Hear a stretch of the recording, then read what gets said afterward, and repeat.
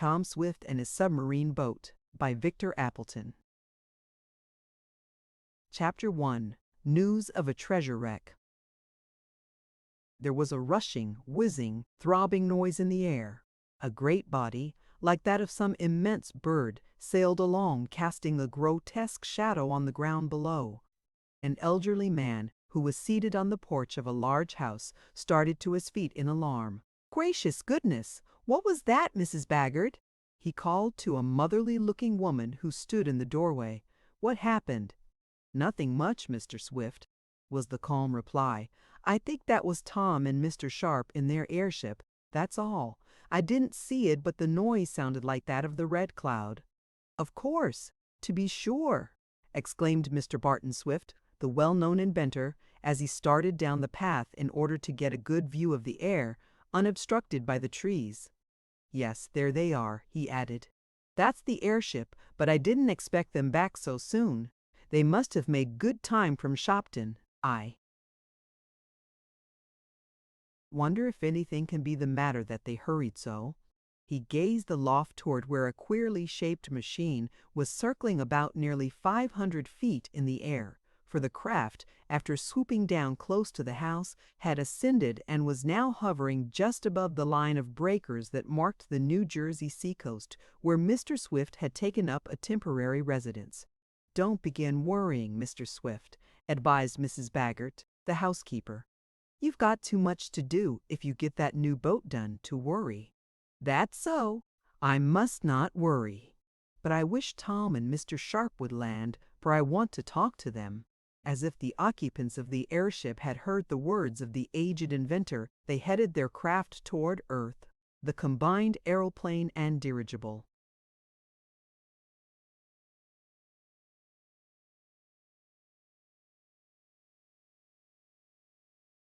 Balloon, a most wonderful traveler of the air, swung around, and then, with the deflection rudder slanted downward, came on with a rush. When near the landing place, just at the side of the house, the motor was stopped, and the gas, with a hissing noise, rushed into the red aluminum container. This immediately made the ship more buoyant, and it landed almost as gently as a feather.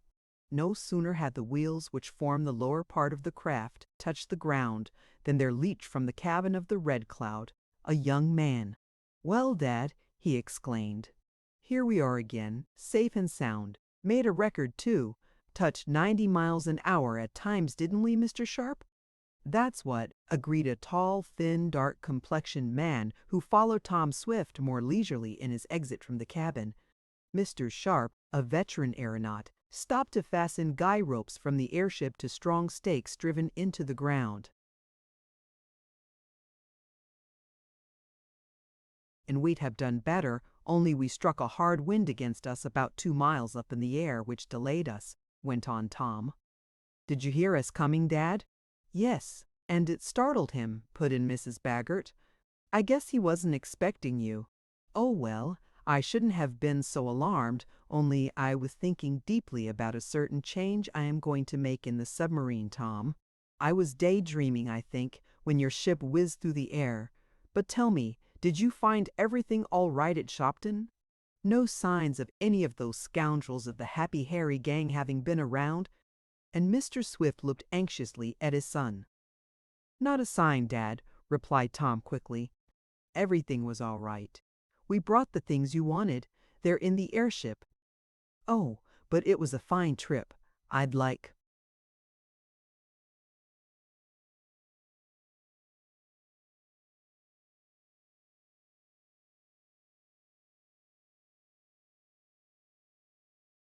to take another ride out to sea." "Not now, Tom," said his father. "I want you to help me.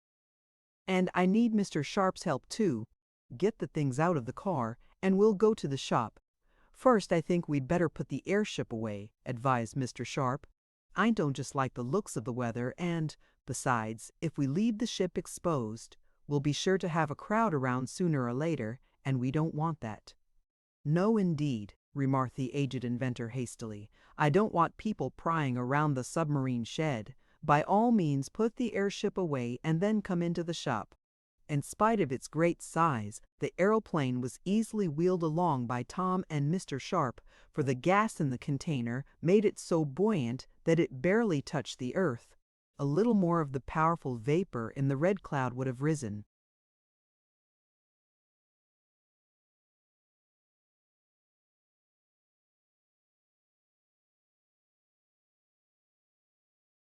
by itself.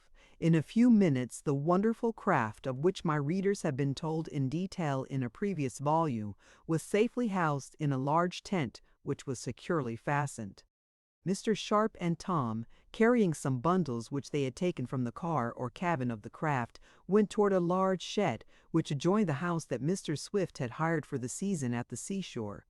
They found the lad's father standing before a great shape which loomed up dimly in the semi-darkness of the building. It was like an immense cylinder, pointed at either end, and here and there were openings, covered with thick glass, like immense bulging eyes. From the number of tools and machinery all about the place, and from the appearance of the great cylinder itself, it was easy to see that it was only partly completed. "Well, how goes it, Dad?" asked the youth as he deposited his bundle on a bench. "Do you think you can make it work?" "I think so, Tom. The positive and negative plates are giving me considerable trouble, though. But I guess we can solve the problem. Did you bring me the galvanometer?" "Yes, and all the other things," and the young inventor proceeded to take the articles from the bundles he carried. Mr. Swift looked them over carefully, while Tom walked about examining the submarine, for such was the queer craft that was contained in the shed. He noted that some progress had been made on it since he had left the seacoast several days before to make a trip to Stockton in New York State, where the Swift home was located, after some tools and apparatus that his father wanted to obtain from his workshop there. "You and Mr. Jackson have put on several new plates," observed the lad after a pause.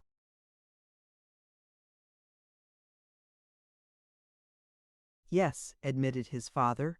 "Garrett and I weren't idle, were we, Garrett?" And he nodded to the aged engineer who had been in his employ for many years. "No, and I guess we'll soon have her in the water, Tom, now that you and Mr. Sharp are here to help us," replied Garrett Jackson. "We ought to have Mr. Damon here to bless the submarine and his liver and collar buttons a few times," put in Mr. Sharp, who brought in another bundle. He referred to an eccentric individual who had recently made an airship voyage with himself and Tom, Mr. Damon's peculiarity being to use continually such expressions as, "Bless my soul," "Bless my liver." "Well, I'll be glad when we can make a trial trip," went on Tom. "I've traveled pretty fast on land with my motorcycle, and we certainly have hummed through the air. Now I want to see how it feels to scoot along underwater."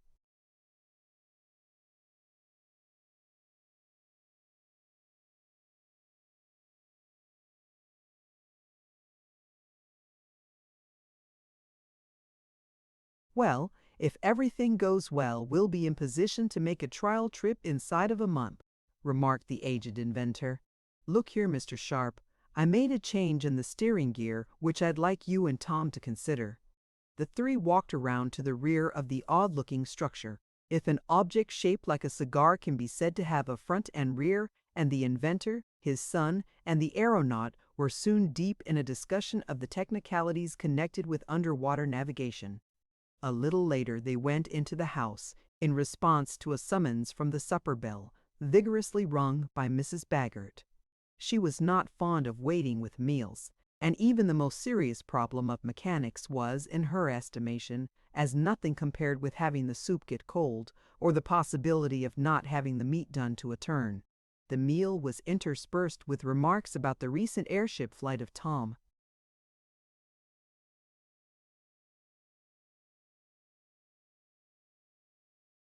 And Mr. Sharp, and discussions about the new submarine. This talk went on even after the table was cleared off, and the three had adjourned to the sitting room. There Mr. Swift brought out pencil and paper, and soon he and Mr. Sharp were engrossed in calculating the pressure per square inch of sea water at a depth of 3 miles. "Do you intend to go as deep as that?" asked Tom, looking up from a paper he was reading. "Possibly," replied his father, and his son resumed his perusal of the sheet. Now, went on the inventor to the aeronaut, I have another plan. In addition to the positive and negative plates which will form our motive power, I am going to install forward and aft propellers to use in case of accident. I say, Dad!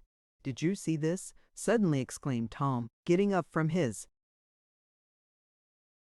chair and holding his finger on a certain place in the page of the paper. Did I see what? Asked Mr. Swift. Why, this account of the sinking of the treasure ship.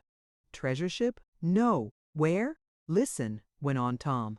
I'll read it. Further advices from Montevideo, Uruguay, South America, state that all hope has been given up of recovering the steamship Boldero, which foundered and went down off that coast in the recent gale.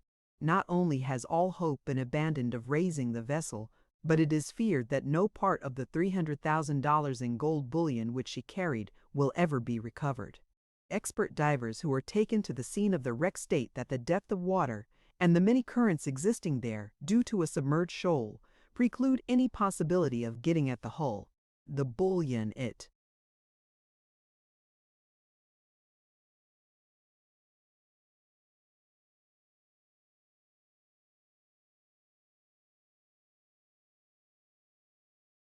is believed was to have been used to further the interests of a certain revolutionary faction, but it seems likely that they will have to look elsewhere for the sinews of war.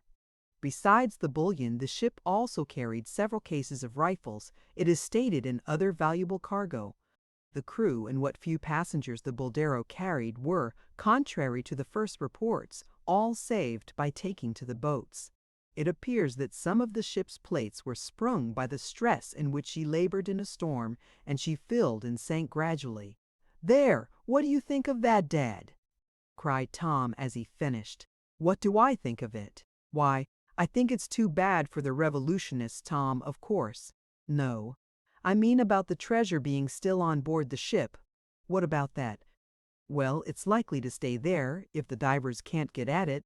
Now, Mr. Sharp, about the propellers.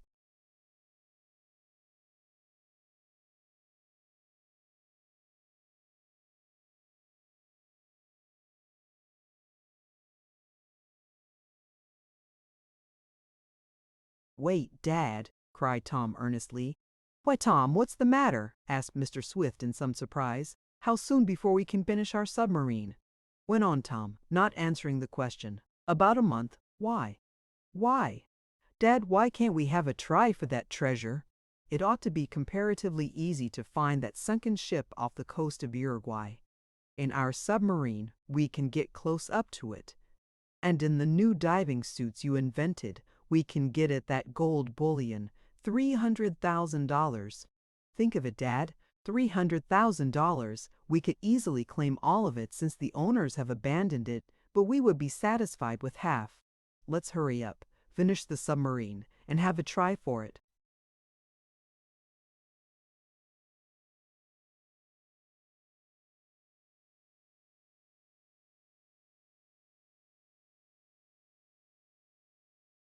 But Tom, you forget that I am to enter my new ship in the trials for the prize offered by the United States government. How much is the prize if you win it? Asked Tom. $50,000. Well, here's a chance to make 3 times that much, at least, and maybe more. Dad, let the government prize go and try for the treasure, will you? Tom looked eagerly at his father, his eyes shining with anticipation. Mr. Swift was not a quick thinker, but the idea his son had proposed made an impression on him.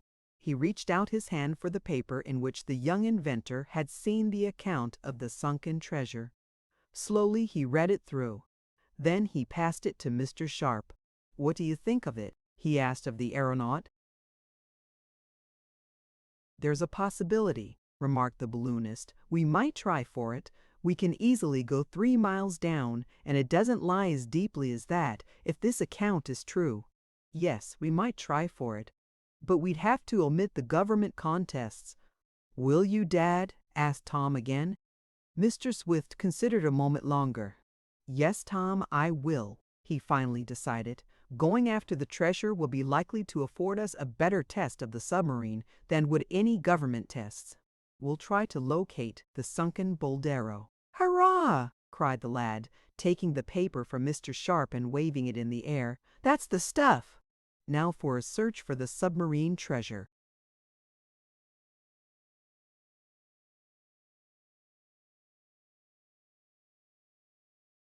Chapter 2. Finishing the Submarine. "What's the matter?" cried Mrs. Baggert, the housekeeper, hurrying in from the kitchen, where she was washing the dishes.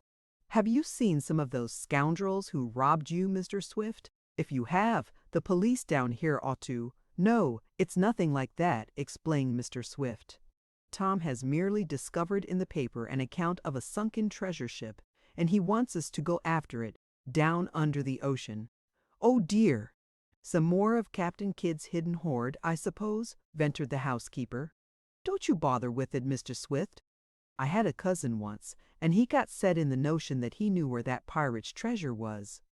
He spent all the money he had and all he could borrow digging for it, and he never found a penny.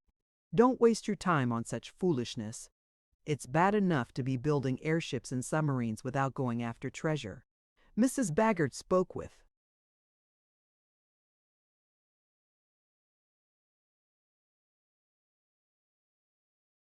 the freedom of an old friend rather than a hired housekeeper, but she had been in the family ever since Tom's mother died when he was a baby, and she had many privileges. "Oh, this isn't any of Kidd's treasure," Tom assured her. "If we get it, Mrs. Baggert, I'll buy you a diamond ring." "Humph!" she exclaimed as Tom began to hug her in boyish fashion. "I guess I'll have to buy all the diamond rings I want if I have to depend on your treasure for them," and she went back to the kitchen. "Well," went on Mr. Swift after a pause, "if we are going into the treasure hunting business, Tom, we'll have to get right to work. In the first place, we must find out more about this ship, and just where it was sunk." "I can do that part," said Mr. Sharp. "I know some sea captains, and they can put me on the track of locating the exact spot. In fact, it might not be a bad idea to take an expert navigator with us. I can manage in the air all right, but I confess that working out a location underwater is beyond me."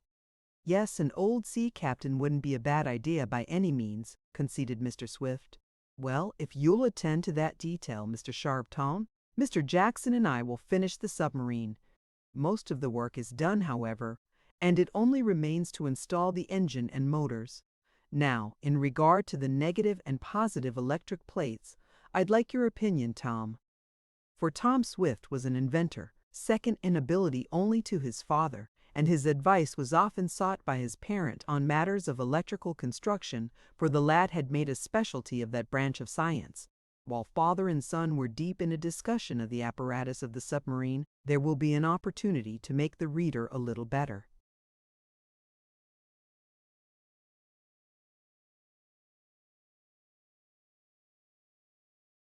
acquainted with them. Those of you who have read the previous volumes of the series do not need to be told who Tom Swift is. Others, however, may be glad to have a proper introduction to him. Tom Swift lived with his father, Barton Swift, in the village of Shopton, New York. The Swift home was on the outskirts of the town, and the large house was surrounded by a number of machine shops, in which father and son, aided by Garrett Jackson, the engineer, did their experimental and constructive work. Their house was not far from Lake Carlopa, a fairly large body of water on which Tom often speeded his motorboat. In the first volume of this series, entitled Tom Swift and His Motorcycle, it was told how he became acquainted with Mr. Wakefield Damon, who suffered an accident while riding one of the speedy machines. The accident disgusted Mr. Damon with motorcycles, and Tom secured it for a low price. He had many adventures on it, chief among which was being knocked senseless and robbed of a valuable patent model belonging to his father, which he was taking to Albany. The attack was committed by a gang known as the Happy Harry Gang, who were acting at the instigation of a syndicate of rich men who wanted to secure control of a certain patent turbine engine which Mr. Swift had invented.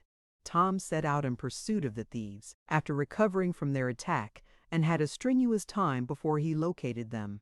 In the second volume, entitled Tom Swift and His Motorboat, there was related our hero's adventures in a fine craft which was recovered from the thieves and sold at auction.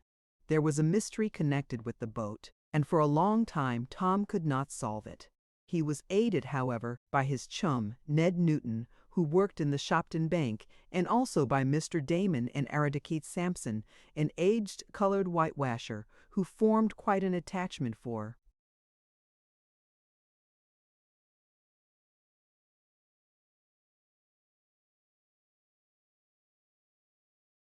Tom. In his motorboat, Tom had more than one race with Andy Foger, a rich lad of Shopton, who was a sort of bully. He had red hair and squinty eyes, and was as mean in character as he was in looks. He and his cronies, Sam Snecker and Pete Bailey, made trouble for Tom, chiefly because Tom managed to beat Andy twice in boat races. It was while in his motorboat, Arrow, that Tom formed the acquaintance of John Sharp, a veteran balloonist. While coming down Lake Carlopa on the way to the Swift home, which had been entered by thieves, Tom, his father, and Ned Newton saw a balloon on fire over the lake. Hanging from a trapeze on it was Mr. Sharp, who had made an ascension from a fair ground. By hard work on the part of Tom and his friends, the aeronaut was saved and took up his residence with the Swifts.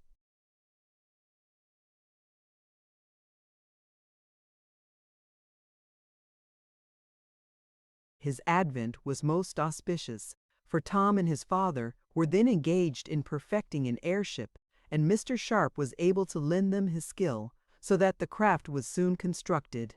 In the third volume, called Tom Swift and His Airship, there was set down the doings of the young inventor, Mr. Sharp and Mr. Damon, on a trip above the clouds. They undertook it merely for pleasure, but they encountered considerable danger before they completed it, for they nearly fell into a blazing forest once, and were later fired at by a crowd of excited people. This last act was to effect their capture, for they were taken for a gang of bank robbers, and this was due directly to Andy Foger. The morning after Tom and his friends started on their trip in the air, the Shopton Bank was found to have been looted of $75,000. Andy Foger at once told the police that Tom Swift had taken the money and,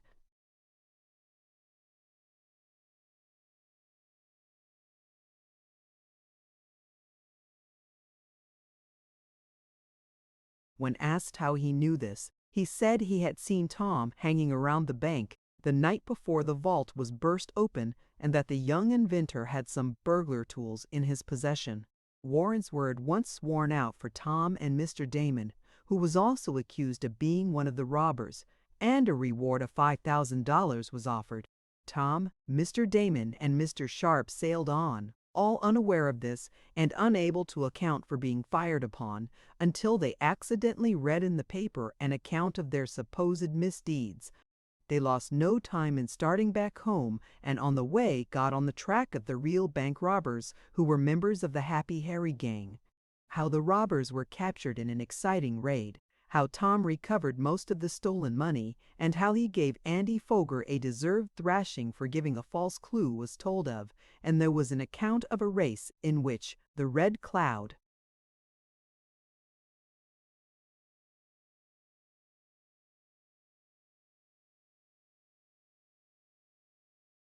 as the airship was called, took part, as well as details of how Tom and his friends secured the reward which Andy Foger hoped to collect.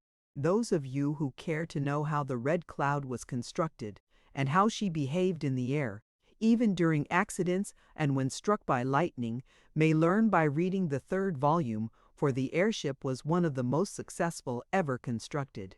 When the craft was finished and the navigators were ready to start on their first long trip, Mr. Swift was asked to go with them. He declined, but would not tell why, until Tom, pressing him for an answer, learned that his father was planning a submarine boat, which he hoped to enter in some trials for government prizes. Mr. Swift remained at home to work on this submarine, while his son and Mr. Sharp were sailing above the clouds. On their return, however, and after the bank mystery had been cleared up, Tom and Mr. Sharp aided Mr. Swift in completing the submarine until, when the present story opens, it needed but little additional work to make the craft ready for the water. Of course, it had to be built near the sea, as it would have been impossible to transport it overland from Shopton. So, before the keel was laid, Mr. Swift rented a large cottage at a seaside place on the New Jersey coast, and there, after erecting a large shed, the work on the Advance, as the underwater ship was called, was begun. It was soon to be launched in a large creek that extended in from the ocean and had plenty of water at high tide.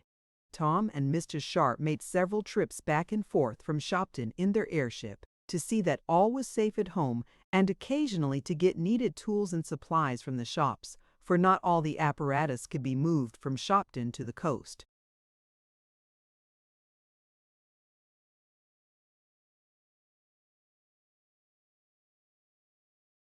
It was when returning from one of these trips that Tom brought with him the paper containing an account of the wreck of the Boldero and the sinking of the treasure she carried.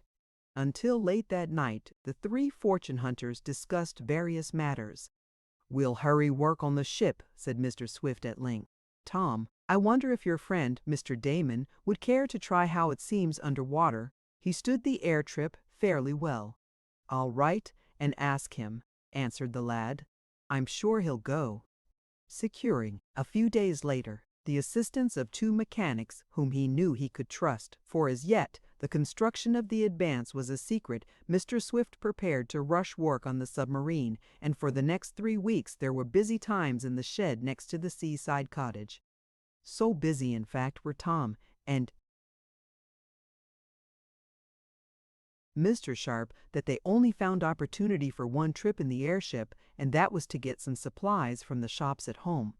"Well," remarked Mr. Swift one night, at the close of a hard day's work, "another week will see our craft completed.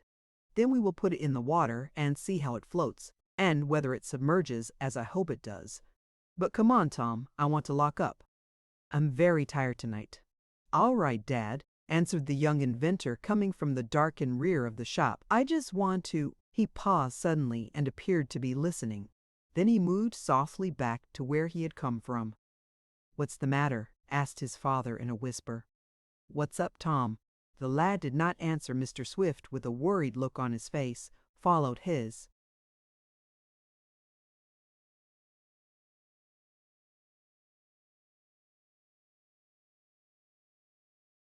"Son." Mr. Sharp stood in the door of the shop. "I thought I heard someone moving around back here," went on Tom quietly. "Someone in this shop," exclaimed the aged inventor excitedly. "Someone trying to steal my ideas again. Mr. Sharp, come here. Bring that rifle. We'll teach these scoundrels a lesson." Tom quickly darted back to the extreme rear of the building. There was a scuffle, and the next minute Tom cried out, "What are you doing here? Ha!" "I beg your pardon," replied a voice. "I am looking for Mr. Barton Swift." "My father," remarked Tom, "but that's a queer place to look for him. He's up front." "Father, here's a man who wishes to see you," he called.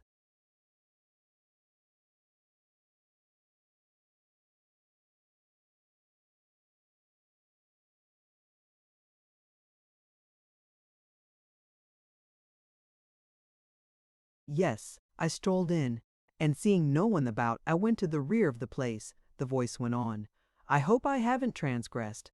We were busy on the other side of the shop, I guess," replied Tom, and he looked suspiciously at the man who emerged from the darkness into the light from a window. "I beg your pardon for grabbing you the way I did," went on the lad, "but I thought you were one of a gang of men we've been having trouble with." "Oh, that's all right," continued the man easily. "I know Mr. Swift, and I think he will remember me. Ah, Mr. Swift, how do you do?" he added quickly, catching sight of Tom's father, who, with Mr. Sharp, was coming to meet the lad. "Addison Berg!" exclaimed the aged inventor as he saw the man's face more plainly. "What are you doing here?"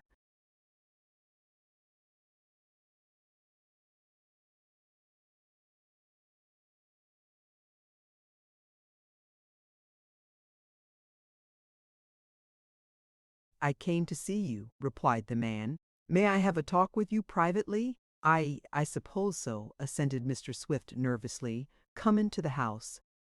Mr. Berg left Tom's side and advanced to where Mr. Swift was standing. Together the two emerged from the now fast darkening shop and went toward the house. "Who is he?" asked Mr. Sharp of the young inventor in a whisper. "I don't know," replied the lad, "but whoever he is, Dad seems afraid of him. I'm going to keep my eyes open."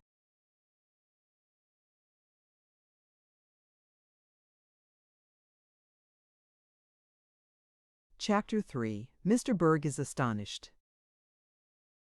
Following his father and the stranger whom the aged inventor had addressed as Mr. Berg, Tom and Mr. Sharp entered the house, the lad having first made sure that Garrett Jackson was on guard in the shop that contained the submarine. "Now," said Mr. Swift to the newcomer, "I am at your service. What is it you wish? In the first place, let me apologize for having startled you and your friends," began the man. "I had no idea of sneaking into your workshop, but I had just arrived here, and seeing the doors open, I went in. I heard no one about, and I wandered to the back of the place. There I happened to stumble over a board, and I heard you," interrupted Tom. "Is this one of your employees?" asked Mr. Berg in rather frigid tones. "That is my son," replied Mr. Swift. "Oh, I beg your pardon." The man's manner changed quickly. "Well, I guess you did hear me, young man. I didn't intend to bark my shins the way I did either. You must have taken me for a burglar or a sneak thief." "I have been very much bothered by a gang of unscrupulous men," said Mr. Swift, "and I suppose Tom thought it was some of them sneaking around again." "That's what I did," added the lad. "I wasn't going to have anyone steal the secret of the submarine if I could help it." Quite right," exclaimed Mr. Berg. "But my purpose was an open one. As you know, Mr. Swift, I represent the firm of Bentley and Eagert, builders of submarine boats and torpedoes. They heard that you were constructing a craft to take part in the competitive prize tests of the United States government, and they asked me to come and see you to learn when your ship would be ready. Ours is completed, but we recognize that it will be for the best interests of all."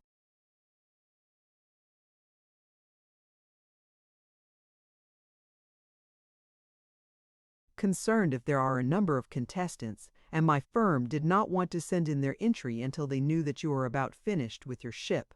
How about it? Are you ready to compete? "Yes," said Mr. Swift slowly. "We are about ready. My craft needs a few finishing touches, and then it will be ready to launch." "Then we may expect a good contest on your part," suggested Mr. Berg. "Well," began the aged inventor, "I don't know about that." "What's that?" exclaimed Mr. Berg. "I said I wasn't quite sure that we would compete," went on Mr. Swift.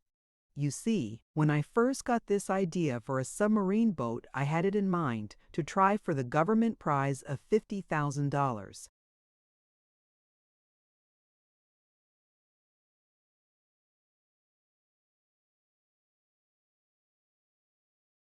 "That's what we want, too," interrupted Mr. Berg with a smile. "But," went on Tom's father, "since then certain matters have come up, and I think, on the whole, that we'll not compete for the prize after all." "Not compete for the prize?" almost shouted the agent for Bentley and Eagert. "Why, the idea! You ought to compete. It is good for the trade. We think we have a very fine craft, and probably we would beat you in the tests, but—" "I wouldn't be too sure of that," put in Tom. "You've only seen the outside of our boat. The inside is better yet." "Ah, I have no doubt of that," spoke Mr. Berg. "But we have been at the business longer than you have, and have had more experience. Still, we welcome competition. But I am very much surprised that you are not going to compete for the prize, Mr. Swift. Very much surprised indeed. You see, I came down from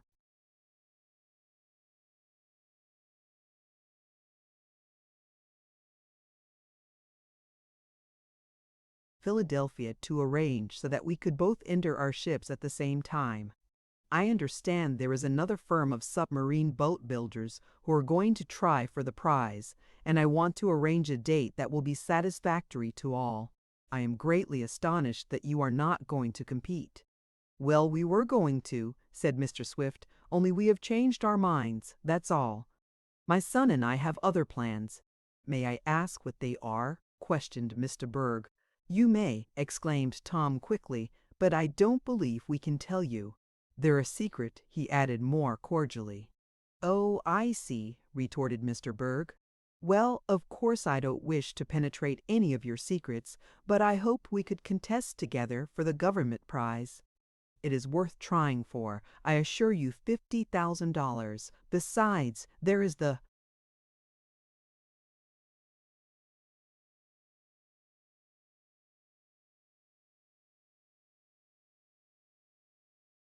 possibility of selling a number of submarines to the United States. It's a fine prize.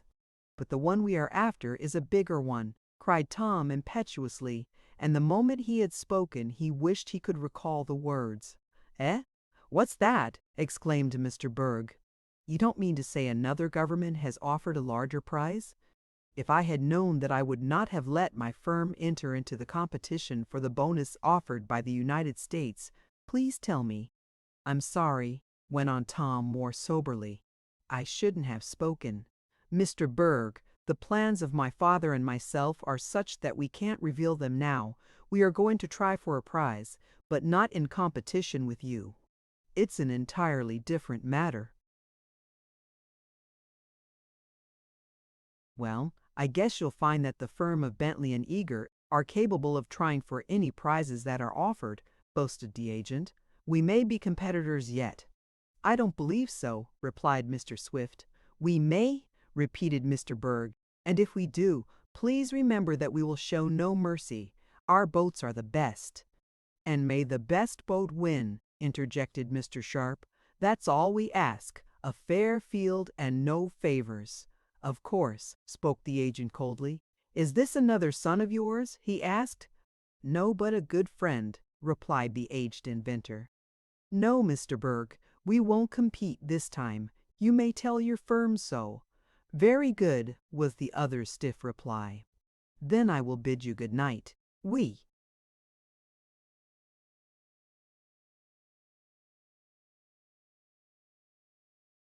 shall carry off the government prize, but permit me to add that I am very much astonished, very much indeed, that you do not try for the prize. From what I have seen of your submarine, you have a very good one, almost as good in some respects as ours. I bid you good night," and with a bow the man left the room and hurried away from the house.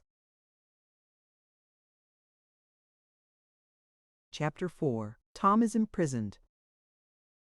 "Well, I must say he's a cool one," remarked Tom as the echoes of Mr. Berg's steps died away. "The idea of thinking his boat better than ours. I don't like that man, Dad. I'm suspicious of him. Do you think he came here to steal some of our ideas?" "No, I hardly believe so, my son. But how did you discover him?" "Just as you saw, Dad. I heard a noise and went back there to investigate. I found him sneaking around, looking at the electric propeller plates. I went to grab him just as he stumbled over a board. At first I thought it was one of the old gang. I'm almost sure he was trying to discover something." "No, Tom. The firm he works for are good businessmen, and they would not countenance anything like that. They are heartless competitors, however, and if they saw a legitimate chance to get ahead of me and take advantage, they would do it. But they would not sneak in to steal my ideas. I feel sure of that. Besides,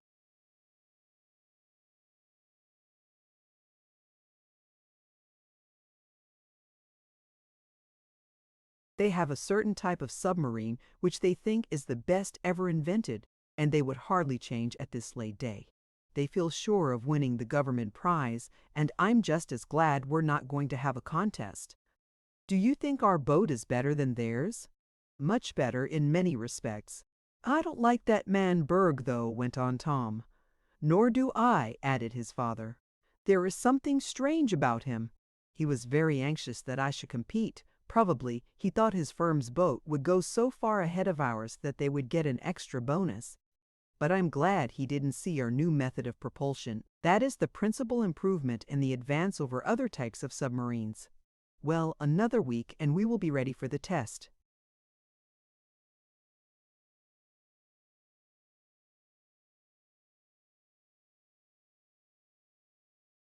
Have you known Mr. Berg long, Dad? Not very. I met him in Washington when I was in the patent office. He was taking out papers on a submarine for his firm at the same time I got mine for the Advance. It is rather curious that he should come all the way here from Philadelphia merely to see if I was going to compete. There is something strange about it, something that I can't understand. The time was to come when Mr. Swift and his son were to get at the bottom of Mr. Bird's reasons, and they learned to their sorrow that he had penetrated some of their secrets. Before going to bed that night, Tom and Mr. Sharp paid a visit to the shed where the submarine was resting on the ways, ready for launching. They found Mr. Jackson on guard, and the engineer said that no one had been around, nor was anything found disturbed.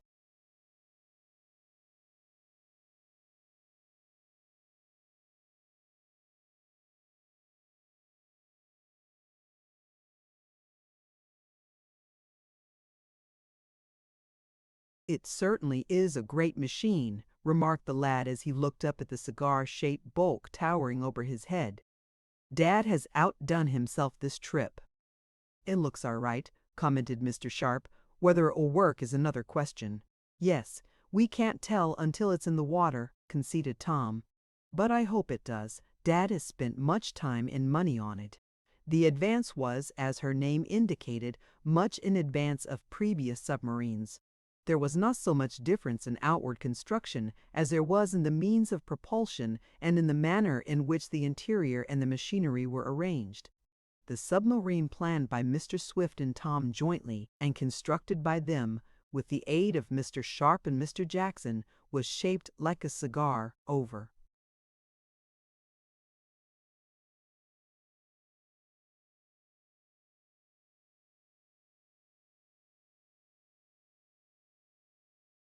"100 feet long and 20 feet in diameter at the thickest part.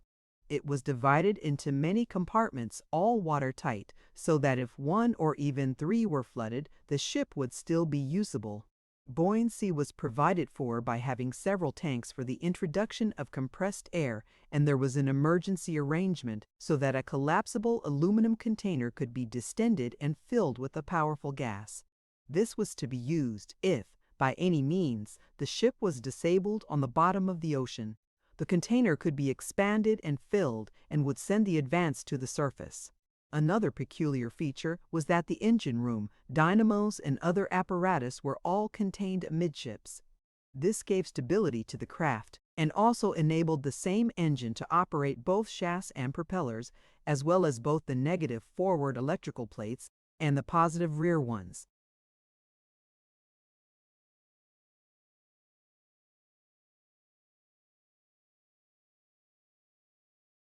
These plates were a new idea in submarine construction, and were the outcome of an idea of Mr. Swift, with some suggestions from his son. The aged inventor did not want to depend on the usual screw propellers for his craft, nor did he want to use a jet of compressed air, shooting out from a rear tube, nor yet a jet of water, by means of which the creature called the squid shoots himself along. Mr. Swift planned to send the Advance along under water by means of electricity. Certain peculiar plates were built at the forward and aft blunt noses of the submarine. Into the forward plate, a negative charge of electricity was sent, and into the one at the rear a positive charge, just as one end of a horseshoe magnet is positive and will repel the north end of a compass needle, while the other pole of a magnet is negative and will attract it. And electricity like repels like, while negative and positive have a mutual attraction for each other.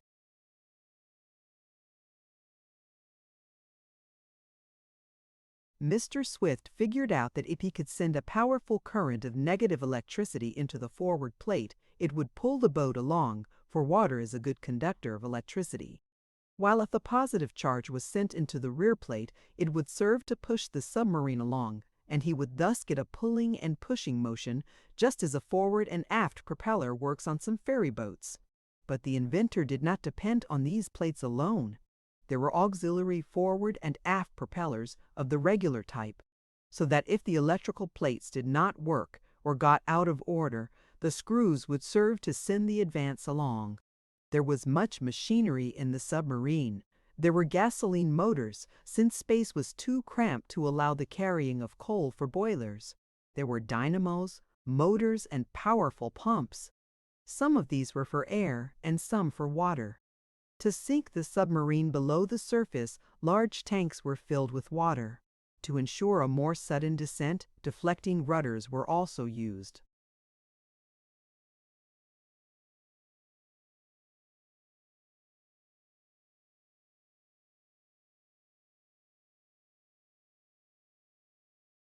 Similar to those on an airship, there were also special air pumps and one for the powerful gas, which was manufactured on board. Forward from the engine room was a cabin where meals could be served and where the travelers could remain in the daytime. There was also a small cooking galley or kitchen there. Back of the engine room were the sleeping quarters and the storerooms. The submarine was steered from the forward compartment, and here were also levers, wheels, and valves that controlled all the machinery, while a number of dials showed in which direction they were going, how deep they were, and at what speed they were, and at what speed they were moving, as well as what the ocean pressure was. On top, forward, was a small conning or observation tower with auxiliary and steering and controlling apparatus there. This was to be used when the ship was moving along on the surface of the ocean or merely with the deck awash. There was a small flat deck surrounding the conning tower, and this was available when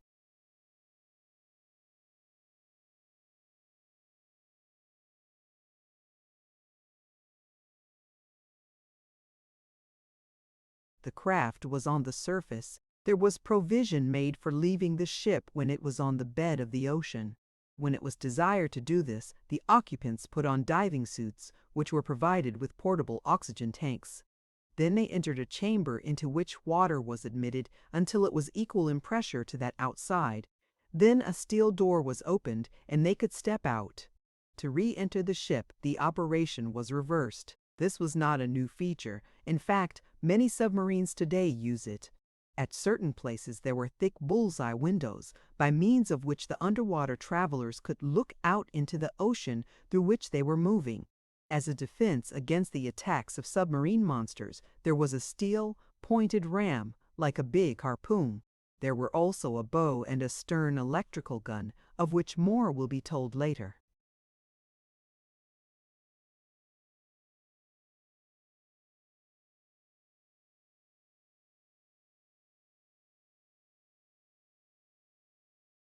In addition to ample sleeping accommodations, there were many conveniences aboard the Advance. Plenty of fresh water could be carried, and there was an apparatus for distilling more from the seawater that surrounded the travelers. Compressed air was carried in large tanks, and oxygen could be made as needed. In short, nothing that could add to the comfort or safety of the travelers had been omitted. There was a powerful crane and windlass which had been installed when Mr. Swift thought his boat might be bought by the government. This was to be used for raising wrecks or recovering objects from the bottom of the ocean. Ample stores and provisions were to be carried, and once the travelers were shut up in the Advance, they could exist for a month below the surface, providing no accident occurred. All these things Tom and Mr. Sharp thought of as they looked over the ship before turning in for the night. The craft was made immensely strong to withstand powerful pressure at the bottom of the ocean. The submarine could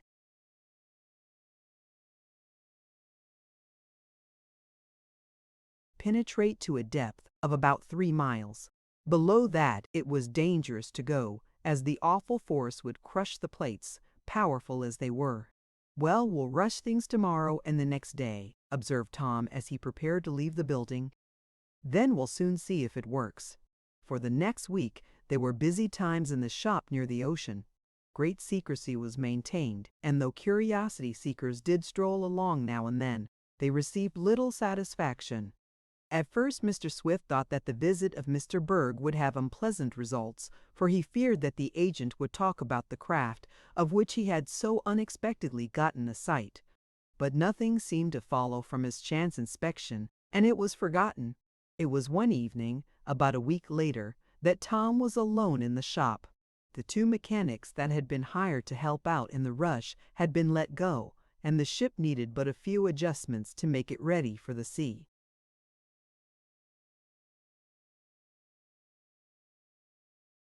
"I think I'll just take another look at the water tank valves," said Tom to himself as he prepared to enter the big compartments which received the water ballast. "I want to be sure they work properly and quickly. We've got to depend on them to make us sink when we want to, and, what's more important, to rise to the surface in a hurry.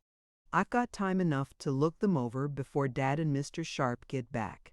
Tom entered the starboard tank by means of an emergency sliding door between the big compartments and the main part of the ship. This was closed by a worm and screw gear, and once the ship was in the water would seldom be used.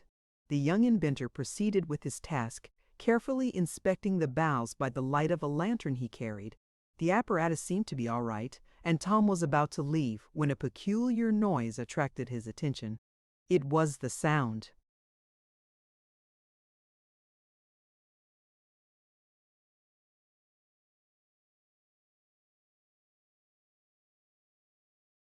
of metal scraping on metal, and the lad's quick and well-trained ear told him it was somewhere about the ship.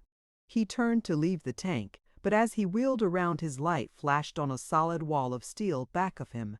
The emergency outlet had been closed. He was a prisoner in the water compartment, and he knew from past experience that shout as he would, his voice could not be heard 10 feet away. His father and Mr. Sharp, as he was aware, had gone to a nearby city for some tools, and Mr. Jackson the engineer was temporarily away.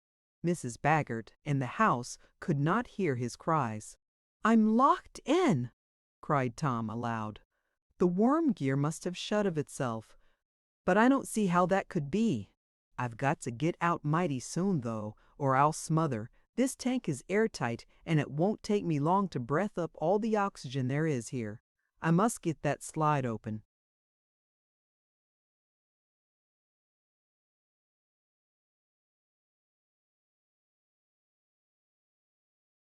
He sought to grasp the steel plate that closed the emergency opening. His fingers slipped over the smooth, polished surface. He was hermetically sealed up a captive. Blankly he set his lantern down and leaned hopelessly against the wall of the tank. "I've got to get out," he murmured. As if in answer to him, he heard a voice on the outside crying, "There, Tom Swift! I guess I've gotten even with you now. Maybe next time you won't take a reward away from me and lick me into the bargain. I've got you shut up good and tight, and you'll stay there until I get ready to let you out." "Andy Foger," gasped Tom. "Andy Foger sneaked in here and turned the gear. But how did he get to this part of the coast? Andy Foger, you let me out!" shouted the young inventor, and as Andy's mocking laugh came to him faintly,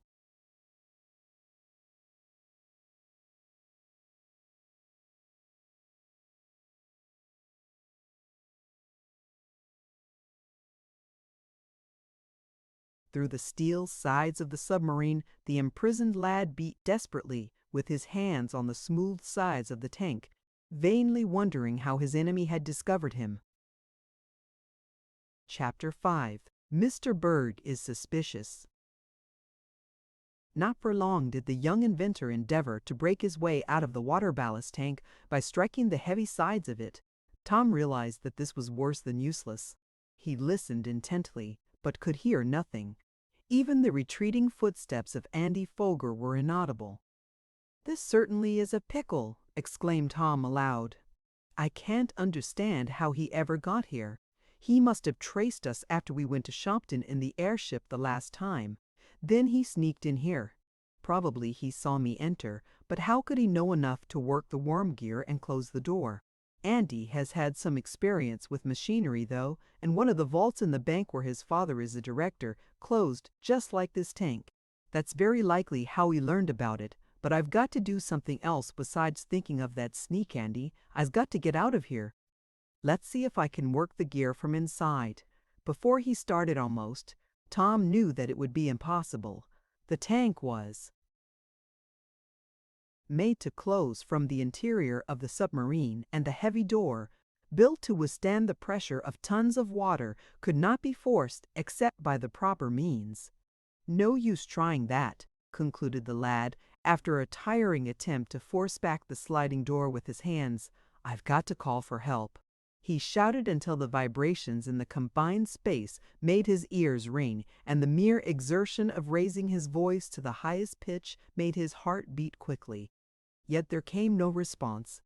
He hardly expected that there would be any, for with his father and Mr. Sharp away, the engineer absent on an errand, and Mrs. Baggert in the house some distance off, there was no one to hear his calls for help, even if they had been capable of penetrating farther than the extent of the shed where the underwater craft had been constructed. "I'd got to wait until some of them come out here," thought Tom. "They'll be sure to release me and make a search. Then it will be easy enough to call to them and tell them where I am, once they are inside the shed." But he paused, for a horrible fear came over him. Suppose they should come too late? The tank was airtight. There was enough air in it to last for some time, but, sooner or later, it would no longer support life. Already, Tom thought, it seemed oppressive, though probably that was his imagination. "I must get out," he repeated frantically. "I'll die in here soon." Again he tried to shove back the steel door. Then he repeated his cries until he was weary. No one answered him. He fancied once he could hear footsteps in the shed and thought perhaps it was Andy come back to gloat over him. Then Tom knew the red-haired coward would not dare venture back. We must do Andy the justice to say that he never realized that he was endangering Tom's life. The bully had no idea the tank was airtight when he closed it. He had seen Tom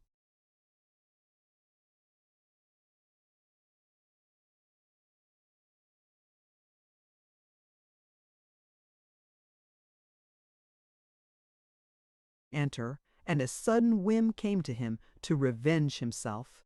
But that did not help the young inventor any. There was no doubt about it. Now the air was becoming close. Tom had been imprisoned nearly 2 hours, and as he was a healthy, strong lad, he required plenty of oxygen. There was certainly less than there had been in the tank. His head began to buzz, and there was a ringing in his ears. Once more he fell upon his knees, and his fingers sought the small projections of the gear on the inside of the door. He could no more budge the mechanism than a child could open a burglar-proof vault. "It's no use," he moaned, and he sprawled at full length on the floor of the tank, for there the air was purer. As he did so, his fingers touched something. He started as they closed around the handle of a big monkey wrench. It was one he had brought into the place with him. Imbued with new hope, he struck a match.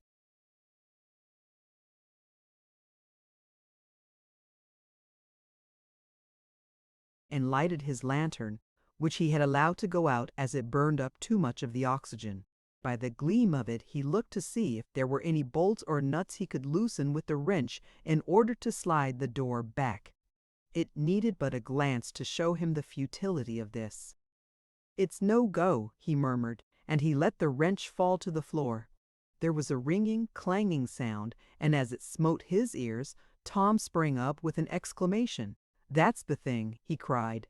"I wonder I didn't think of it before. I can signal for help by pounding on the sides of the tank with the wrench. The blows will carry a good deal farther than my voice would. Everyone knows how far the noise of a boiler shop with hammers falling on steel plates can be heard, much farther than can a human voice." Tom began a lusty tattoo on the metal sides of the tank. At first he merely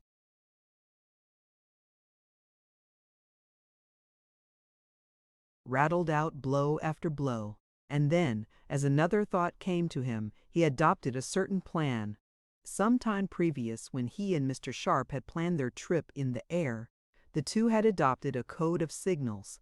As it was difficult in a high wind to shout from one end of the airship to the other, the young inventor would sometimes pound on the pipe which ran from the pilot house of the Red Cloud to the engine room.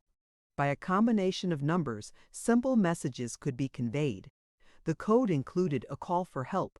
47 was the number, but there had never been any occasion to use it. Tom remembered this now. At once he ceased his indiscriminate hammering and began to beat out regularly 1, 2, 3, 4. Then a pause, and 7 blows would be given. Over and over again, he rang out this number 47, the call for help. If Mr. Sharp only comes back, he will hear that, even in the house, thought.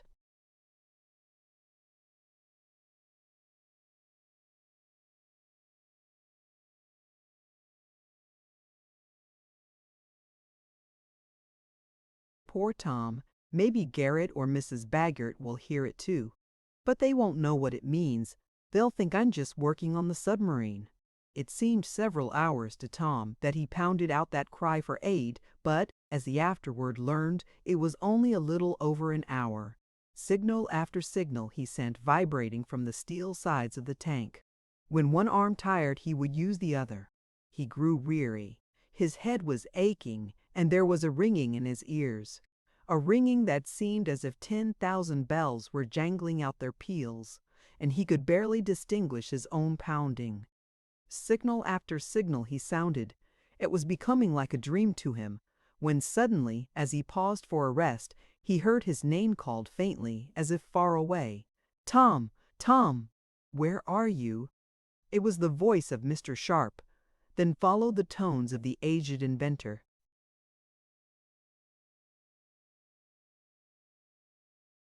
"My poor boy, Tom, are you still alive?" "Yes, Dad, in the starboard tank." The lad gasped out, and then he lost his senses. When he revived, he was lying on a pile of bagging in the submarine shop, and his father and the aeronaut were bending over him. "Are you all right, Tom?" asked Mr. Swift. "Yes, I guess so," was the hesitating answer.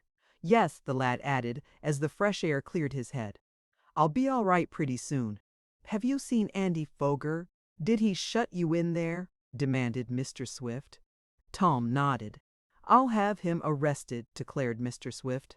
"I'll go to town as soon as you're in good shape again and notify the police."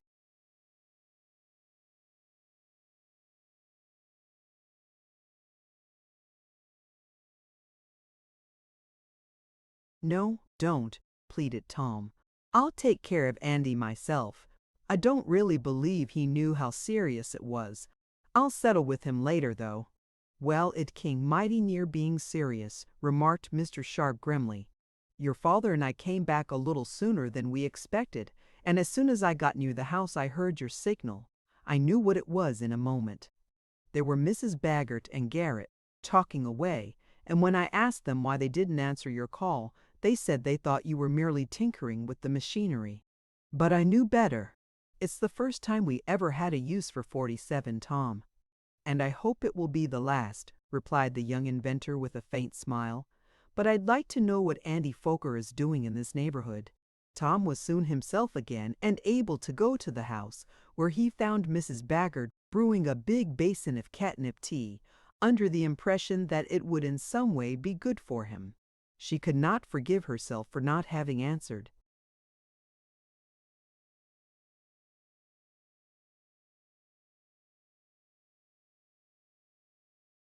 His signal. And as for Mr. Jackson, he had started for a doctor as soon as he learned that Tom was shut up in the tank. The services of the medical man were canceled by telephone, as there was no need for him, and the engineer came back to the house.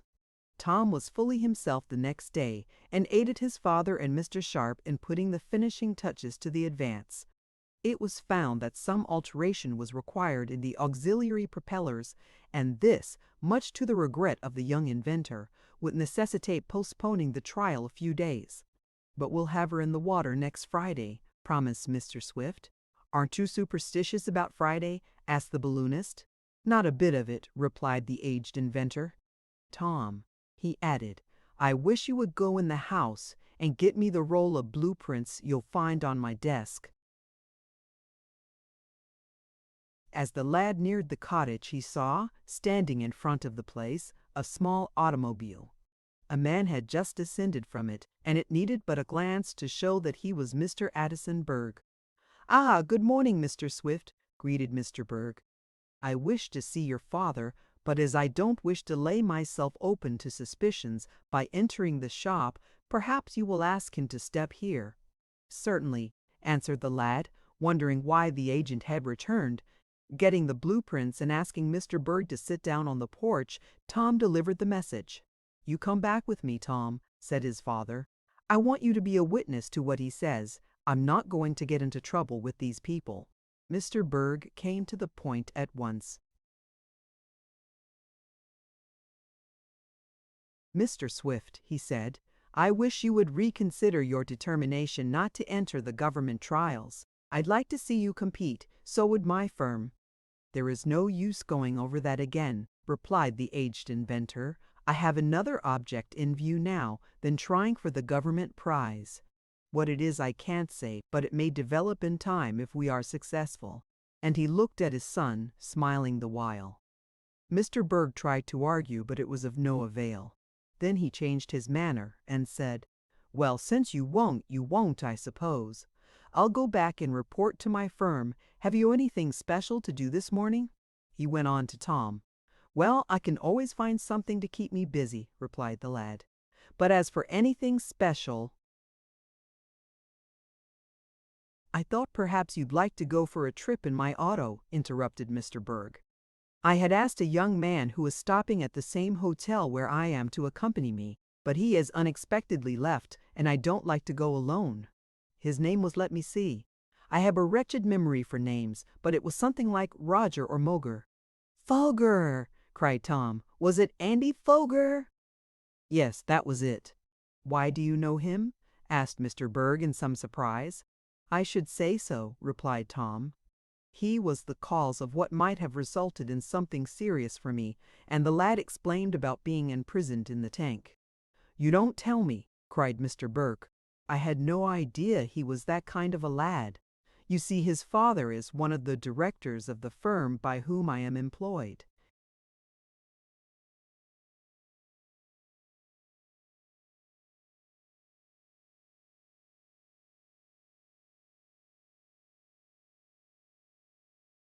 Andy came from home to spend a few weeks at the seaside and stopped at the same hotel that I did.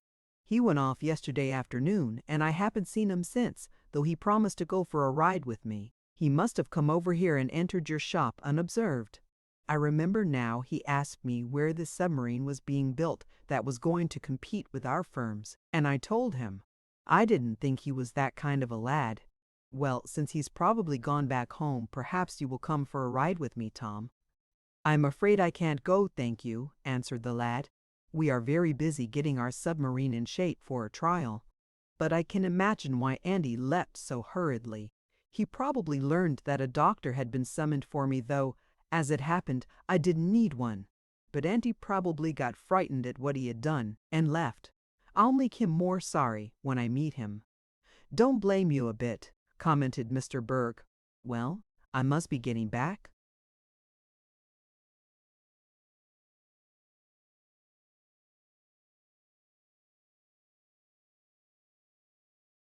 He hastened out to his auto while Tom and his father watched the agent. "Tom, never trust that man," advised the aged inventor solemnly. "Just what I was about to remark," said his son. "Well, let's get back to work. Queer that he should come here again, and it's queer about Andy Foger." Father and son returned to the machine shop while Mr. Berg puffed away in his auto. A little later, Tom, having occasion to go to a building near the boundary line of the cottage property which his father had hired for the season, saw, through the hedge that bordered it, an automobile standing in the road. A second glance showed him that it was Mr. Berg's machine. Something had gone wrong with it, and the agent had alighted to make an adjustment. The young inventor was close to the man, though the latter was unaware of his presence.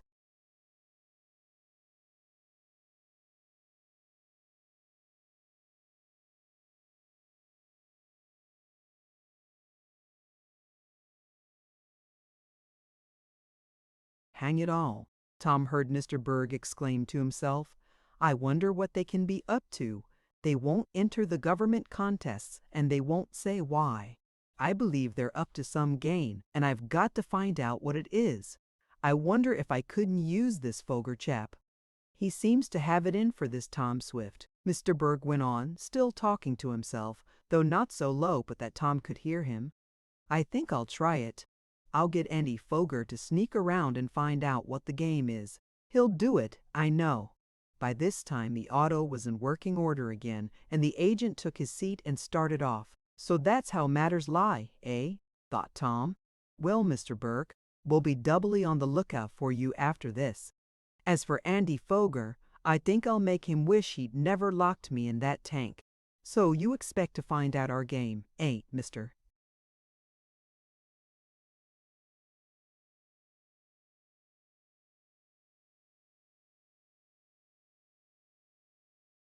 Burr? Well, when you do know it, I think it will astonish you. I only hope you don't learn what it is until we get at that sunken treasure, though." But alas for Tom's hopes. Mr. Berg did learn of the object of the treasure seekers and sought to defeat them, as we shall learn as our story proceeds.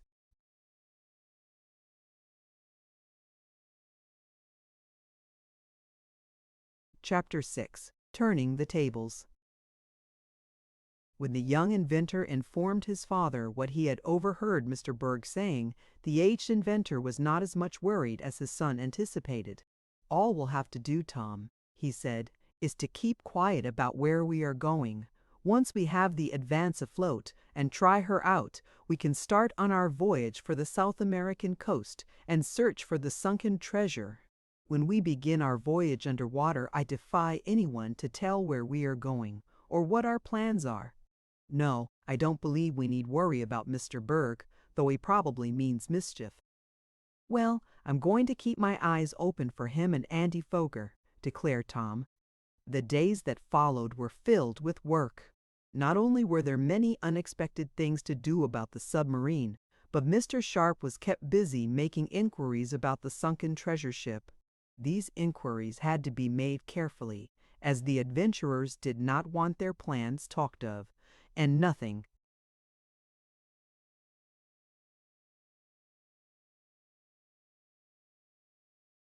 circulates more quickly than rumors of an expedition after treasure of any kind. "What about the old sea captain you were going to get to go with us?" asked Mr. Swift of the balloonist one afternoon. "Have you succeeded in finding one yet?" "Yes, I am in communication with a man I think will be just the person for us. His name is Captain Alden Weston, and he has sailed all over the world. He has also taken part in more than one revolution, and, in fact, is a soldier of fortune. I do not know him personally, but a friend of mine knows him and says he will serve us faithfully. I have written to him, and he will be here in a few days." "That's good. Now, about the location of the wreck itself. Have you been able to learn any more details?" "Well, not many. You see, the Boldero was abandoned in a storm, and the captain did not take very careful observations, as nearly as it can be figured out. The treasure ship went to the bottom in latitude 45 degrees south and longitude 27 east from Washington. That's a pretty indefinite location, but I hope once we get off the Uruguay coast, we can better it. We can anchor or lay outside the harbor, and in the small boat we carry go ashore and possibly gain more details." For it was at Montevideo that the shipwrecked passengers and sailors landed. "Does Captain Weston know our object?" inquired Tom. "No, and I don't propose to tell him until we are ready to start," replied Mr. Sharp.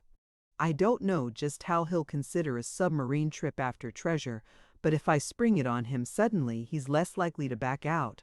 "Oh, I think he'll go." Somewhat unexpectedly, the next day it was discovered that certain tools and appliances were needed for the submarine, and they had been left in the house at Shopton, where Eradicate Sampson was in charge as caretaker during the absence of Mr. Swift and his son and the housekeeper. "Well, I suppose we'll have to go back after them," remarked Tom. "We'll take the airship, Dad, and make a 2 days trip of it. Is there anything else you want?" "Well, you might bring a bundle of papers you'll find in the lower right-hand drawer of my desk. They contain some memoranda I need." Tom and Mr. Sharp had become so used to traveling in the airship that it seemed no novelty to them, though they attracted much attention wherever they went.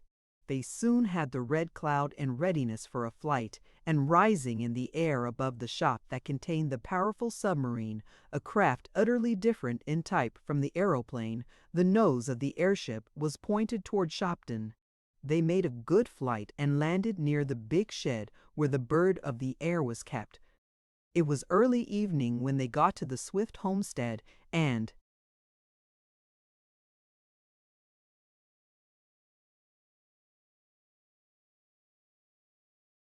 Eradicate Sampson was glad to see them. Eradicate was a good cook and soon had a meal ready for the travelers. Then, while Mr. Sharp selected the tools and other things needed and put them in the airship ready for the start back the next morning, Tom concluded he would take a stroll into Shopton to see if he could see his friend, Ned Newton. It was early evening and the close of a beautiful day, a sharp shower in the morning having cooled the air. Tom was greeted by a number of acquaintances as he strolled along, for, since the episode of the bank robbery, when he had so unexpectedly returned with the thieves and the cash, the lad was better known than ever. "I guess Ned must be home," thought our hero as he looked in vain for his chum among the throng on the streets. "I've got time to take a stroll down to his house."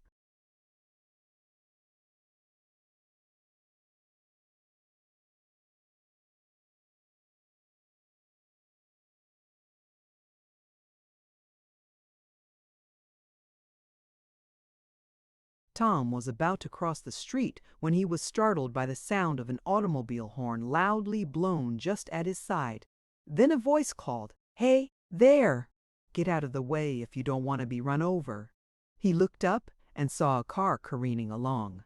At the wheel was the red-haired bully, Andy Foger, and in the tonneau were Sam Snedeker and Pete Bailey. "Get out of the way," added Sam, and he grinned maliciously at Tom. The latter stepped back, well out of the path of the car, which was not moving very fast. Just in front of Tom was a puddle of muddy water. There was no necessity for Andy steering into it, but he saw his opportunity, and a moment later one of the big pneumatic tires had plunged into the dirty fluid, spattering it all over Tom, some even going as high as his face. "Ha ha ha," laughed Andy. "Maybe you'll get out of my way next time, Tom."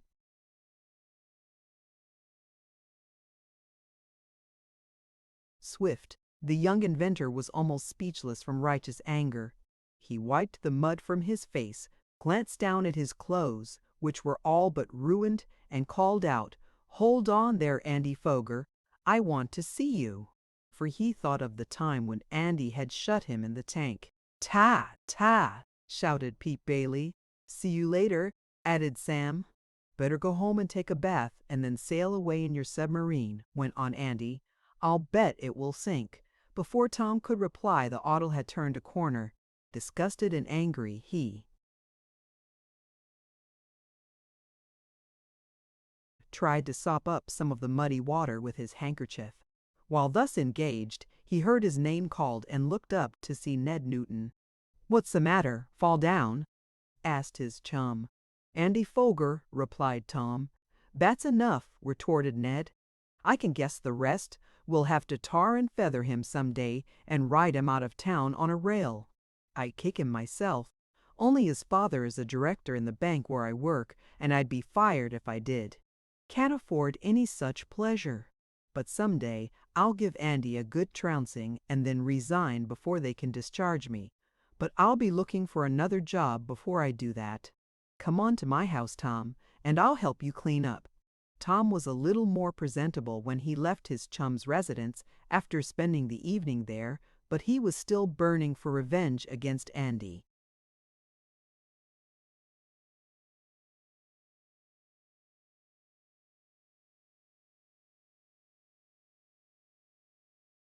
And his cronies. He had half a notion to go to Andy's house and tell Mr. Foger how nearly serious the bully's prank at the submarine had been, but he concluded that Mr. Foger could only uphold his son. "No, I'll settle with him myself," decided Tom. Bidding Eradicate keep a watchful eye about the house, and leaving word for Mr. Damon to be sure to come to the coast if he again called at the Shopton house, Tom and Mr. Sharp prepared to make their return trip early the next morning. The gas tank was filled, and the red cloud arose in the air. Then, With the propellers moving at moderate speed, the nose of the craft was pointed toward the New Jersey coast. A few miles out from Shopton, finding there was a contrary wind in the upper regions where they were traveling, Mr. Sharp descended several hundred feet.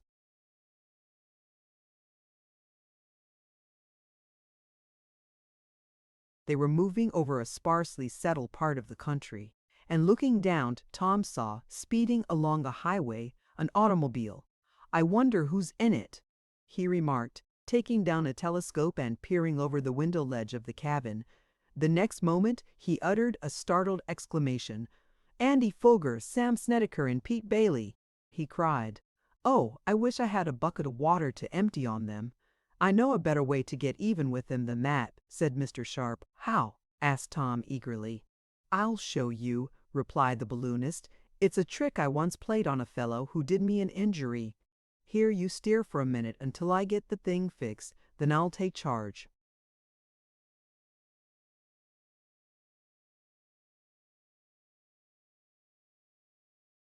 Mr. Sharp went to the storeroom and came back with a long, stout rope and a small anchor of 4 prongs. It was carried to be used in emergencies, but so far had never been called into requisition. Fastening the grapple to the cable, the balloonist said, "Now, Tom, they haven't seen you. You stand in the stern and pay out the rope. I'll steer the airship, and what I want you to do is to catch the anchor in the rear of their car. Then I'll show you some fun."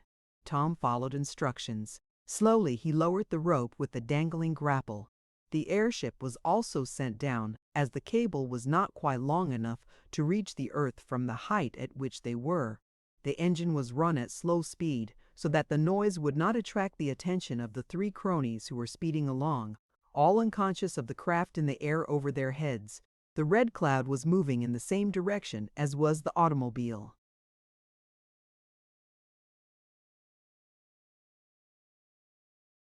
The anchor was now close to the rear of Andy's car. Suddenly it caught on the tonneau, and Tom called that fact to Mr. Sharp. "Fasten the rope at the cleat," directed the balloonist. Tom did so, and a moment later the aeronaut sent the airship up by turning more gas into the container. At the same time he reversed the engine, and the Red Cloud began pulling the touring car backward, also lifting the rear wheels clear from the earth. A startled cry from the occupants of the machine told Tom and his friend that Andy and his cronies were aware something was wrong. A moment later Andy, looking up, saw the airship hovering in the air above him. Then he saw the rope fast to his auto. The airship was not rising now, or the auto would have been turned over, but it was slowly pulling it backward, in spite of the fact that the motor of the car was still going.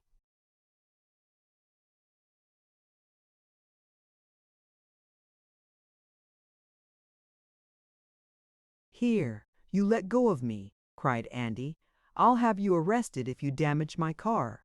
"Come up here and cut the rope," called Tom, leaning over and looking down. He could enjoy the bully's discomfiture.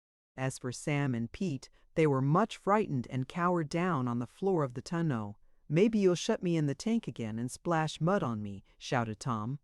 The rear wheels of the auto were lifted still higher from the ground as Mr. Sharp turned on a little more gas. Andy was not proof against this. "Oh, oh, oh," he cried. "Please let me down, Tom. I'm awful sorry for what I did. I'll never do it again. Please, please let me down. Don't, you'll tip me over." He had shut off his motor now and was frantically clinging to the steering wheel.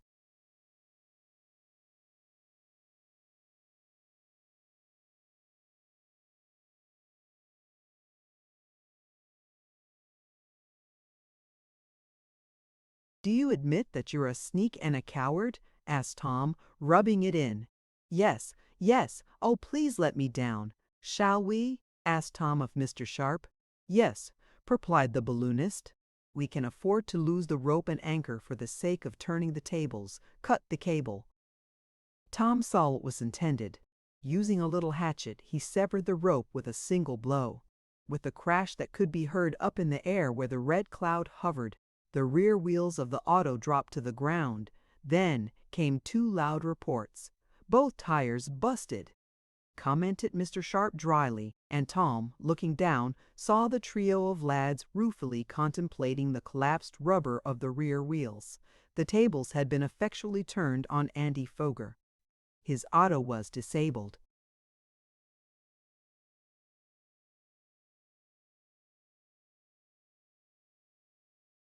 And the airship, with a graceful sweep, mounted higher and higher, continuing on its way to the coast.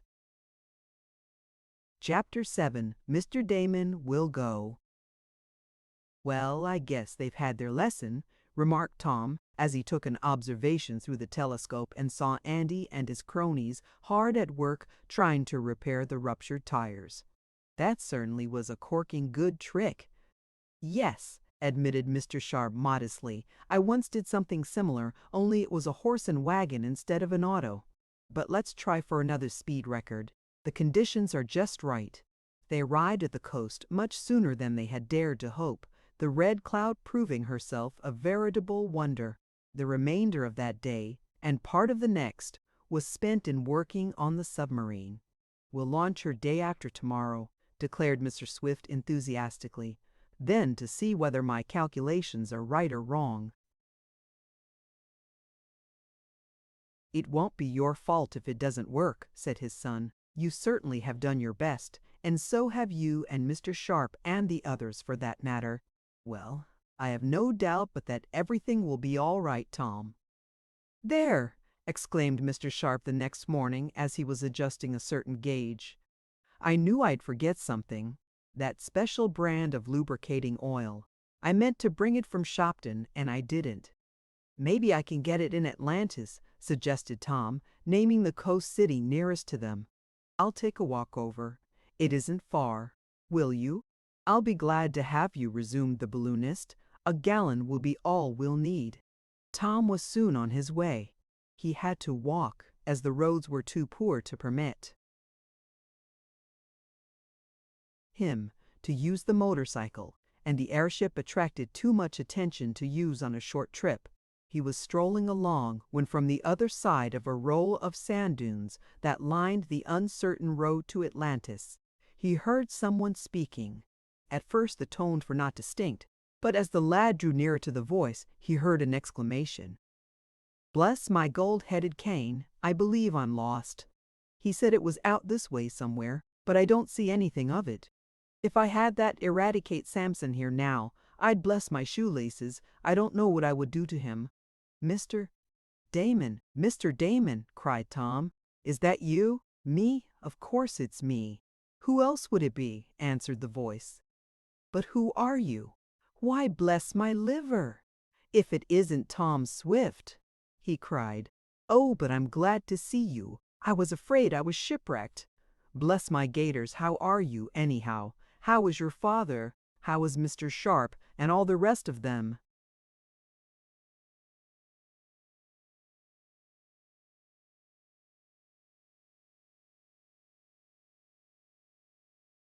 "Pretty well. And you? Me? Oh, I'm all right, only a trifle nervous. I called at your house in Shopton yesterday, and Eradicate told me as well as he could where you were located. I had nothing to do, so I thought I'd take a run down here. But what's this I hear about you? Are you going on a voyage?" "Yes." "In the air?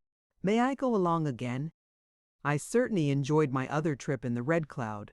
That is, all but the fire and being shot at. May I go?" "We're going on a different sort of trip this time," said the youth. "Where?" "Underwater." "Underwater? Bless my sponge bath, you don't mean it." "Yes. Dad has completed the submarine he was working on when we were off in the airship, and it will be launched the day after tomorrow." "Oh, that's so. I'd forgotten about it. He's going to try for the government prize, isn't he? But tell me more about it." "Bless my scarf pin, but I'm glad I met you. Going into town, I take it?" "Well, I just came from there, but I'll walk back with you." "Do you think is there any possibility that I could go with you?" "Of course, I don't want to crowd you, but oh, there'll be plenty of room," replied the young inventor. "In fact, more room than we had in the airship. We were talking only the other day about the possibility of you going with us, but we didn't think you'd risk it." "Risk it? Bless my liver, of course I'll risk it. It can't be as bad as sailing in the Autumnbinkoliai."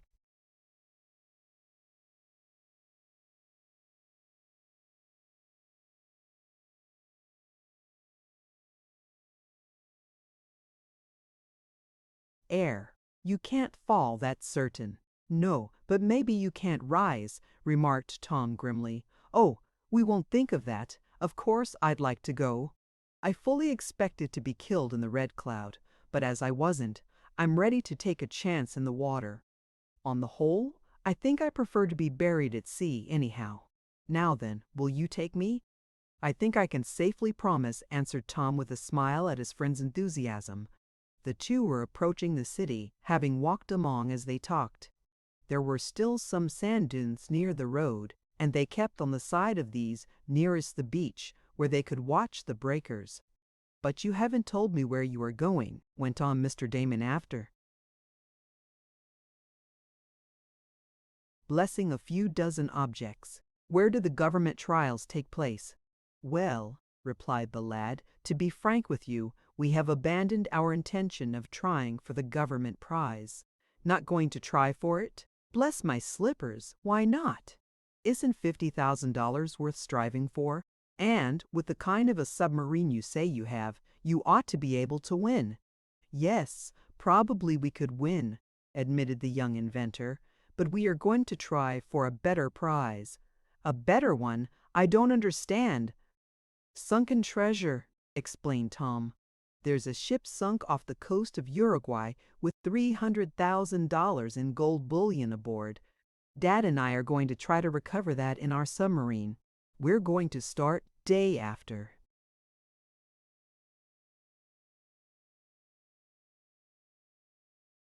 tomorrow, and if you like, you may go along." "Go along?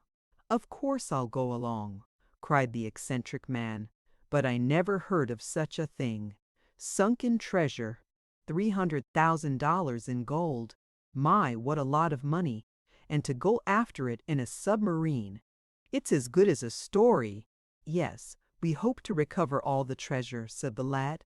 "We ought to be able to claim at least half of it." "Bless my pocketbook!" cried Mr. Damon. But Tom did not hear him. At that instant his attention was attracted by seeing two men emerge from behind the sand dune, near which he and Mr. Damon had halted momentarily when the youth explained about the treasure. The man looked sharply at Tom. A moment later the first man was joined by another, and at the sight of him our hero could not repress an exclamation of alarm, for the second man was none other than Addison Berg.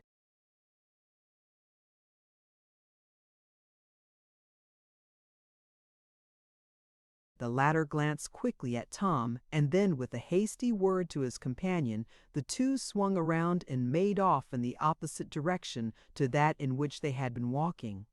"What's the matter?" asked Mr. Damon, seeing the young inventor was strangely affected. That man," stammered the lad. "You don't mean to tell me that was one of the Happy Harry gang, do you?" "No, but one or both of those men may prove to be worse. That second man was Addison Berg, and he's agent for a firm of submarine boat builders who are rivals of Dad's.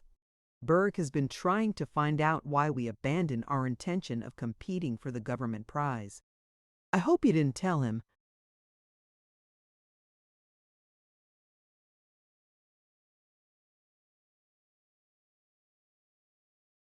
"I didn't intend to," replied Tom, smiling grimly, "but I'm afraid I have, however. He certainly overheard what I said. I spoke too loud. Yes, he must have heard me. That's why he hurried off so. Possibly no harm is done. You didn't give the location of the sunken ship?" "No, but I guess from what I said it will be easy enough to find." "Well, if we're going to have a fight for the possession of that sunken gold, I'm ready for it. The Advance is well equipped for a battle. I must tell Dad of this. It's my fault.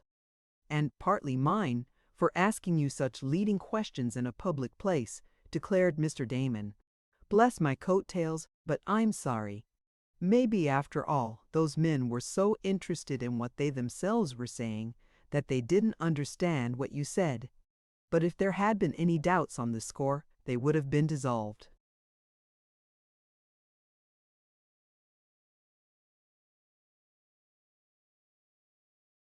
Had Tom and his friend been able to see the actions of Mr. Berg and his companion a little later, the plans of the treasure hunters had been revealed to their ears. Chapter 8. Another Treasure Expedition. While Tom and Mr. Damon continued on to Atlantis after the oil, the young inventor lamenting from time to time that his remarks about the real destination of the Advance had been overheard by Mr. Berg, the latter and his companion were hastening back along the path that ran on one side of the sand dunes. "What's your hurry?" asked Mr. Maxwell, who was with the submarine agent. "You turned around as if you were shot when you saw that man and the lad. There didn't appear to be any cause for such a hurry." From what I could hear, they were talking about a submarine. "You're in the same business. You might be friends." "Yes, we might," admitted Mr. Berg with a peculiar smile. "But, unless I'm very much mistaken, we're going to be rivals." "Rivals? What do you mean?"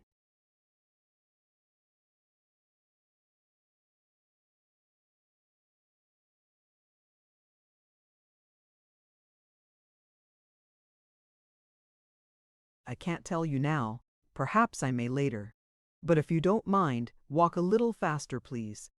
I want to get to a long-distance telephone." "What for?" "I have just overheard something that I wish to communicate to my employers, Bentley and Egert."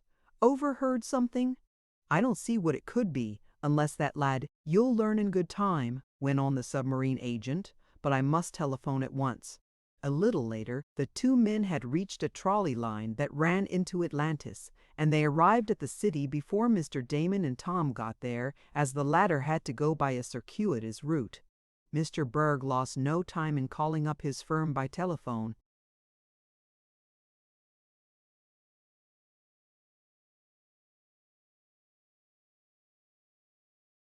"I have had another talk with Mr. Swift," he reported to Mr. Bentley, who came to the instrument in Philadelphia. "Well, what does he say?" was the impatient question. "I can't understand his not wanting to try for the government prize. It is astonishing. You said you were going to discover the reason, Mr. Berg, but you haven't done so." "I have." "What is it?" "Well, the reason Mr. Swift and his son don't care to try for the $50,000 prize is that they are after one of $300,000. $300,000, cried Mr. Bentley. "What government is going to offer such a prize as that for submarines, when they are getting almost as common as airships? We ought to have a try for that ourselves." "What?"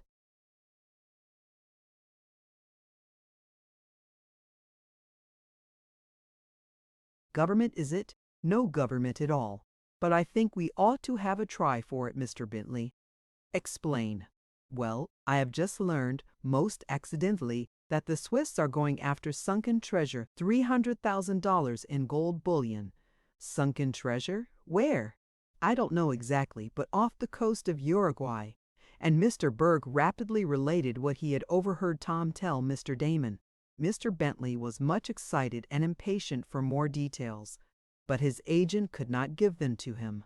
"Well," concluded the senior member of the firm of submarine boat builders, "if the Swifts are going after treasure, so can we.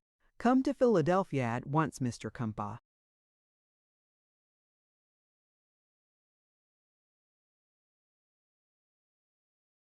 "Berg, and we'll talk this matter over. There is no time to lose. We can afford to forego the government prize for the chance of getting a much larger one. We have as much right to search for the sunken gold as the Swifts have. Come here at once, and we will make our plans." "All right," agreed the agent with a smile as he hung up the receiver. "I guess," he murmured to himself, "that you won't be so high and mighty with me after this, Tom Swift. We'll see who has the best boat after all. We'll have a contest and a competition, but not for a government prize. It will be for the sunken gold." It was easy to see that Mr. Berg was much pleased with himself. Meanwhile, Tom and Mr. Damon had reached Atlantis and had purchased the oil. They started back, but Tom took a street leading toward the center of the place, instead of striking for the beach path along which they had come.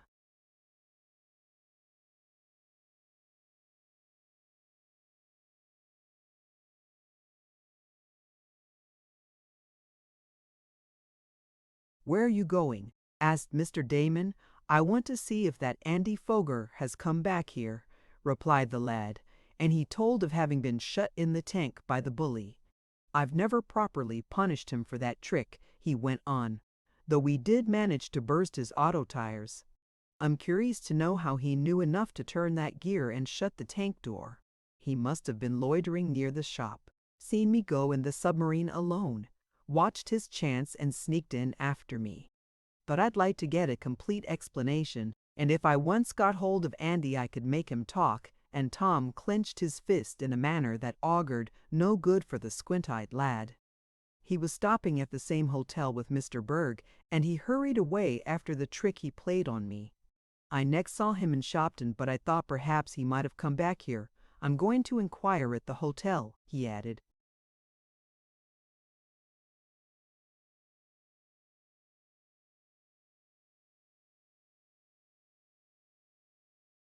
Andy's name was not on the register since his hasty flight, however, and Tom, after inquiring from the clerk and learning that Mr. Berg was still a guest at the hostelry, rejoined Mr. Damon. "Bless my hat!" exclaimed that eccentric individual as they started back to the lonely beach where the submarine was awaiting her advent into the water. "The more I think of the trip I'm going to take, the more I like it." "I hope you will," remarked Tom. "It will be a new experience for all of us. There's only one thing worrying me, and that is about Mr. Berg having overheard what I said." "Oh, don't worry about that. Can't we slip away and leave no trace in the water?" "I hope so, but I must tell Dad and Mr. Sharp about what happened."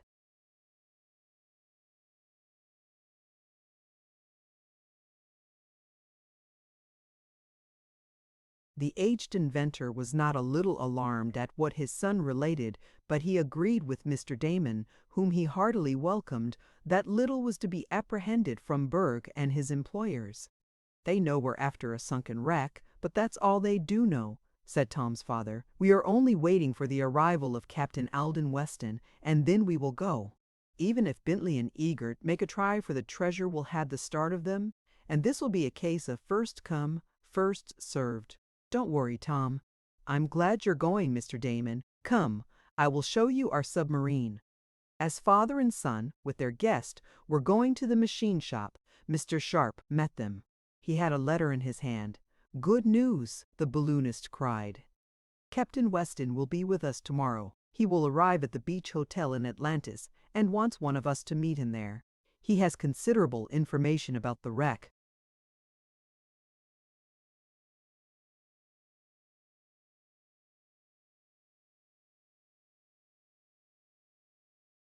"The Beach Hotel," murmured Tom. "That is where Mr. Berg is stopping. I hope he doesn't worm any of our secret from Captain Weston," and it was with a feeling of uneasiness that the young inventor continued after his father and Mr. Damon to where the submarine was.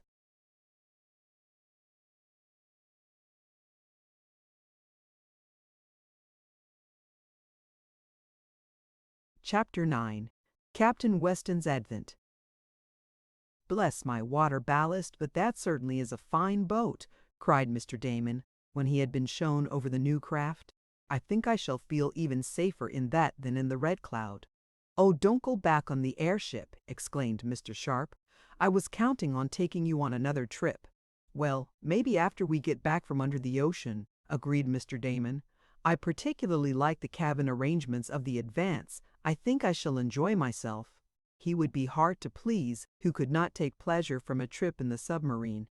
The cabin was particularly fine, and the sleeping arrangements were good. More supplies could be carried than was possible on the airship, and there was.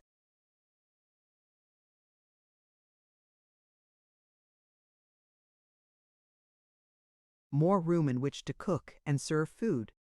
Mr. Damon was fond of good living, and the kitchen pleased him as much as anything else.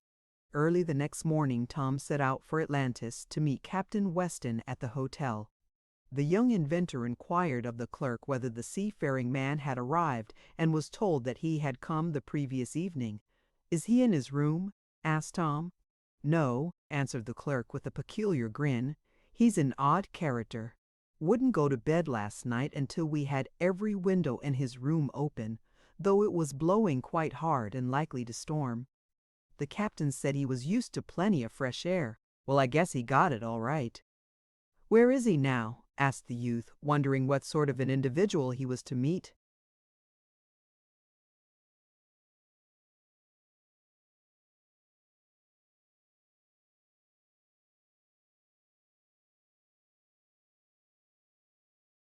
"Oh, he was up before sunrise, so some of the scrub women told me. They met him coming from his room, and he went right down to the beach with a big telescope he always carries with him. He hasn't come back yet. Probably he's down on the sand." "Hasn't he had breakfast?" "No. He left word he didn't want to eat until about 4 bells, whatever time that is." "It's 10 o'clock," replied Tom, who had been studying up on sea terms lately. 8 bells is 8 o'clock in the morning, or 4 in the afternoon, or 8 at night, according to the time of day. Then there's 1 bell for every half hour, so 4 bells this morning would be 10 o'clock in this watch, I suppose." "Oh, that's the way it goes, eh?" asked the clerk. "I never could get it through." My head. What is 12 o'clock noon? That's 8 bells, too. So is 12 o'clock midnight.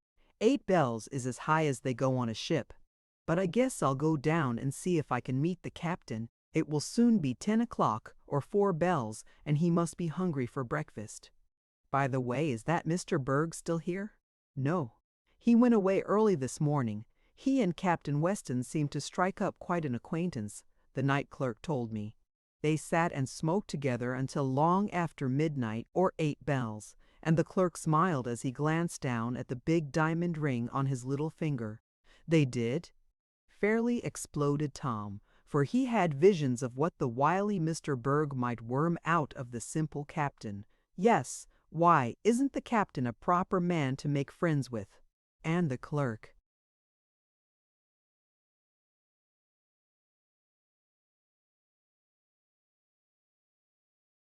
Looked at Tom curiously.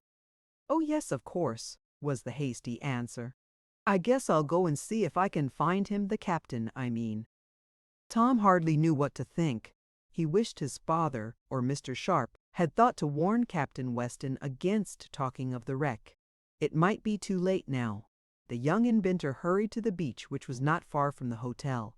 He saw a solitary figure pacing up and down, and from the fact that the man stopped every now and then and gazed seaward through a large telescope, the lad concluded it was the captain for whom he was in search. He approached, his footsteps making no sound on the sand. The man was still gazing through the glass.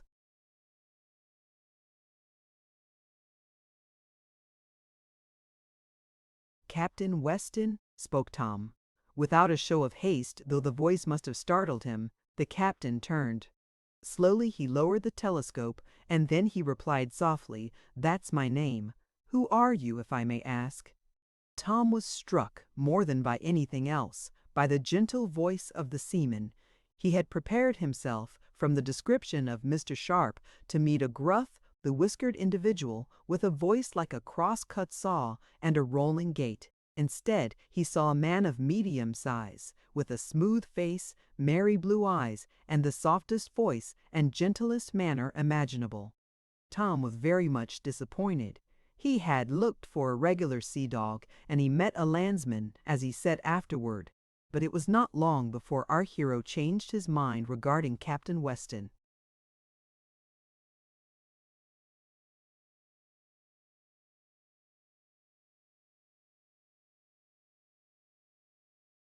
"I'm Tom Swift," the owner of that name said, "and I have been sent to show you the way to where our ship is ready to launch." The young inventor refrained from mentioning Submarine, as it was the wish of Mr. Sharp to disclose this feature of the voyage to the sailor himself. "I thought as much," resumed the captain quietly. "It's a fine day, if I may be permitted to say so," and he seemed to hesitate, as if there was some doubt whether or not he might make that observation. "It certainly is," agreed the lad. Then, with a smile, he added, "It is nearly 4 bells." "Ha!"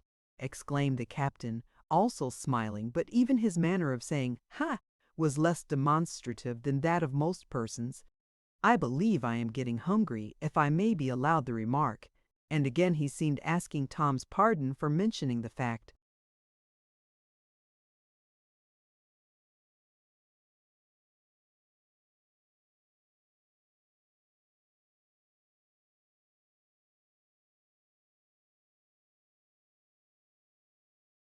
"Perhaps you will come back to the cabin and have a little breakfast with me," he went on. "I don't know what sort of a galley or cook they have aboard the beach hotel, but it can't be much worse than some I've tackled."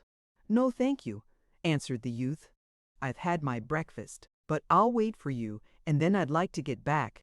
Dad and Mr. Sharp are anxious to meet you." "And I am anxious to meet them, if you don't mind me mentioning it," was the reply, as the captain once more put the spyglass to his eye and took an observation. "Not many sails in sight this morning," he added. "But the weather is fine, and we ought to get off in good shape to hunt for the treasure about which Mr. Sharp wrote me." "I believe we are going after treasure," he said. "That is, if you don't mind talking about it." "Not in the least," replied Tom quickly, thinking this a good opportunity for broaching the subject that was worrying him. "Did you meet a Mr. Berg here last night, Captain Weston?" he went on. "Yes, Mr. Berg and I had quite a talk. He is a well-informed man. Did he mention the sunken treasure?" asked the lad, eager to find out if his suspicions were true. "Yes, he did, if you'll excuse me putting it so plainly," answered the seaman, as if Tom might be offended at so direct a reply. But the young inventor was soon to learn that this was only an odd habit with the seaman. "Did he want to know where the wreck of the Boldero was located?" continued the lad. "That is, did he try to discover if you knew anything about it?" "Yes," said Mr. Weston, "he did. He pumped me, if you are acquainted with that term and are not offended by it. You see, when I arrived here I made inquiries as to where your father's place was located. Mr. Berg overheard me and introduced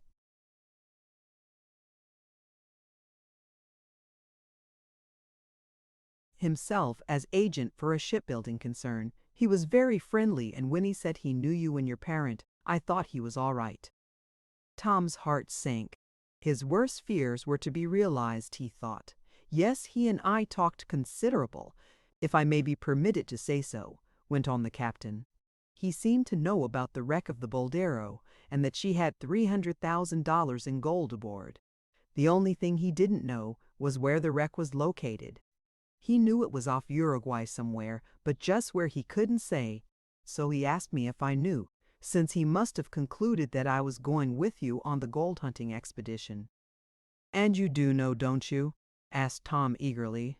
"Well, I have it pretty accurately charted out, if you will allow me that expression," was the calm answer. "I took pains to look it up at the request of Mr. Roof."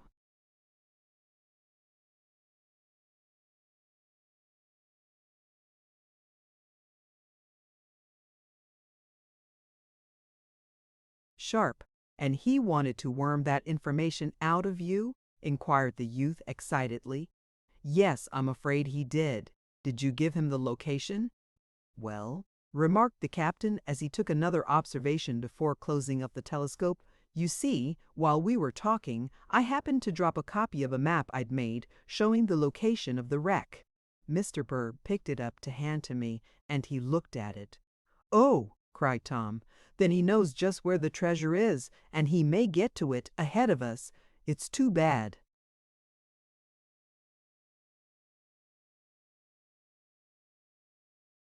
"Yes," continued the seaman calmly. "Mr. Berg picked up that map, and he looked very closely at the latitude and longitude I had marked as the location of the wreck. Then he won't have any trouble finding it," murmured our hero. "Eh? What's that?" asked the captain. "If I may be permitted to request you to repeat what you said."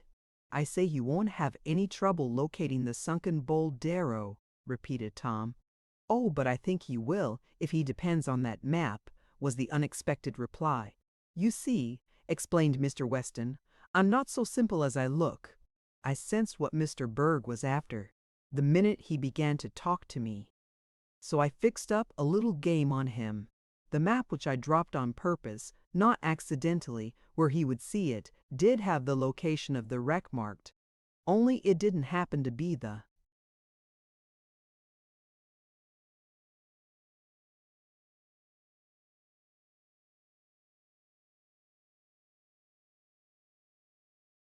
right location. It was about 500 miles out of the way, and I rather guess if Mr. Berg and his friends go there for treasure, they'll find considerable depth of water and quite a lonesome spot. Oh no, I'm not as easy as I look, if you don't mind me mentioning that fact. And when a scoundrel sets out to get the best of me, I generally try to turn the tables on him. I've seen such men as Mr. Bird before. I'm afraid I'm very much afraid. The sight he had of the fake map I made won't do him much good. Well, I declare it's past 4 bells. Let's go to breakfast if you don't mind me asking you. And with that the captain started off up the beach, Tom following, his ideas all a-whirl at the unlooked-for outcome of the interview.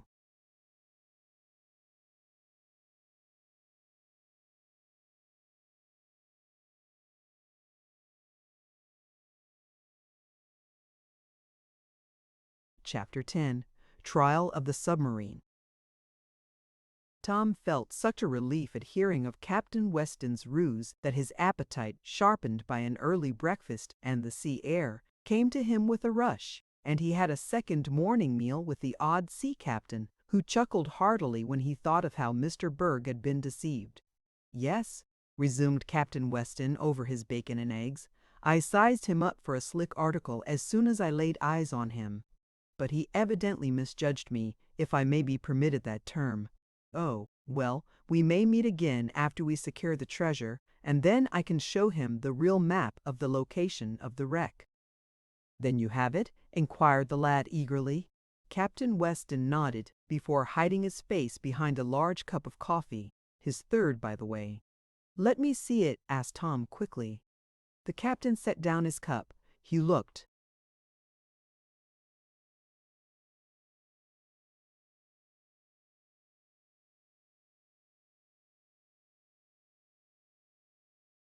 carefully about the hotel dining room. There were several guests who, like himself, were having a late breakfast. "It's a good plan," the sailor said slowly, "when you going into unknown waters and don't want to leave a wake for the other fellow to follow, to keep your charts locked up. If it's all the same to you," he added diffidently, "I'd rather wait until we get to where your father and Mr. Sharp are before displaying the real map. I've no objection to showing you the one Mr. Bird saw." And again he chuckled. The young inventor blushed at his indiscretion. He felt that the news of the search for the treasure had leaked out through him, though he was the one to get on the trail of it by seeing the article in the paper. Now he had nearly been guilty of another break. He realized that he must be more cautious. The captain saw his confusion and said,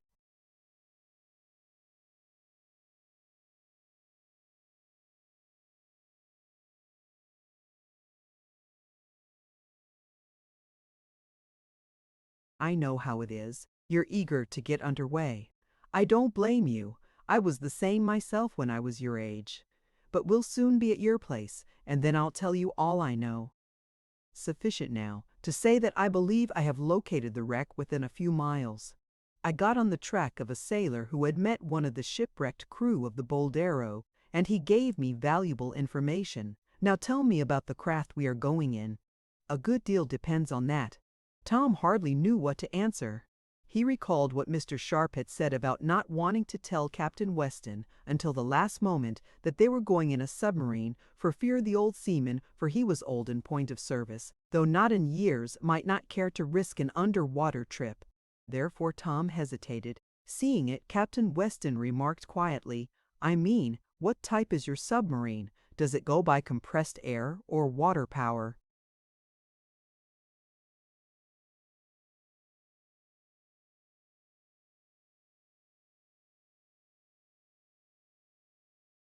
How do you know it's a submarine?"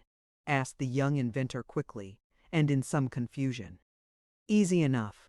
When Mr. Berg thought he was pumping me, I was getting a lot of information from him. He told me about the submarine his firm was building, and naturally, he mentioned yours.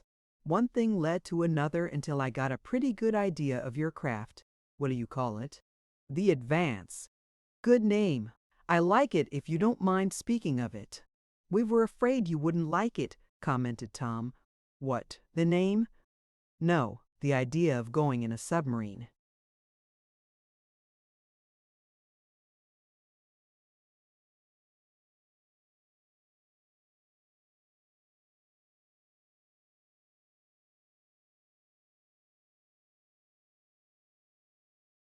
"Oh," and Captain Weston laughed. "Well, it takes more than that to frighten me, if you'll excuse the expression. I've always had a hankering to go under the surface after so many years spent on top. Once or twice I came near going under, whether I wanted to or not, in wrecks, but I think I prefer your way.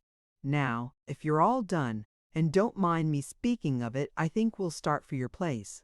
We must hustle, for Berg may yet get on our trail even if he has got the wrong route." And he laughed again. It was no small relief to Mr. Swift and Mr. Sharp to learn that Captain Weston had no objections to a submarine, as they feared he might have. The captain, in his diffident manner, made friends at once with the treasure hunters, and he and Mr. Damon struck up quite an acquaintance. Tom told of his meeting with the seaman, and the latter related, with much gusto, the story of how he had fooled Mr. Berg.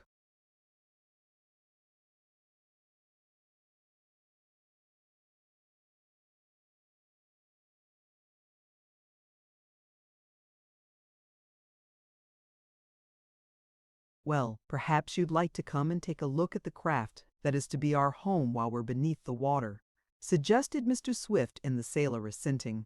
The aged inventor, with much pride, assisted by Tom, pointed out on the Advance the features of interest. Captain Weston gave hearty approval, making one or two minor suggestions, which were carried out.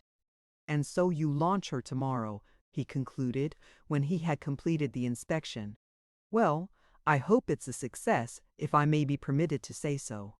There were busy times around the machine shop next day. So much secrecy had been maintained that none of the residents or visitors to the coast resort were aware that in their midst was such a wonderful craft as the submarine. The last touches were put on the underwater ship. The ways leading from the shop to the creek were well greased, and all was in readiness for the launching. The tide would soon be at flood, and then the boat would slide down the timbers at least.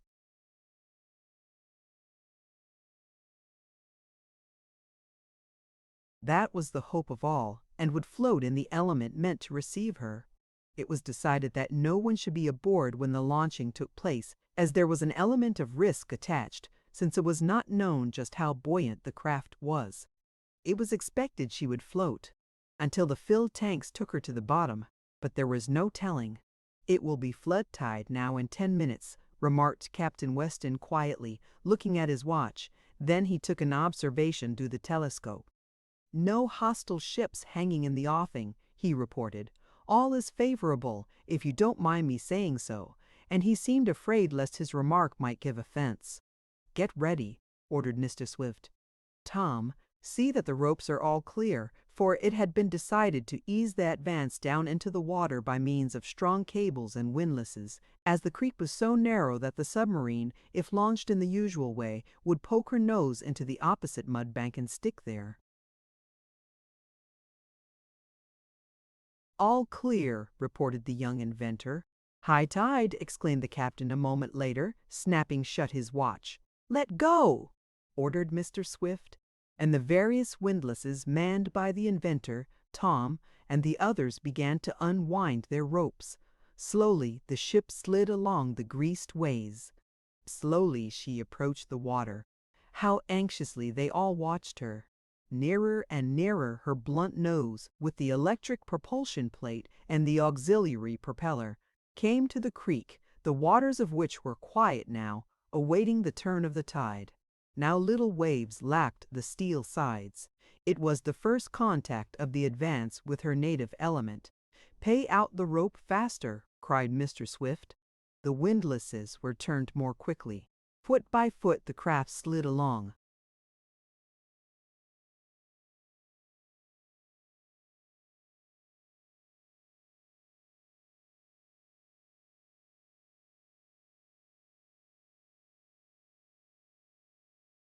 Until, with a final rush, the stern left the ways and the submarine was afloat. Now would come the test. Would she ride on an even keel, or sink out of sight, or turn turtle? They all ran to the water's edge, Tom in the lead. "Hurrah!" suddenly yelled the lad, trying to stand on his head. "She floats! She's a success! Come on, let's get aboard!" For, true enough, the Advance was riding like a duck on the water. She had been proportioned just right, and her lines were perfect. She rode as majestically as did any ship destined to sail on the surface and not intended to do double duty. "Come on, we must moor her to the pier," directed Mr. Sharp. "The tide will turn in a few minutes and take her out to sea." He and Tom entered a small boat, and soon the submarine was tied to a small dock that had been built for the purpose.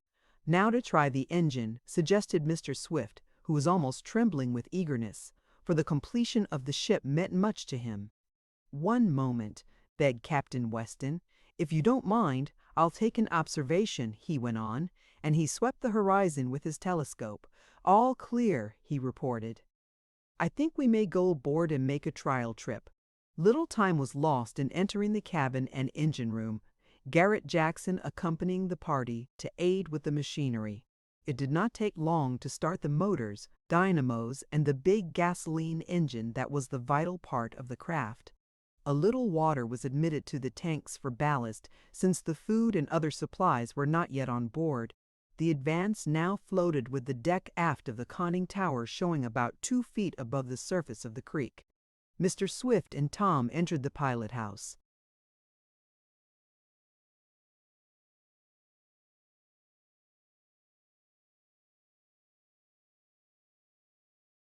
"Start the engines," ordered the aged inventor, "and we'll try my new system of positive and negative electrical propulsion." There was a hum and whir in the body of the ship beneath the feet of Tom and his father. Captain Weston stood on the little deck near the conning tower. "All ready?" asked the youth through the speaking tube to Mr. Sharp and Mr. Jackson in the engine room. "All ready," came the answer. Tom threw over the connecting lever while his father grasped the steering wheel. The Advance shot forward, moving swiftly along, about half submerged. "She goes! She goes!" cried Tom. "She certainly does, if I may be permitted to say so," was the calm contribution of Captain Weston. "I congratulate you." Faster and faster went the new craft. Mr. Swift headed her toward the open sea, but stopped just before passing out of the creek, as he was not yet ready to venture into deep water. "I want to test the auxiliary propellers," he said.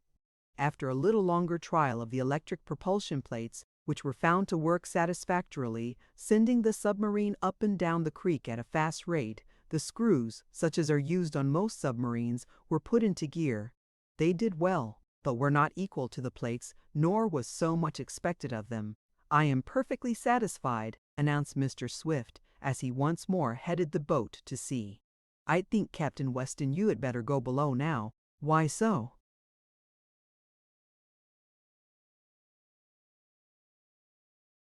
"Because I am going to completely submerge the craft." Tom closed the conning tower door. "Perhaps you will come in here with us, Captain Weston, though it will be rather a tight fit." "Thank you, I will. I want to see how it feels to be in a pilot house under water." Tom closed the watertight door of the conning tower. Word was sent through the tube to the engine room that a more severe test of the ship was about to be made. The craft was now outside the line of breakers and in the open sea. "Is everything ready, Tom?" asked his father in a quiet voice. "Everything," replied the lad nervously, for the anticipation of being about to sink below the surface was telling on them all, even on the calm old sea captain. "Then open the tanks and admit the water," ordered Mr. Swift.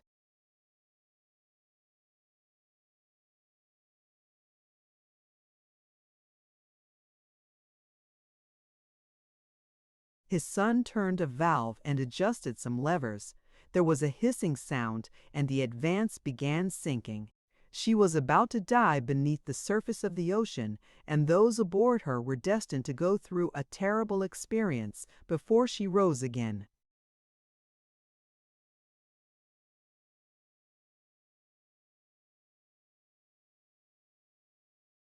Chapter 11. On the Ocean Bed. Lower and lower sank the submarine. There was a swirling and foaming of the water as she went down, caused by the air bubbles which the craft carried with her in her descent. Only the top of the conning tower was out of water now, the ocean having closed over the deck and the rounded back of the boat. Had anyone been watching, they would have imagined that an accident was taking place. In the pilot house with its thick glass windows, Tom, his father, and Captain Weston looked over the surface of the ocean, which every minute was coming nearer and nearer to them. "We'll be all under in a few seconds," spoke Tom in a solemn voice, as he listened to the water hissing into the tanks. "Yes, and then we can see what sort of progress we will make," added Mr. Swift. "Everything is going fine, though," he went on cheerfully. "I believe I have a good boat.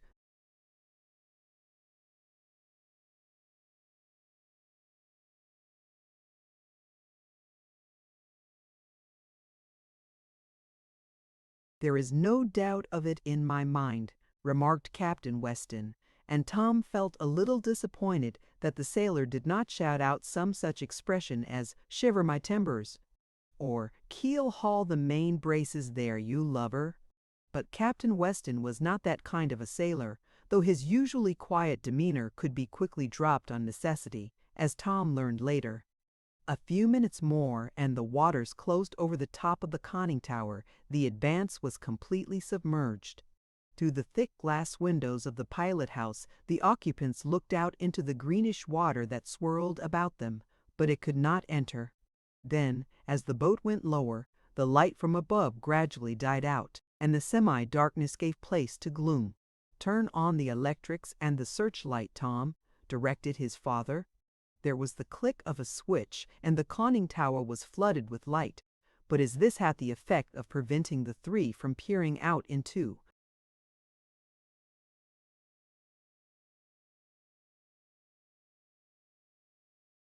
water, just as one in a lighted room cannot look out into the night, Tom shut them off and switched on the great searchlight. This projected its powerful beam straight ahead, and there, under the ocean, was a pathway of illumination for the treasure seekers. "Fine!"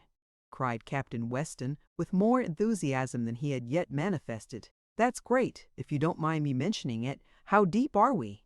Tom glanced at a gauge on the side of the pilot tower. "Only about 60 feet," he answered. "Then don't go any deeper," cried the captain hastily. "I know these waters around here, and that's about all the depth you've got. You'll be on the bottom in a minute."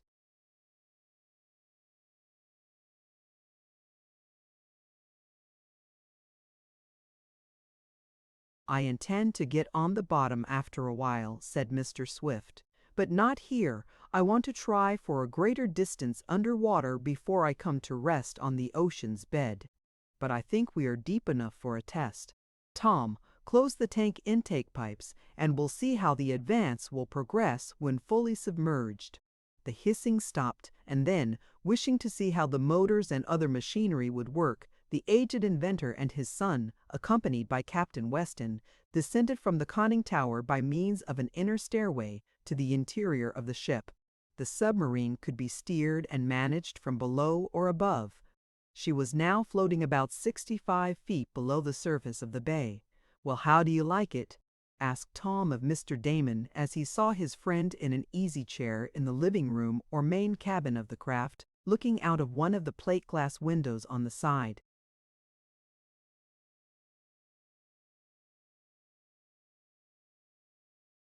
"Bless my spectacles, it's the most wonderful thing I ever dreamed of," cried the queer character as he peered at the mass of water before him. "To think that I'm away down under the surface, and yet as dry as a bone. Bless my necktie! But it's great. What are we going to do now?" "Go forward," replied the young inventor. "Perhaps I had better make an observation," suggested Captain Weston, taking his telescope from under his arm where he had carried it since entering the craft and opening it. "We may run afoul of something, if you don't mind me mentioning such a disagreeable subject." Then, as he thought of the impossibility of using his glass underwater, he closed it. "I shall have little use for this here, I'm afraid," he remarked with a smile. "Well, there's some consolation. We're not likely to meet many ships in this part of the ocean. Other vessels are fond enough of remaining on the surface. I fancy we shall."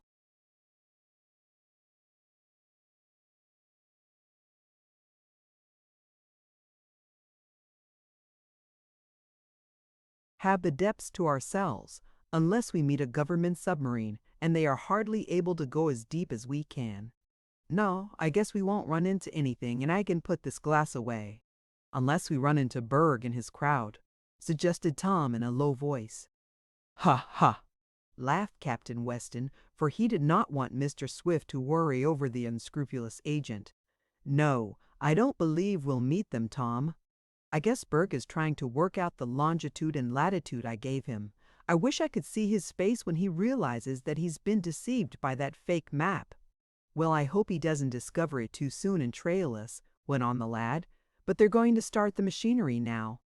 I suppose you and I had better take charge of the steering of the craft. Dad will want to be in the engine room." "All right," replied the captain, and he moved forward with the lad to a small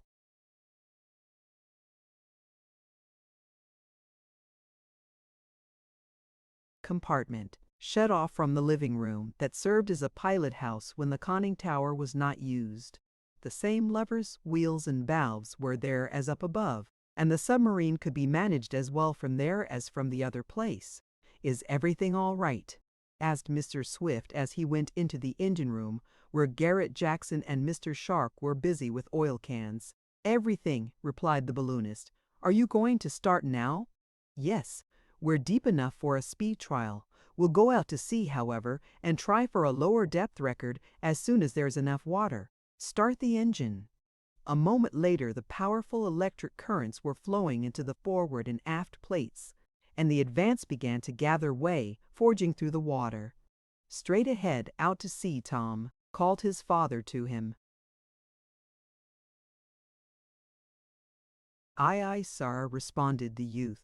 "Ha, quite seaman-like if you don't mind a reference to it," commented Captain Weston with a smile. "Mind your helm, boy, for you don't want to poke her nose into a mud bank or run up on a shoal. Suppose you steer," suggested the lad. "I'd rather take lessons for a while." "All right. Perhaps it will be safer. I know these waters from the top, though I can't say as much for the bottom. However, I know where the shoals are." The powerful searchlight was turned, so as to send its beams along the path which the submarine was to follow, and then, as she gathered speed, she shot ahead, gliding through the waters like a fish. Mr. Damon divided his time between the forward pilot room, the living apartment, and the place where Mr. Swift, Garrett Jackson, and Mr. Sharp were.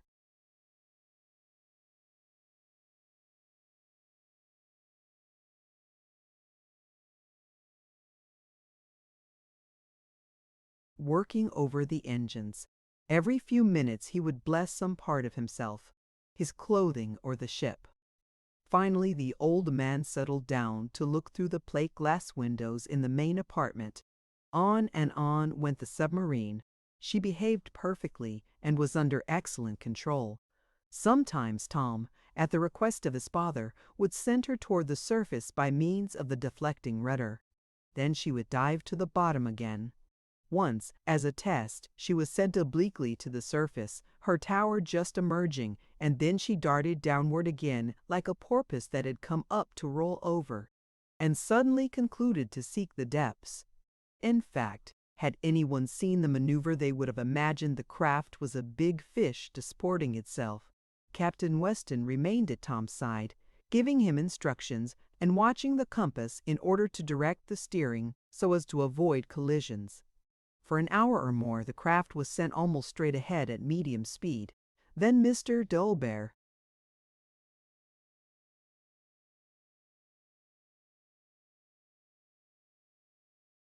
Swift, joining his son and the captain, remarked, How about depth of water here, Captain Weston? You've got more than a mile.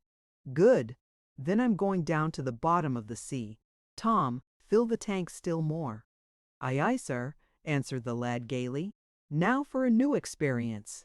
And use the deflecting rudder also, advised his father. That will hasten matters. 5 minutes later there was a slight jar noticeable. Bless my soul, what's that? Cried Mr. Damon. Have we hit something?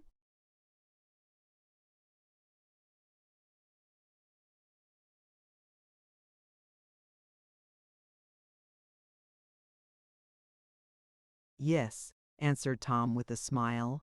What, for gracious sake? The bottom of the sea. We're on the bed of the ocean. Chapter 12. For a breath of air. They could hardly realize it, yet the depth gauge told the story. It registered a distance below the surface of the ocean of 5,700 feet, a little over a mile. The Advance had actually come to rest on the bottom of the Atlantic. "Hurrah!" cried Tom. "Let's get on the diving suits, Dad, and walk about on land under water for a change." "No," said Mr. Swift soberly, "we will hardly have time for that now. Besides, the suits are not yet fitted with the automatic air tanks, and we can't use them. There are still some things to do before we start on our treasure cruise. But I want to see how the plates are standing this pressure." The Advance was made with a triple hull, the spaces between the layers of plates being filled with a secret material, capable of withstanding enormous pressure, as were also the plates themselves. Mr. Swift, aided by Mr. Jackson and Captain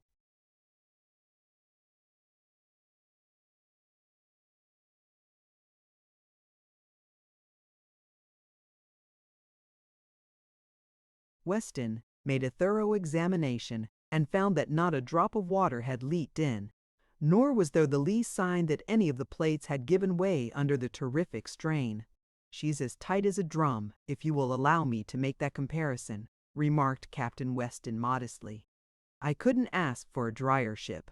"Well, let's take a look around by means of the searchlight and the observation windows, and then we'll go back," suggested Mr. Swift.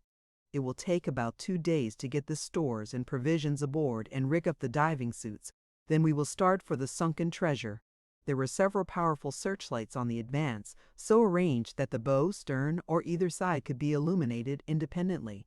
There were also observation windows near each light.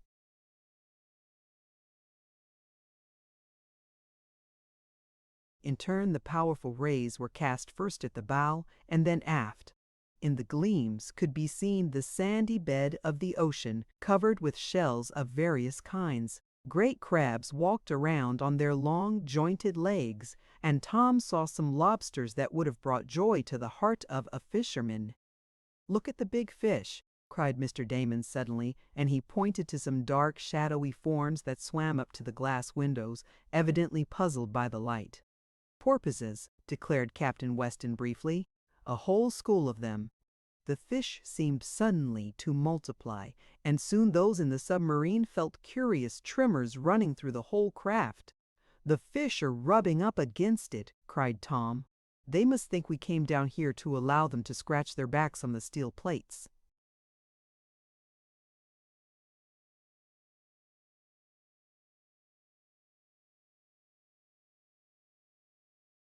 For some time they remained on the bottom, watching the wonderful sight of the fishes that swam all about them.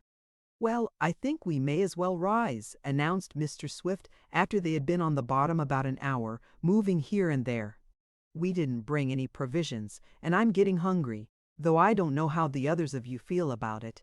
"Bless my dinner plate, I could eat too," cried Mr. Damon. "Go up by all means. We'll get enough of underwater travel once we start for the treasure." "Send her up, Tom," called his father. "I want to make a few notes on some needed changes and improvements." Tom entered the lower pilot house and turned the valve that opened the tanks. He also pulled the lever that started the pumps so that the water ballast would be more quickly emptied, as that would render the submarine buoyant and she would quickly shoot to the surface. To the surprise of the lad, however, there followed no outrushing of the water. The Advance remained stationary on the ocean bed. Mr. Swift looked up from his notes. "Didn't you hear me ask you to send her up, Tom?" he inquired mildly. "I did, Dad, but something seems to be the matter," was the reply. "Matter? What do you mean?" And the aged inventor hastened to where his son and Captain Weston were at the wheels, valves, and levers. "Why, the tanks won't empty, and the pumps don't seem to work." "Let me try," suggested Mr. Swift, and he pulled the various handles. There was no corresponding action of the machinery.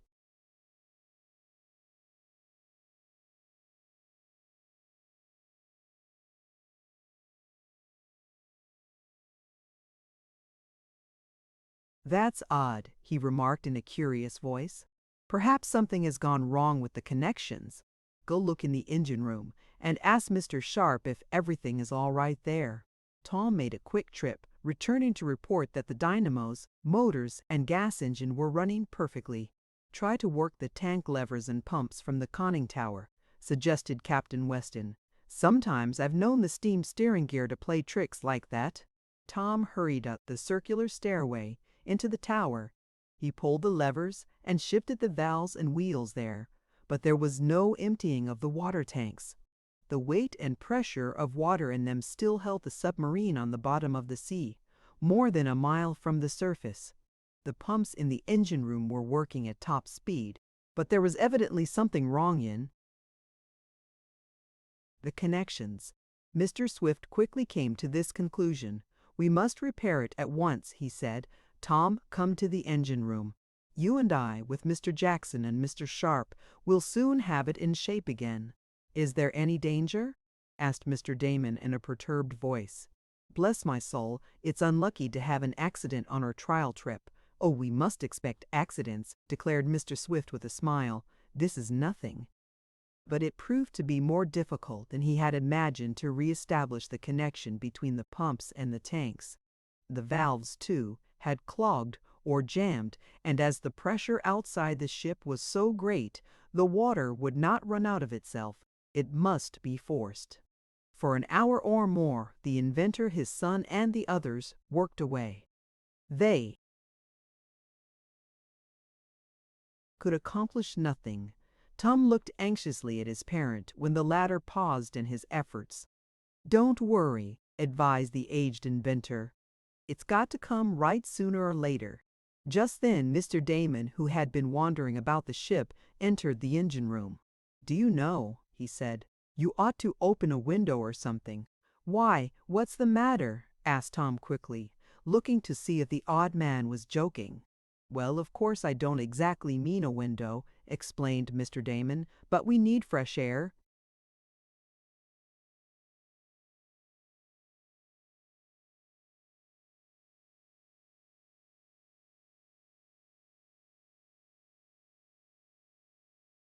Fresh air. There was a startled note in Mr. Swift's voice as he repeated the words. "Yes, I can hardly breathe in the living room, and it's not much better here." "Why, there ought to be plenty of fresh air," went on the inventor. "It is renewed automatically." Tom jumped up and looked at an indicator. He uttered a startled cry. "The air hasn't been changed in the last hour," he exclaimed. "It is bad. There's not enough oxygen in it. I notice it now that I've stopped working. The gauge indicates it too. The automatic air changer must have stopped working. I'll fix it." He hurried to the machine which was depended on to supply fresh air to the submarine.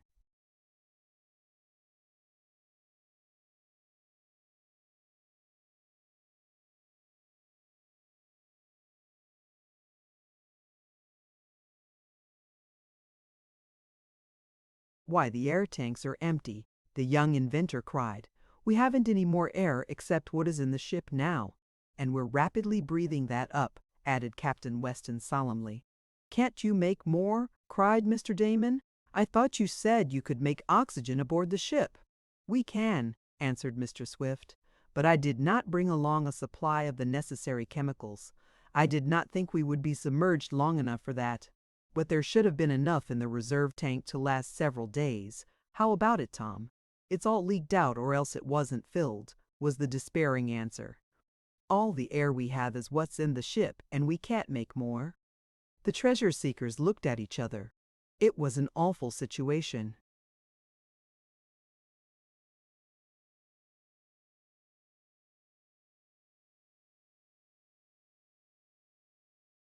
Then the only thing to do is to fix the machinery and rise to the surface, said Mr. Sharp simply. We can have all the air we want then. Yes, but the machinery doesn't seem possible of being fixed, spoke Tom in a low voice. We must do it, cried his father. They set to work again with fierce energy, laboring for their very lives.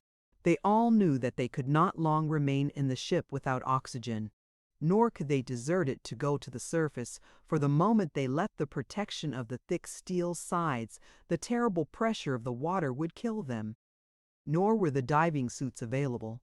They must stay in the craft and die a miserable death unless the machinery could be repaired and the Advance sent to the surface. The emergency expanding lifting tank was not yet in working order. More frantically they toiled, trying every device that was suggested to the mechanical minds of Tom, his father, Mr. Sharp or Mr. Jackson, to make the pumps work. But something was wrong. More and more foul grew the air. They were fairly gasping now.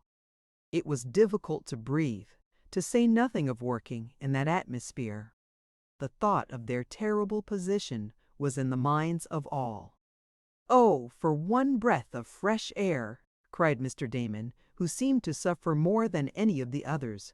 Grim death was hovering around them, imprisoned as they were on the ocean's bed, over a mile from the surface.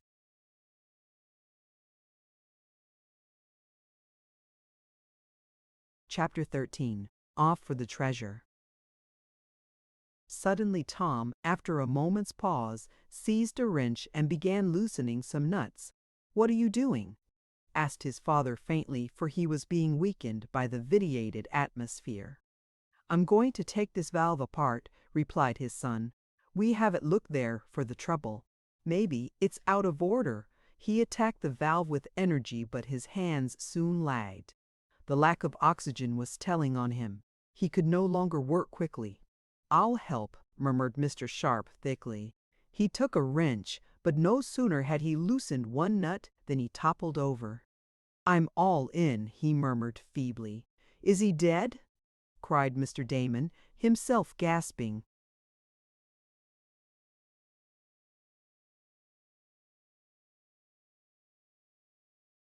"No, only fainted. But he soon will be dead, and so will all of us, if we don't get fresh air," remarked Captain Weston. "Lie down on the floor, everyone. There is a little fairly good air there. It's heavier than the air we've breathed, and we can exist on it for a little longer." Poor Sharp was so used to breathing the rarefied air of high altitudes that he can't stand this heavy atmosphere. Mr. Damon was gasping worse than ever, and so was Mr. Swift.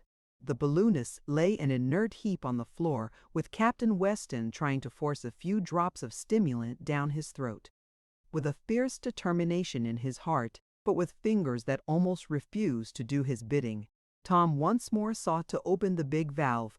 He felt sure the trouble was located there, as they had tried to locate it in every other place, without avail. "I'll help," said Mr. Jackson in a whisper. He too was hardly able to move.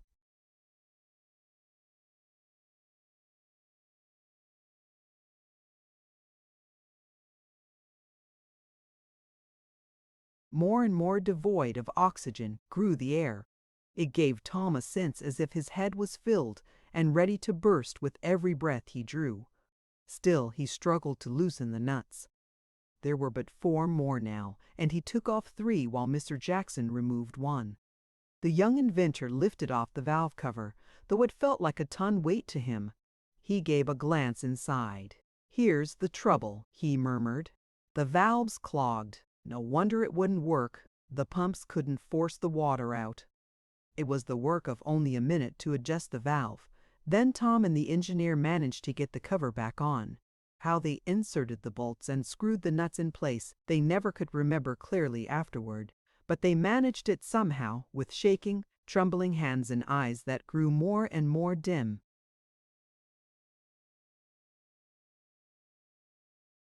"Now start the pumps," cried Tom faintly. "The tanks will be emptied and we can get to the surface." Mr. Sharp was still unconscious, nor was Mr. Swift able to help. He lay with his eyes closed. Garrett Jackson, however, managed to crawl to the engine room, and soon the clank of machinery told Tom that the pumps were in motion. The lad staggered to the pilot house and threw the levers over. An instant later there was the hissing of water as it rushed from the ballast tanks. The submarine shivered, as though disliking to leave the bottom of the sea, and then slowly rose. As the pumps worked more rapidly, and the sea was sent from the tank in great volumes, the boat fairly shot to the surface. Tom was ready to open the conning tower and let in fresh air as soon as the top was above the surface. With a bound the Advance reached the top. Tom frantically worked the worm gear that opened the tower. In rushed the fresh, life-giving air and the treasure. Hunters filled their lungs with it, and it was only just in time, for Mr. Sharp was almost gone. He quickly revived, as did the others, when they could breathe as much as they wished of the glorious oxygen. "That was a close call," commented Mr. Swift. "We'll not go below again until I have provided for all emergencies. I should have seen to the air tanks and the expanding one before going below. We'll sail home on the surface now." The submarine was put about and headed for her dock. On the way, she passed a small steamer, and the passengers looked down in wonder at the strange craft. When the Advance reached the secluded creek where she had been launched, her passengers had fully recovered from their terrible experience, though the nerves of Mr. Swift and Mr. Damon were not at ease for some days thereafter.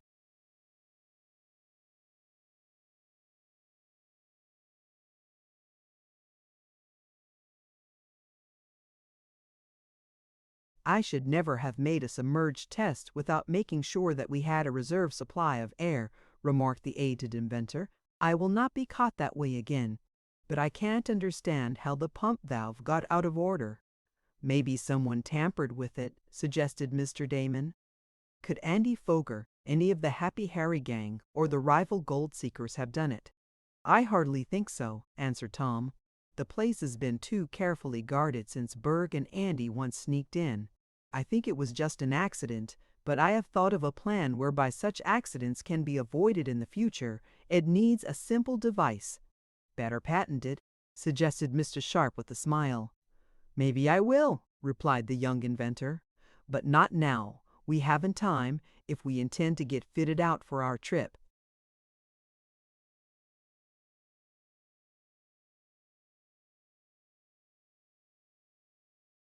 "No, I should say the sooner we started, the better," remarked Captain Weston. "That is, if you don't mind me speaking about it," he added gently, and the others smiled, for his diffident comments were only a matter of habit.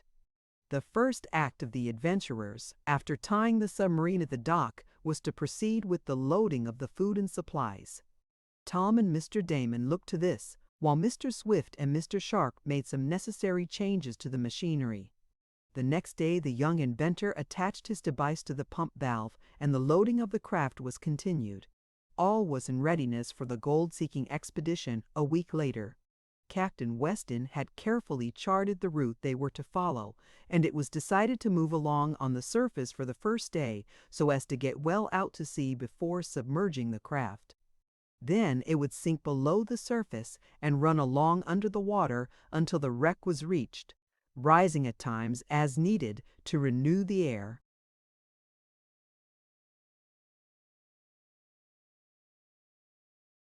Supply. With sufficient stores and provisions aboard to last several months, if necessary, though they did not expect to be gone more than 60 days at most, the adventurers arose early one morning and went down to the dock. Mr. Jackson was not to accompany them.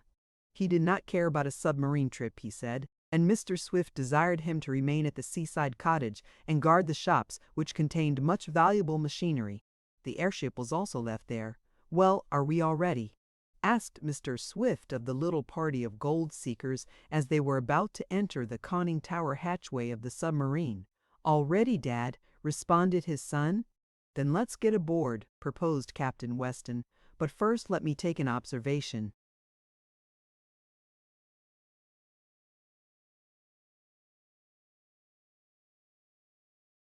He swept the horizon with his telescope, and Tom noticed that the sailor kept it fixed on one particular spot for some time. "Did you see anything?" asked the lad. "Well, there is a boat lying off there," was the answer, "and someone is observing us through a glass, but I don't believe it matters. Probably they're only trying to see what sort of an odd fish we are." "All aboard, then," ordered Mr. Swift, and they went into the submarine. Tom and his father, with Captain Weston, remained in the conning tower. The signal was given, the electricity flowed into the forward and aft plates, and the Advance shot ahead on the surface. The sailor raised his telescope once more and peered through a window in the tower. He uttered an exclamation.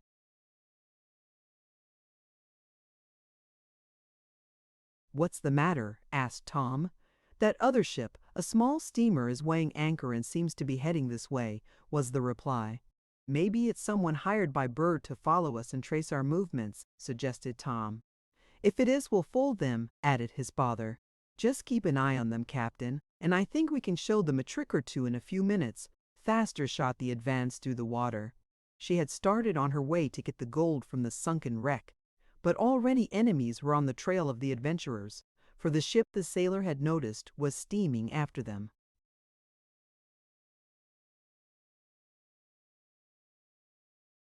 Chapter 14. In the Diving Suits. There was no doubt that the steamer was coming after the submarine. Several observations Captain Weston made confirmed this, and he reported the fact to Mr. Swift. "Well, we'll change our plans then," said the inventor. "Instead of sailing on the surface, we'll go below. But first let them get near, so they may have the benefit of seeing what we do. Tom, go below, please, and tell Mr. Shark to get everything in readiness for a quick descent. We'll slow up a bit now, and let them get nearer to us." The speed of the submarine was reduced, and in a short time the strange steamer had overhauled her, coming to within hailing distance. Mr. Swift signaled for the machinery to stop, and the submarine came to a halt on the surface, bobbing about like a half-submerged bottle. The inventor opened a bullseye in the tower and called to a man on the bridge of the steamer.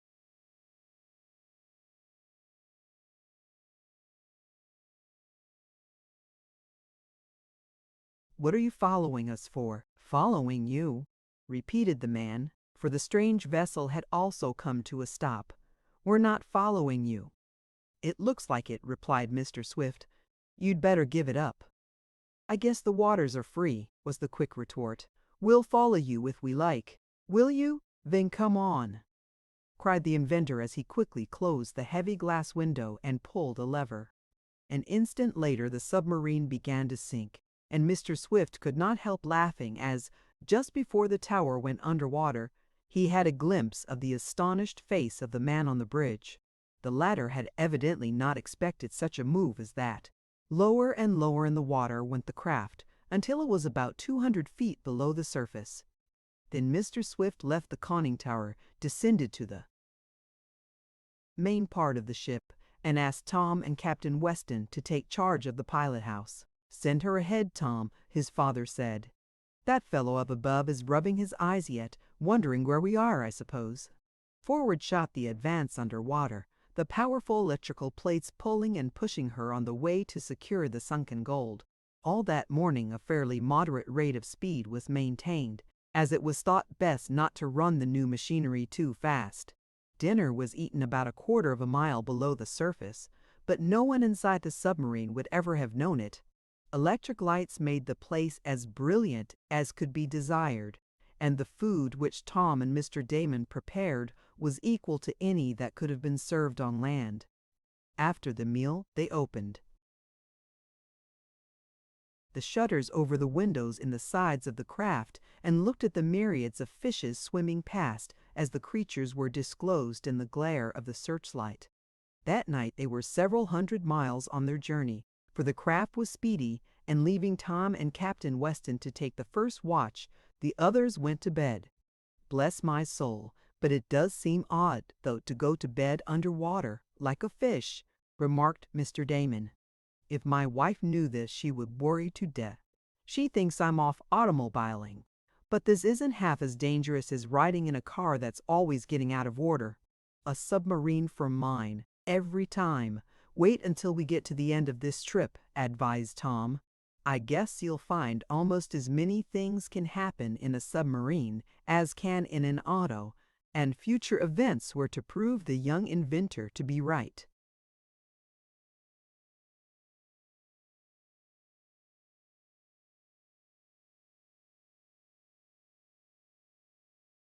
Everything worked well that night, and the ship made good progress.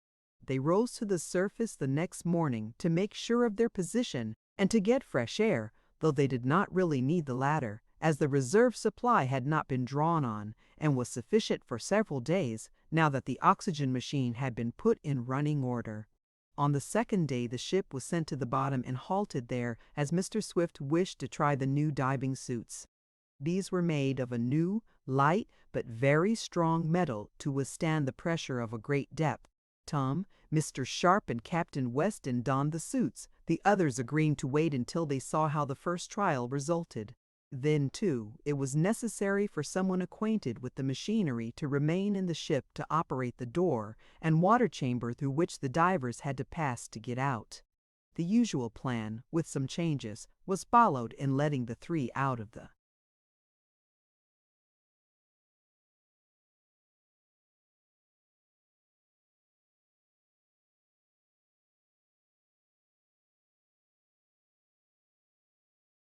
boat and onto the bottom of the sea.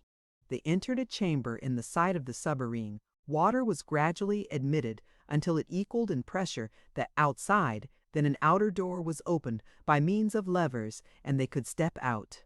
It was a curious sensation to Tom and the others to feel that they were actually walking along the bed of the ocean. All around them was the water, and as they turned on the small electric lights in their helmets, which lights were fed by storage batteries fastened to the diving suits, they saw the fish, big and little, swarm up to them, doubtless astonished at the odd creatures which had entered their domain. On the sand of the bottom, and in and out among the shells and rocks, crawled great spider crabs, big eels, and other odd creatures seldom seen on the surface of the water. The three divers found no difficulty in breathing, as there were air tanks fastened to their shoulders and a constant supply of oxygen was fed through pipes into the helmets. The pressure of water did not bother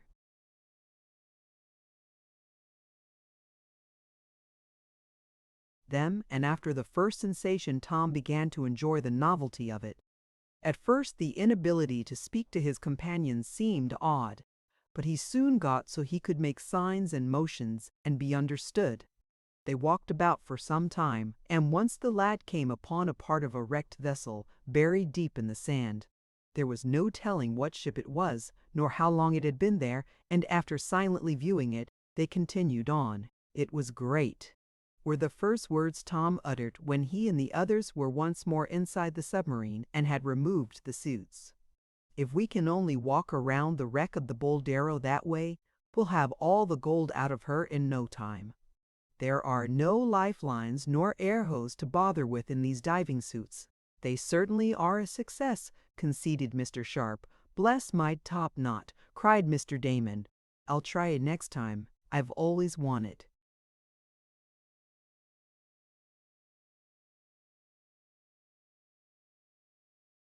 to be a diver, and now I have the chance." The trip was resumed after the diving chamber had been closed, and on the third day Captain Weston announced, after a look at his chart, that they were nearing the Bahama Islands. "We'll have to be careful not to run into any of the small keys," he said, that being the name for the many little points of land, hardly large enough to be dignified by the name of island. "We must keep a constant lookout." Fortune favored them, though once, when Tom was steering, he narrowly avoided ramming a coral reef with the submarine. The searchlight showed it to him, just in time, and he sheered off with a thumping in his heart. The course was changed from south to east so as to get ready to swing out of the way of the big shoulder of South America, where Brazil takes up so much. room, and as they went farther and farther toward the equator, they noticed that the waters teemed more and more with fish, some beautiful, some ugly and fear-inspiring, and some such monsters that it made one shudder to look at them, even through the thick glass of the bull's-eye windows.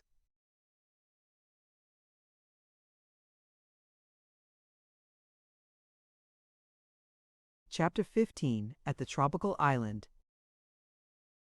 It was on the evening of the fourth day later that Captain Weston, who was steering the craft, suddenly called out, "Land ho! Where away?" inquired Tom quickly, for he had read that this was the proper response to make. "Dead ahead," answered the sailor with a smile. "Shall we make for it? If I may be allowed the question, what land is it likely to be?" Mr. Swift wanted to know. "Oh, some small tropical island," replied the seafaring man. "It isn't down on the charts. Probably it's too small to note. I should say it was a coral island, but we may be able to find a spring of fresh water there, and some fruit."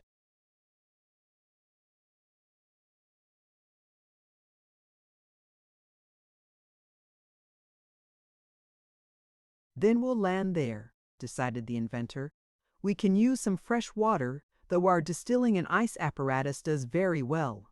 They made the island just at dusk, and anchored in a little lagoon where there was a good depth of water. "Now for shore!" cried Tom, as the submarine swung around on the chain.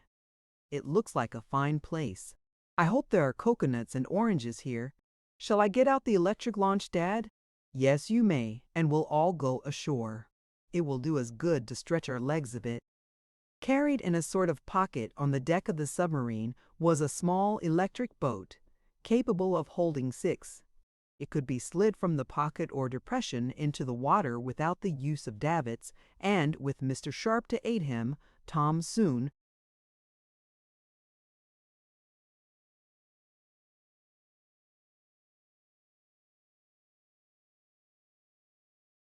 had the little craft afloat.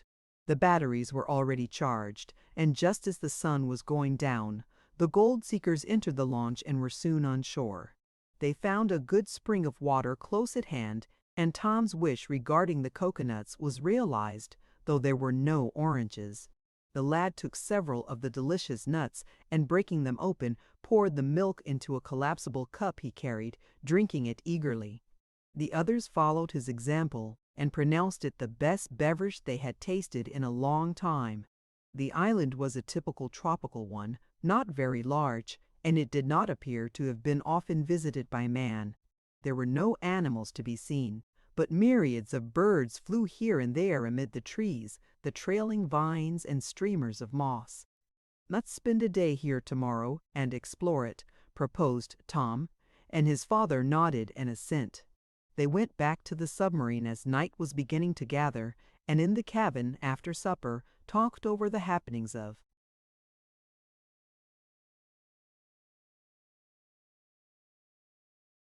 their trip so far. "Do you think we'll have any trouble getting the gold out of the wrecked vessel?" asked Tom of Captain Weston after a pause. "Well, it's hard to say. I couldn't learn just how the wreck lays, whether it's on a sandy or a rocky bottom. If the latter, it won't be so hard, but if the sand has worked in and partly covered it, we'll have some difficulties, if I may be permitted to say so. However, don't borrow trouble. We're not there yet, though at the rate we're traveling, it won't be long before we arrive." No watch was set that night, as it was not considered necessary. Tom was the first to arise in the morning, and he went out on the deck for a breath of fresh air before breakfast. He looked off at the beautiful little island, and as his eye took in all of the little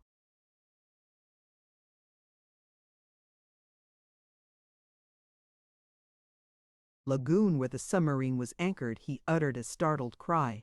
And well he might, for, not 100 yards away, and nearer to the island than was the Advance, floated another craft, almost similar in shape and size to the one built by the Swifts. Tom rubbed his eyes to make sure he was not seeing double. No, there could be no mistake about it. There was another submarine at the tropical island. As he looked, someone emerged from the conning tower of the second craft. The figure seemed strangely familiar. Tom knew in a moment who it was, Addison Berg. The agent saw the lad too, and taking off his cap, and making a mocking bow, he called out, "Good morning, have you got the gold yet?" Tom did not know what to answer. Seen the other submarine at an island.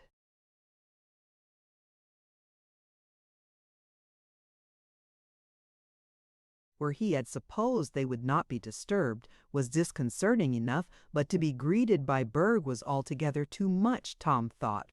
His fears that the rival boat builders would follow had not been without foundation. "Rather surprised to see us, aren't you?" went on Mr. Berg, smiling. "Rather," admitted Tom, choking over the word. "Thought you'd be," continued Berg. "We didn't expect to meet you so soon, but we're glad we did.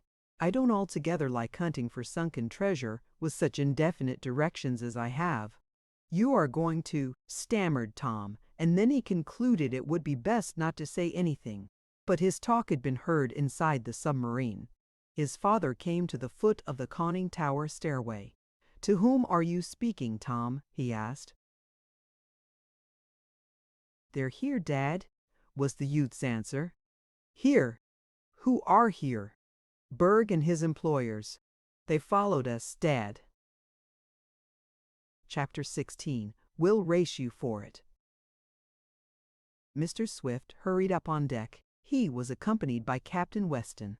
At the sight of Tom's father, Mr. Berg, who had been joined by two other men, called out, "You see, we also concluded to give up the trial for the government prize, Mr. Swift. We decided there was more money in something else, but we still will have a good chance to try the merits of our respective boats. We hurried and got ours fitted up almost as soon as you did yours, and I think we have the better craft." "I don't care to enter into any competition with you," said Mr. Swift coldly. "Ah, but I'm afraid you'll have to, whether you want to or not," was the insolent reply. "What's that? Do you mean to force this matter upon me?" "I'm afraid I'll have to, my employers and I, that is. You see, we managed to pick up your trail after you left the Jersey coast, having an idea where you were bound, and we don't intend to lose you now." "Do you mean to follow us?" asked Captain Weston softly. "Well, you can put it that way if you like," answered one of the two men with Mr. Berg. "I forbid it!" cried Mr. Swift hotly. "You have no right to sneak after us." "I guess the ocean is free," continued the rascally agent. "Why do you persist in keeping after us?" inquired the aged inventor, thinking it well to ascertain, if possible, just how much the men knew. "Because we're after that treasure as well as you," was the bold reply. "You have no exclusive right to it. The sunken ship is awaiting the first comer, and whoever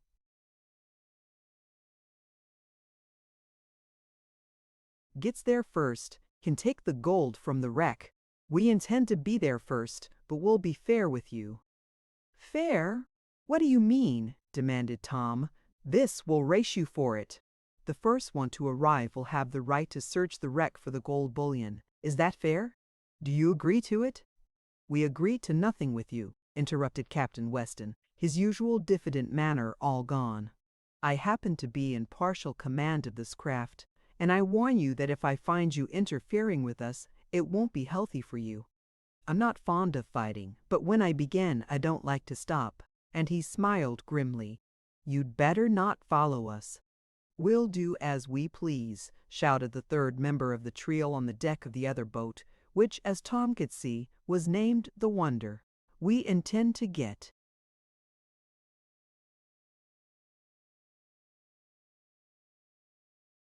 that gold if we can." "All right, I warned you," went on the sailor, and then motioning to Tom and his father to follow, he went below. "Well, what's to be done?" asked Mr. Swift when they were seated in the living room and had informed the others of the presence of the rival submarine. "The only thing I see to do is to sneak away unobserved, go as deep as possible, and make all haste for the wreck," advised the captain. "They will depend on us, for they have evidently no chart of the wreck, though of course the general location of it may be known to them from reading the papers. I hoped I had thrown them off the track by the false chart I dropped, but it seems they were too smart for us. Have they a right to follow us?" asked Tom.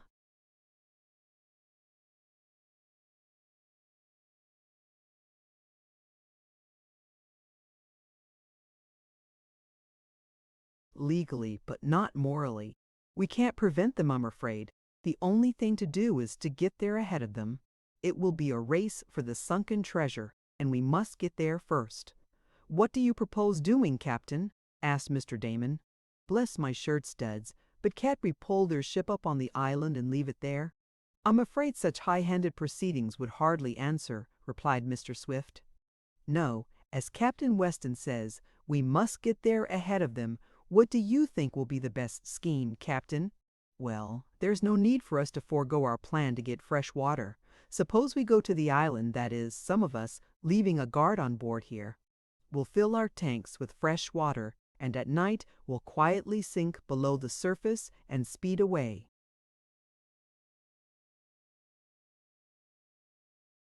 They all voted that an excellent idea, and little time was lost putting it into operation. All the remainder of that day not a sign of life was visible about the Wonder. She lay inert on the surface of the lagoon, not far away from the Advance, but though no one showed himself on the deck, Tom and his friends had no doubt but that their enemies were closely watching them. As dusk settled down over the tropical sea, and as the shadows of the trees on the little island lengthened, those on board the Advance closed the conning tower. No lights were turned on, as they did not want their movements to be seen. But Tom, his father, and Mr. Sharp took their positions near the various machines and apparatus, ready to open the tanks and let the submarine sink to the bottom as soon as it was possible to do this unobserved. "Luckily there's no moon," remarked Captain Weston as he took his place.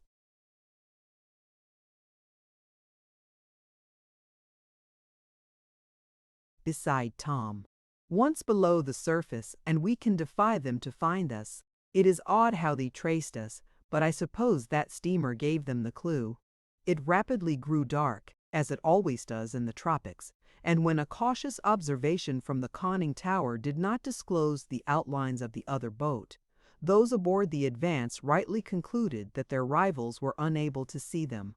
"Send her down, Tom," called his father, and with a hiss the water entered the tanks. The submarine quickly sank below the surface, aided by the deflecting rudder. But alas for the hopes of the gold seekers!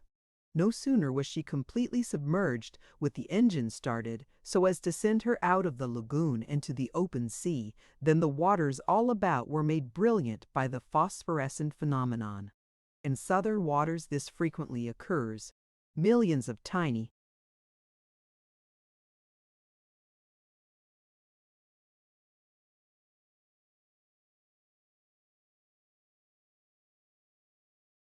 creatures, which it is said, swarm in the warm currents, give an appearance of fire to the ocean, and any object moving through it can plainly be seen. It was so with the Advance. The motion she made in shooting forward, and the undulations caused by her submersion, seemed to start into activity the dormant phosphorus, and the submarine was afloat in a sea of fire. "Quick!" cried Tom. "Speed her up! Maybe we can get out of this patch of water before they see us." But it was too late. Above them they could hear the electric siren of the Wonder, as it was blown to let them know that their escape had been noticed. A moment later, the water, which acted as a sort of sounding board or telephone, brought to the ears of Tom Swift and his friends the noise of the engines of the other craft in operation. She was coming after them. The race for the possession of $300,000 in gold was already underway. Fate seemed against.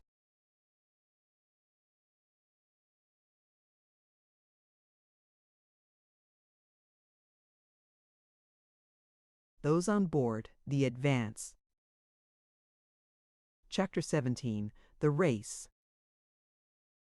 Directed by Captain Weston, who glanced at the compass and told him which way to steer to clear the outer coral reef, Tom sent the submarine ahead, signaling for full speed to the engine room, where his father and Mr. Sharp were. The big dynamos purred like great cats as they sent the electrical energy into the forward and aft plates, pulling and pushing the Advance forward. and on she rushed underwater, but ever as she shot ahead, the disturbance in the phosphorescent water showed her position plainly. She would be easy to follow. "Can't you get any more speed out of her?" asked the captain of the lad. "Yes," was the quick reply. "By using the auxiliary screws, I think we can. I'll try it." He signaled for the propellers, forward and aft, to be put in operation, and the motor moving the twin screws was turned on. At once there was a perceptible increase to the speed of the Advance.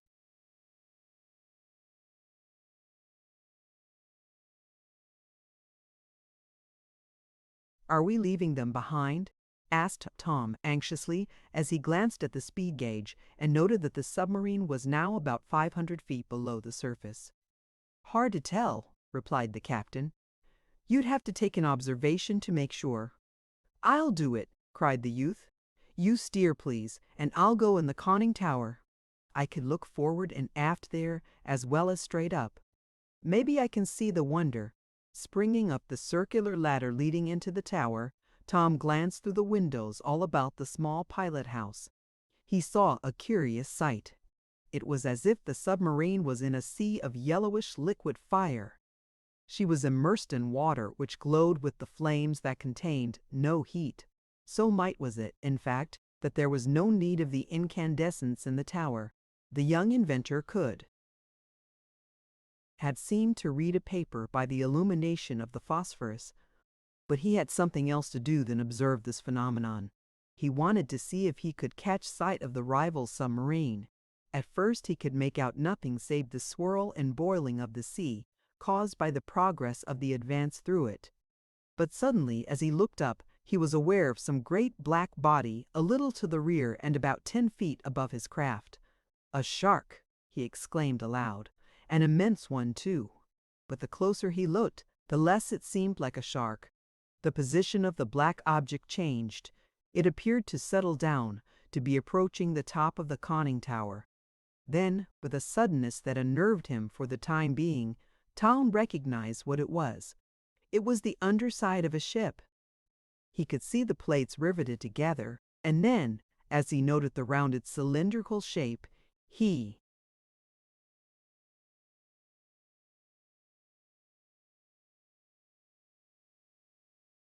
knew that it was a submarine.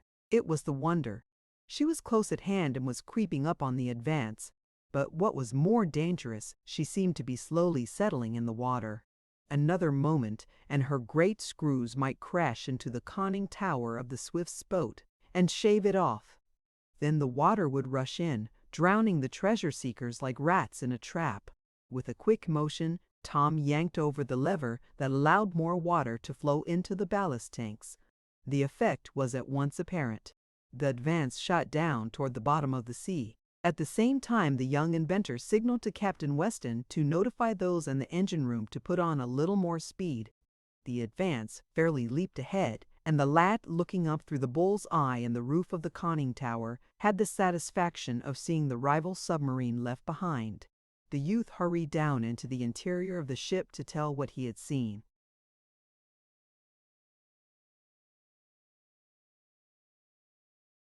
And explained the reason for opening the ballast tanks. He found his father and Mr. Sharp somewhat excited over the unexpected maneuver of the craft. "So they're still following us," murmured Mr. Swift.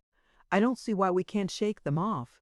"It's on account of this luminous water," explained Captain Weston. "Once we are clear of that, it will be easy, I think, to give them the slip. That is, if we can get out of their sight long enough.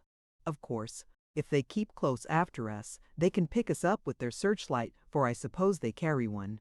"Yes," admitted the aged inventor. "They have as strong a one as we have. In fact, their ship is second only to this one in speed and power. I know, for Bentley and Agard showed me some of the plans before they started it, and asked my opinion. This was before I had the notion of building a submarine. Yes, I'm afraid we'll have trouble getting away from them." "I can't understand this phosphorescent glow keeping up so long," remarked Captain Weston. "I've seen it in this locality several times, but it never covered such an extent of the ocean in my time. There must be changed conditions here now. For an hour or more the race was kept up, and the two submarines forged ahead through the glowing sea. The Wonder remained slightly above and to the rear of the other, the better to keep sight of her, and though the Advance was run to her limit of speed, her rival could not be shaken off. Clearly the Wonder was a speedy craft. It's too bad that we've got to fight them, as well as run the risk of lots of other troubles which are always present when sailing underwater, observed Mr. Damon, who wandered about the submarine like the nervous person he was. Bless my shirt studs! Can't we blow them up, or cripple them in some way?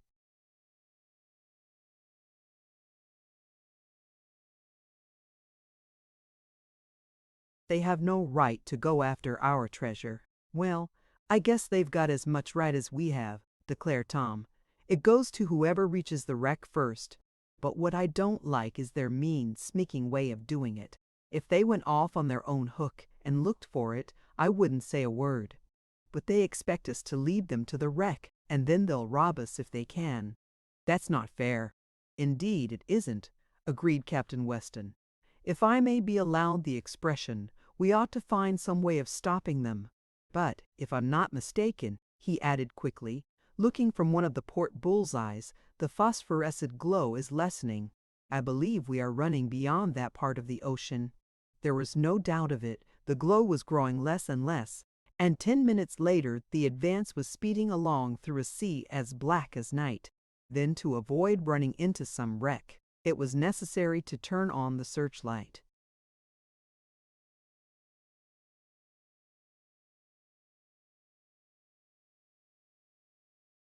"Are they still after us?" asked Mr. Swift of his son as he emerged from the engine room, where he had gone to make some adjustments to the machinery with the hope of increasing the speed.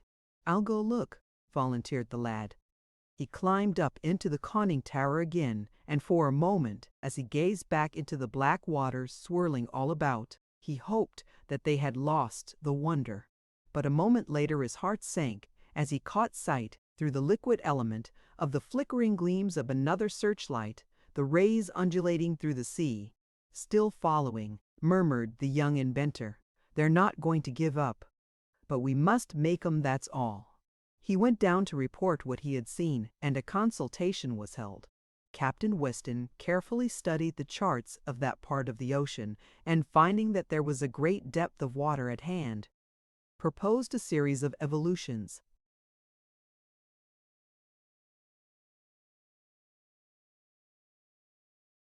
"We can go up and down, shoot first to one side and then to the other," he explained. "We can even drop down to the bottom and rest there for a while. Perhaps in that way we can shake them off." They tried it. The Advance was sent up until her conning tower was out of the water, and then she was suddenly forced down until she was but a few feet from the bottom. She darted to the left, to the right, and even doubled and went back over the course she had taken, but all to no purpose. The Wonder proved fully as speedy, and those in her seemed to know just how to handle the submarine, so that every evolution of the Advance was duplicated. Her rival could not be shaken off. All night this was kept up, and when morning came, though only the clocks told it, for eternal night was below the surface, the rival gold seekers were still on the trail.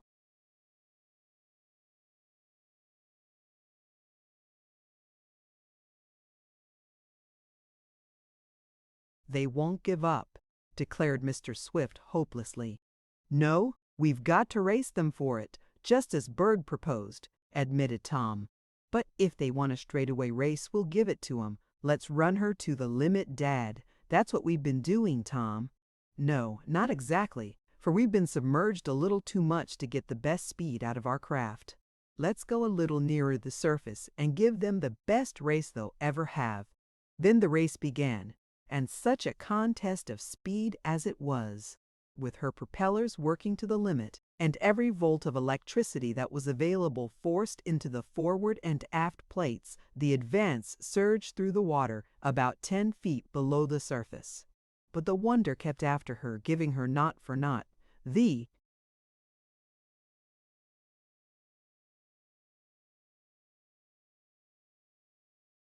Course of the leading submarine was easy to trace now, in the morning light which penetrated 10 feet down. "No use," remarked Tom again, when, after 2 hours, the Wonder was still close behind them. "Our only chance is that they may have a breakdown, or run out of air or something like that," added Captain Weston. "They are crowding us pretty close. I had no idea they could keep up this speed. If they don't look out," he went on as he looked from one of the aft observation windows, "they'll foul us." His remarks were interrupted by a jar to the Advance. She seemed to shiver and careened to one side. Then came another bump. "Slow down," cried the captain, rushing toward the pilot house. "What's the matter?" asked Tom as he threw the engines and electrical machines out of gear. "Have we hit anything?" "No. Something has hit us," cried the captain. "Their submarine has rammed us." "Rammed us," repeated Mr. Swift. "Tom, run out the electric cannon. They're trying to sink us. We'll have to fight them. Run out the stern electric gun and we'll make them wish they'd not followed us."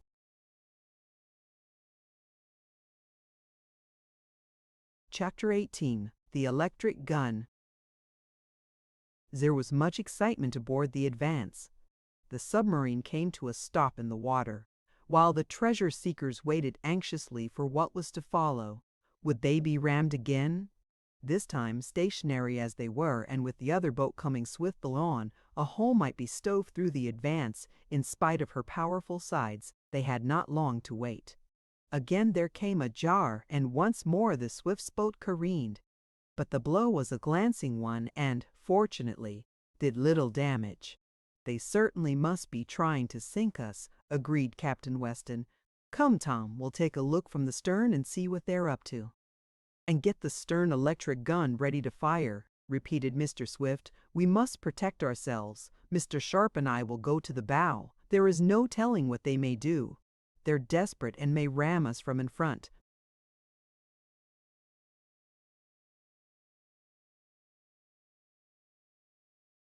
Tom and the captain hurried aft. Through the thick plate glass windows they could see the blunt nose of the Wonder not far away, the rival submarine having come to a halt. There she lay, black and silent, like some monster fish waiting to devour its victim. "There doesn't appear to be much damage done back here," observed Tom.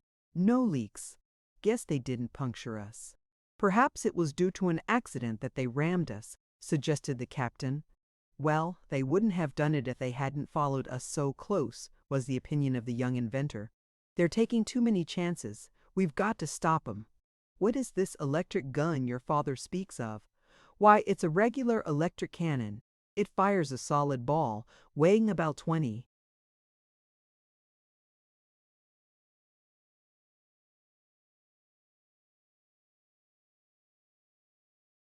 pounds, but instead of powder, which would hardly do underwater, and instead of compressed air, which is used in the torpedo tubes of the government submarines, we use a current of electricity.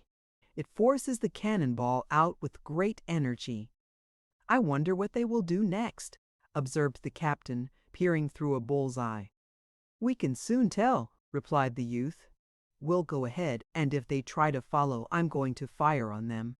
"Suppose you sink them?" "I won't fire to do that, only to disable them. They brought it on themselves. We can't risk having them damage us. Help me with the cannon, will you please, Captain?" The electric cannon was a long steel tube in the after part of the submarine.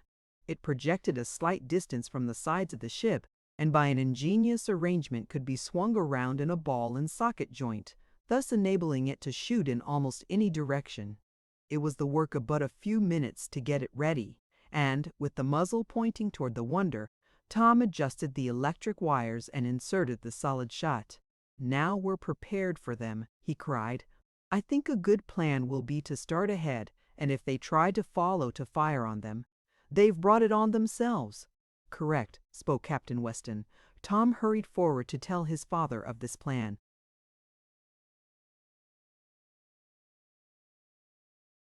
"We'll do it," cried Mr. Swift. "Go ahead, Mr. Sharp, and we'll see if those scoundrels will follow." The young inventor returned on the run to the electric cannon. There was a whir of machinery, and the Advance moved forward. She increased her speed, and the two watchers in the stern looked anxiously out of the windows to see what their rivals would do. For a moment no movement was noticeable on the part of the Wonder. Then, as those aboard her appeared to realize that the craft on which they depended to pilot them to the sunken treasure was slipping away, word was given to follow. The ship of Berg and his employers shot after the Advance. "Here they come!" cried Captain Weston. "They're going to ram us again. Then I'm going to fire on them," declared Tom savagely.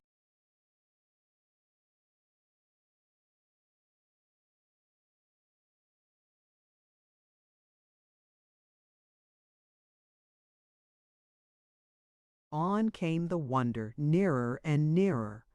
Her speed was rapidly increasing. Suddenly she bumped the Advance, and then, as if it was an unavoidable accident, the rear submarine sheered off to one side. "They're certainly at it again," cried Tom, and peering from the bullseye he saw the Wonder shoot past the mouth of the electric cannon. "Here it goes," he added. He shoved over the lever, making the proper connection. There was no corresponding report, for the cannon was noiseless, but there was a slight jar as the projectile left the muzzle. The Wonder could be seen to heel over. "You hit her!" "You hit her!" cried Captain Weston. "A good shot!" "I was afraid she was past me when I pulled the lever," explained Tom. "She went like a flash."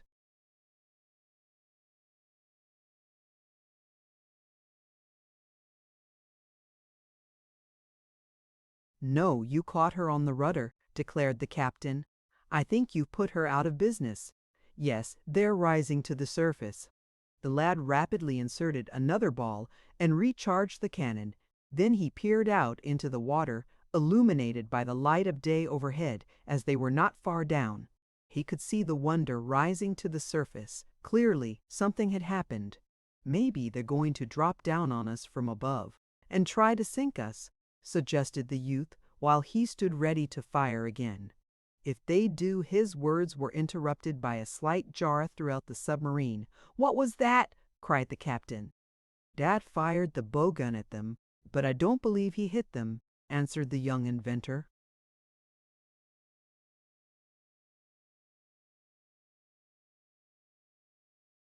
"I wonder what damage I did. Guess we'll go to the surface to find out." Clearly the Wonder had given up the fight for the time being. In fact, she had no weapon with which to respond to a fusillade from her rival. Tom hastened forward and informed his father of what had happened.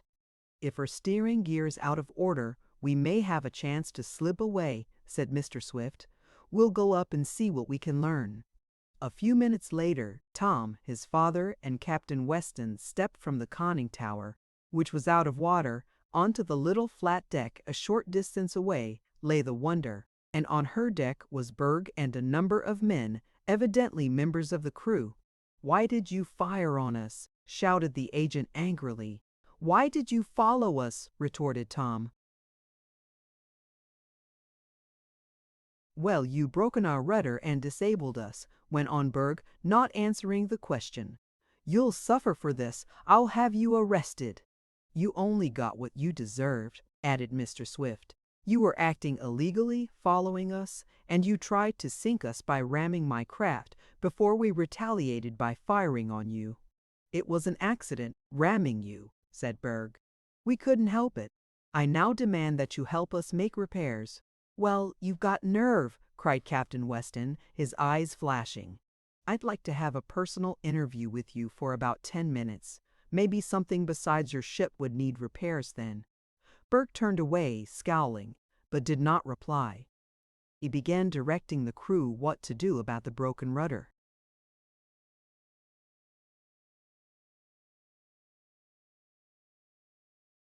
"Come on," proposed Tom in a low voice, for sounds carry very easily over water. "Let's go below and skip out while we have a chance. They can't follow now, and we can get to the sunken treasure ahead of them." "Good advice," commented his father. "Come, Captain Weston, we'll go below and close the conning tower." 5 minutes later, the Advance sank from sight. The last glimpse Tom had of Berg and his men being a sight of them standing on the deck of their floating boat, gazing in the direction of their successful rival. The wonder was left behind, while Tom and his friends were soon once more speeding toward the treasure wreck.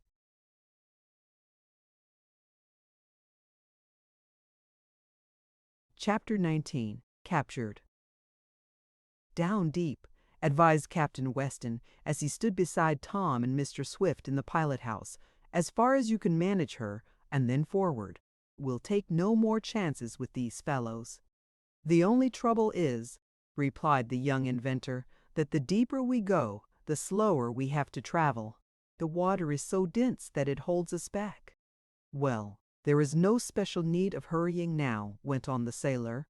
"No one is following you, and 2 or 3 days' difference in reaching the wreck will not amount to anything." "Unless they repair their rudder and take after us again," suggested Mr. Swift. "They're not very likely to do that," was the captain's opinion. "It was more by luck than good management that they picked us up before. Now, having to delay, as they will, to repair their steering gear while we can go as deep as we please and speed ahead, it is practically impossible for them to catch up to us. No, I think we have nothing to fear from them." But though danger from Berg and his crowd was somewhat remote, perils of another sort were hovering around the treasure seekers, and they were soon to experience them. It was much different from sailing along in the airship, Tom thought, for there was no blue sky and fleecy clouds to see, and they could not look down and observe, far below them, cities and villages. Nor could they breathe the bracing atmosphere of the upper regions. But if there was lack of the rarefied air of the clouds, there was no lack of fresh atmosphere. The big tanks carried a large supply, and whenever more was needed, the oxygen machine would supply it.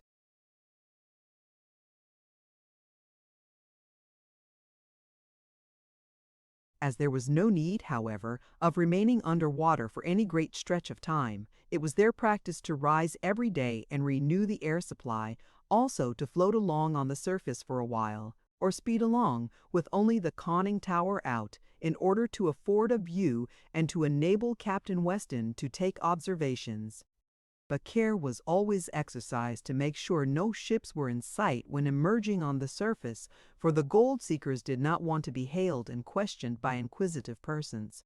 It was about 4 days after the disabling of the rival submarine, and the Advance was speeding along about 1.5 miles underwater. Tom was in the pilot house with Captain Weston. Mr. Damon was at his favorite pastime of looking out of the glass side windows into the ocean and its wonders, and Mr. Swift and the balloonist were, as usual, in the engine room. "How near do you calculate we are to the sunken wreck?" asked Tom of his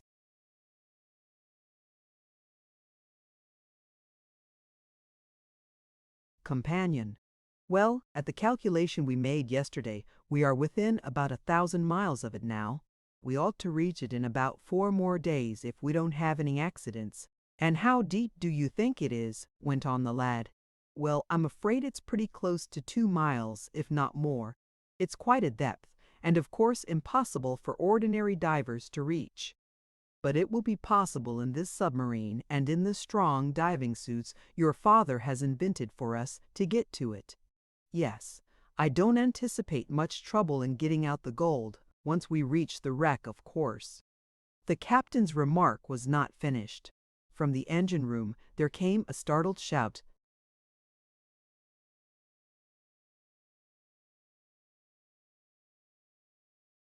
"Tom, Tom, your father is hurt. Come here, quick. Take the wheel," cried the lad to the captain. "I must go to my father."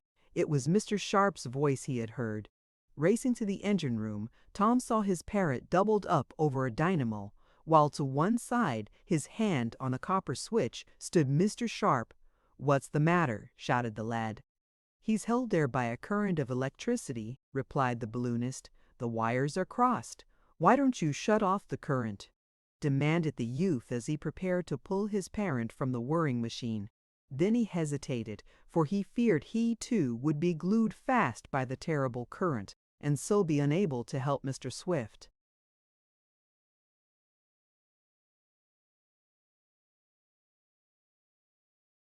I'm held fast here too, replied the balloonist. I started to cut out the current at the switch, but there's a short circuit somewhere, and I can't let go either. Quick, shut off all power at the main switchboard forward. Tom realized that this was the only thing to do. He ran forward and with a yank cut out all the electric wires. With a sigh of relief, Mr. Sharp pulled his hands from the copper where he had been held fast, as if by some powerful magnet, his muscles cramped by the current.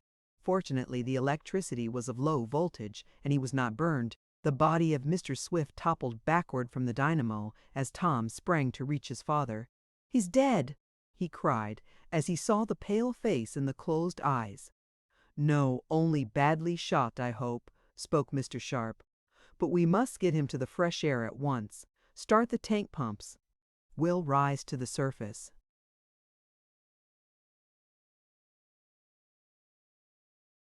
The youth needed no second bidding. Once more turning on the electric current, he set the powerful pumps in motion and the submarine began to rise. Then, aided by Captain Weston and Mr. Damon, the young inventor carried his father to a couch in the main cabin. Mr. Sharp took charge of the machinery. Restoratives were applied, and there was a flutter of the eyelids of the aged inventor. "I think he'll come around all right," said the sailor kindly, as he saw Tom's grief. "Fresh air will be the thing for him. We'll be on the surface in a minute." Up shot the Advance, while Mr. Sharp stood ready to open the conning tower as soon as it should be out of water. Mr. Swift seemed to be rapidly reviving. With a bound, the submarine, forced upward from the great depth, fairly shot out of the water. There was a clanking sound as the aeronaut opened the airtight door of the tower, and a breath of fresh air came in.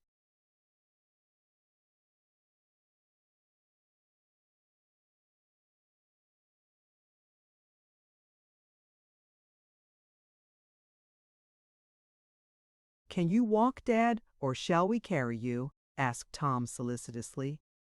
"Oh, I'm feeling better now," was the inventor's reply. "I'll soon be all right when I get out on deck. My foot slipped as I was adjusting a wire that had gotten out of order, and I fell so that I received a large part of the current. I'm glad I was not burned. Was Mr. Sharp hurt? I saw him run to the switch just before I lost consciousness." "No, I'm all right," answered the balloonist. "But allow us to get you out to the fresh air. You'll feel much better then." Mr. Swift managed to walk slowly to the ladder leading to the conning tower and thence to the deck. The others followed him. As all emerged from the submarine, they uttered a cry of astonishment. There, not 100 yards away, was a great warship, flying a flag which, in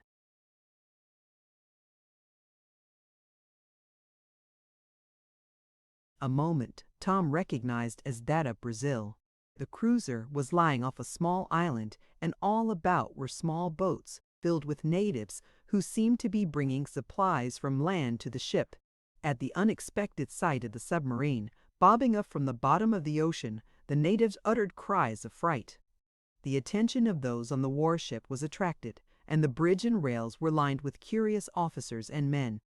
"It's a good thing we didn't come up under that ship," observed Tom. "They would have thought we were trying to torpedo her. Do you feel better, Dad?"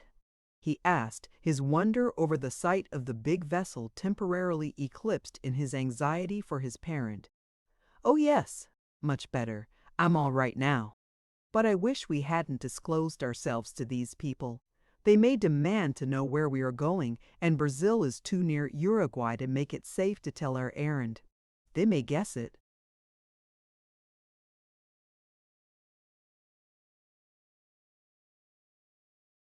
However, from having read of the wreck and our departure, "Oh, I guess it will be all right," replied Captain Weston.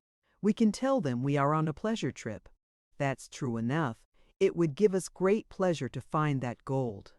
"There's a boat with some officers in it, to judge by the amount of gold lace on them, putting off from the ship," remarked Mr. Sharp. "Ha, yes.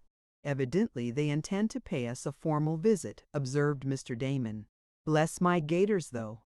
I'm not dressed to receive company. I think I'll put on my dress suit." "It's too late," advised Tom. "They'll be here in a minute." Urged on by the lusty arms of the Brazilian sailors, the boat, containing several officers, neared the floating submarine rapidly.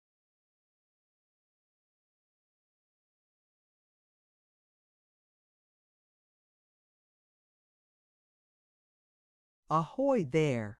called an officer in the bow, his accent betraying his unfamiliarity with the English language. "What craft are you?" "Submarine Advance, from New Jersey," replied Tom. "Who are you?" "Brazilian cruiser San Paulo," was the reply. "Where are you bound?" went on the officer. "On pleasure," answered Captain Weston quickly. "But why do you ask? We are an American ship sailing under American colors. Is this Brazilian territory?"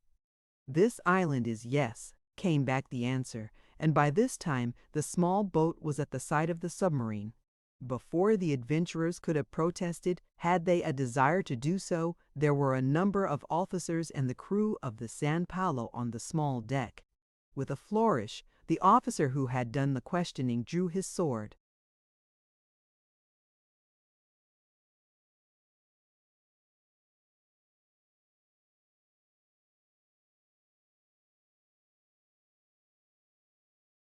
Waving it in the air with a dramatic gesture, he exclaimed, "You're our prisoners. Resist, and my men shall cut you down like dogs. Seize them, men." The sailors sprang forward, each one stationing himself at the side of one of our friends and grasping an arm. "What does this mean?" cried Captain Weston indignantly. "If this is a joke, you're carrying it too far. If you're in earnest, let me warn you against interfering with Americans." "We know what we are doing," was the answer from the officer. The sailor who had hold of Captain Weston endeavored to secure a tighter grip. The captain turned suddenly, and seizing the man about the waist, with an exercise of tremendous strength, hurled him over his head and into the sea. The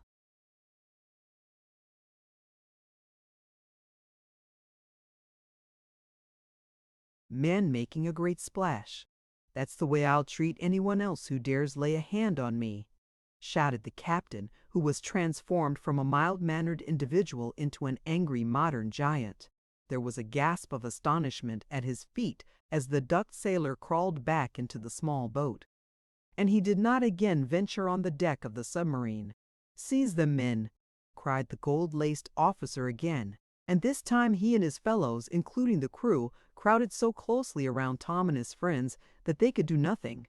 Even Captain Weston found it impossible to offer any resistance, for 3 men grabbed hold of him. But his spirit was still a fighting one, and he struggled desperately but uselessly.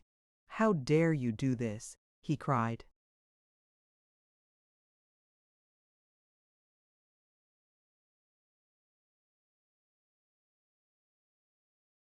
"Yes," added Tom, "what right have you to interfere with us?"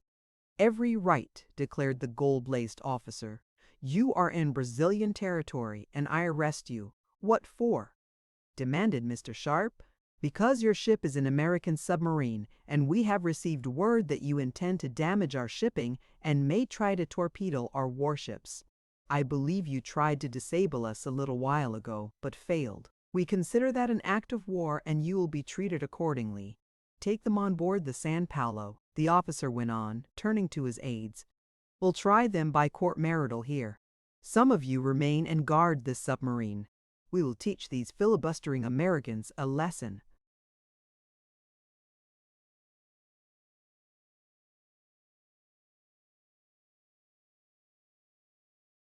Chapter 20. Doomed to Death. There was no room on the small deck of the submarine to make a stand against the officers and crew of the Brazilian warship. In fact, the capture of the gold seekers had been effected so suddenly that their astonishment almost deprived them of the power to think clearly.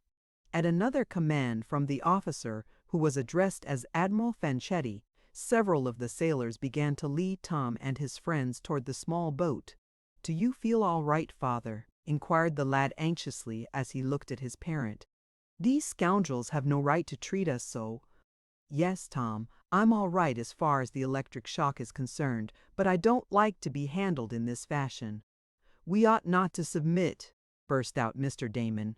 Bless the stars and stripes.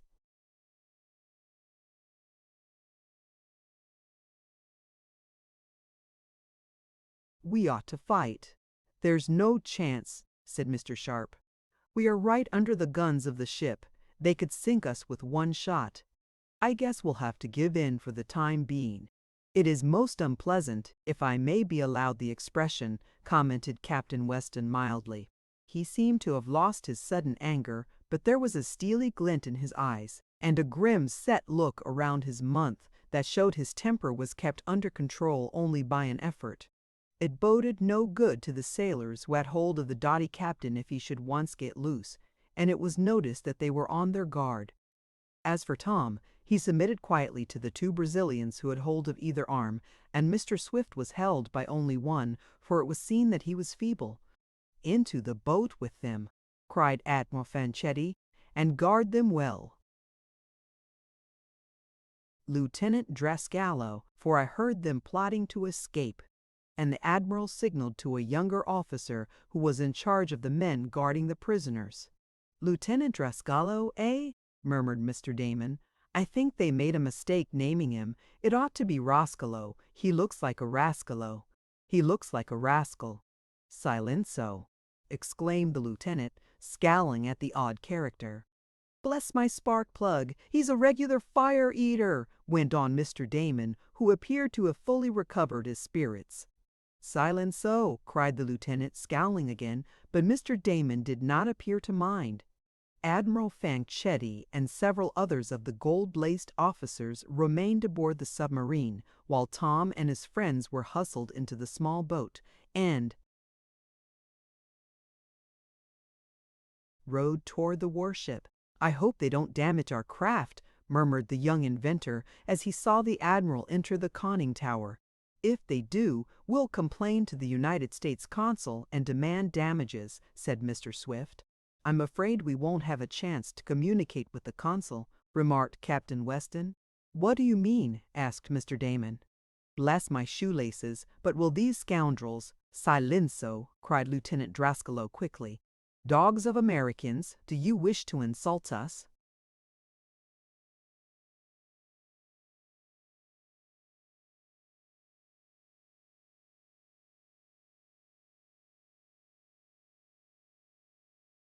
"Impossible. You wouldn't appreciate a good, genuine United States insult," murmured Tom under his breath. "What I mean," went on the captain, "is that these people may carry the proceedings off with a high hand. You heard the admiral speak of a court-martial." "Would they dare do that?" inquired Mr. Sharp. "They would dare anything in this part of the world, I'm afraid," resumed Captain Weston. "I think I see their plan, though.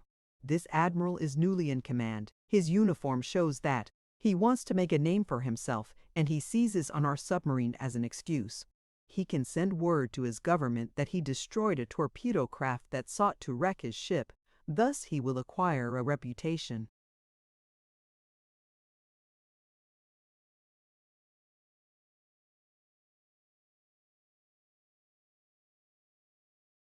"But would his government support him in such a hostile act against the United States, a friendly nation?" asked Tom. "Oh, he would not claim to have acted against the United States as a power. He would say that it was a private submarine, and, as a matter of fact, it is. While we are under the protection of the Stars and Stripes, our vessel is not a government one." And Captain Weston spoke the last in a low voice, so the scowling lieutenant could not hear.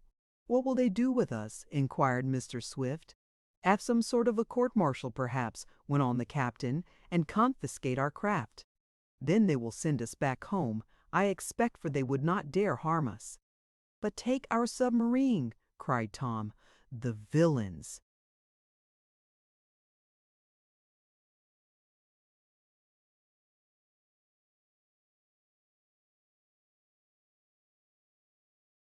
"Silenzo!" shouted Lieutenant Drascalo, and he drew his sword. By this time the small boat was under the big guns of the San Paulo, and the prisoners were ordered, in broken English, to mount a companion ladder that hung over the side. In a short time they were on deck, amid a crowd of sailors, and they could see the boat going back to bring off the admiral, who signaled from the submarine. Tom and his friends were taken below to a room that looked like a prison, and there, a little later, they were visited by Admiral Fanchetti and several officers. "You will be tried at once," said the admiral. "I have examined your submarine, and I find she carries 2 torpedo tubes. It is a wonder you did not sink me at once." "Those are not torpedo tubes," cried Tom, unable to keep silent, though Captain Weston motioned him to do so.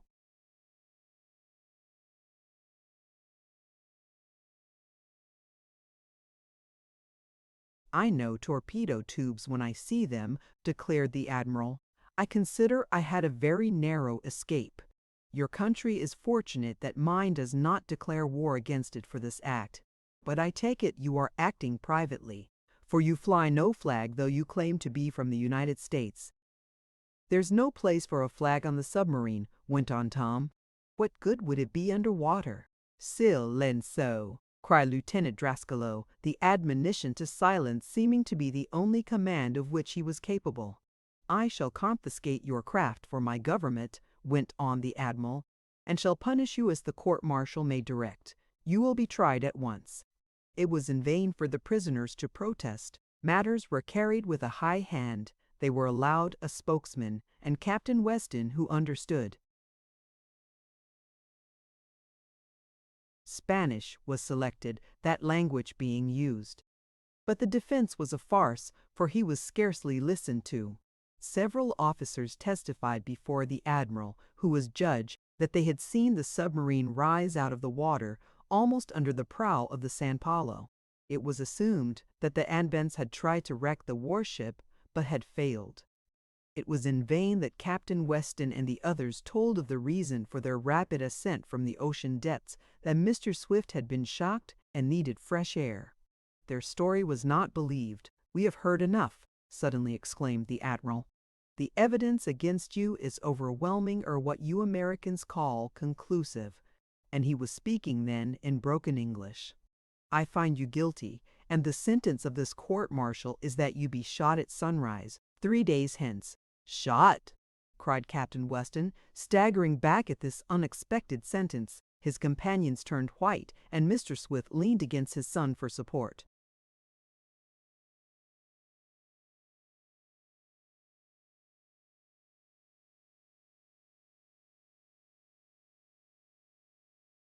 "Bless my stars! Of all the scoundrelly—" began Mr. Damon. "Silence-o!" shouted the lieutenant, waving his sword. "You will be shot," proceeded the admiral. "Is not that the verdict of the honorable court?" he asked, looking at his fellow officers. They all nodded gravely. "But look here," objected Captain Weston. "You don't dare do that. We are citizens of the United States, and I consider you no better than pirates," interrupted the admiral. "You have an armed submarine, a submarine with torpedo tubes. You invade our harbor with it and come up almost under my ship. You have forfeited your right to the protection of your country, and I have no fear on that score. You will be shot within 3 days. That is all. Remove the prisoners."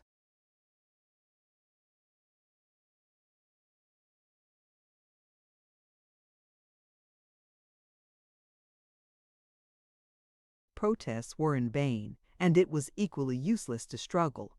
The prisoners were taken out on deck, for which they were thankful, for the interior of the ship was close and hot, the weather being intensely disagreeable.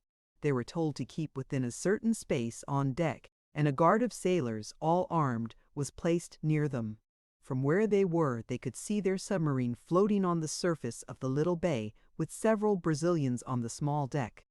The Advance had been anchored and was surrounded by a flotilla of the native boats, the brown-skinned paddlers gazing curiously at the odd craft.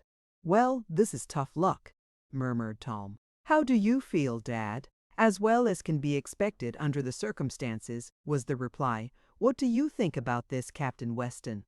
"Not very much, if I may be allowed the expression," was the answer.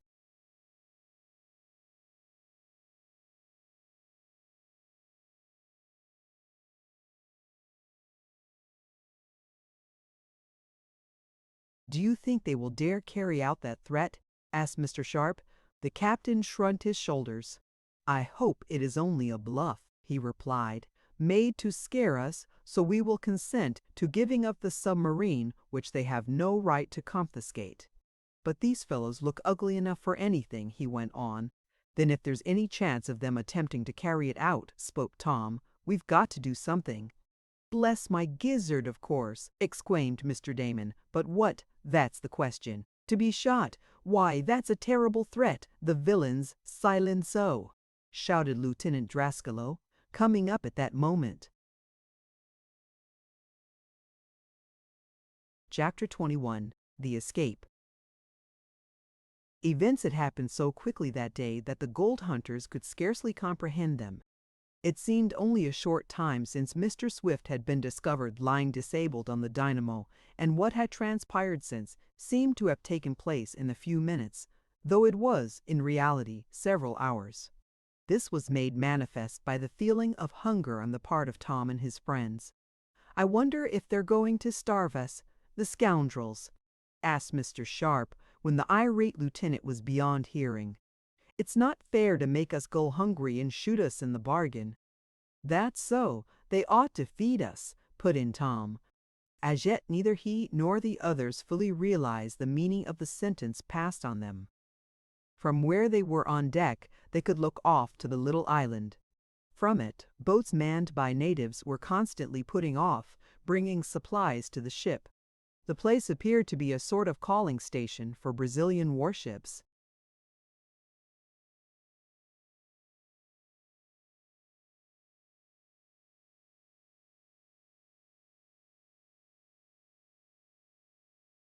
Where they could get fresh water and fruit and other food. From the island, the gaze of the adventurers wandered to the submarine, which lay not far away. They were chagrined to see several of the bolder natives clambering over the deck. "I hope they keep out of the interior," commented Tom. "If they get to pulling or hauling on the levers and wheels, they may open the tanks and sink her, with the conning tower open." "Better that, perhaps, than to have her fall into the hands of a foreign power," commented Captain Weston. "Besides, I don't see that it's going to matter much to us what becomes of her after we're—" He did not finish, but everyone knew what he meant, and a grim silence fell upon the little group.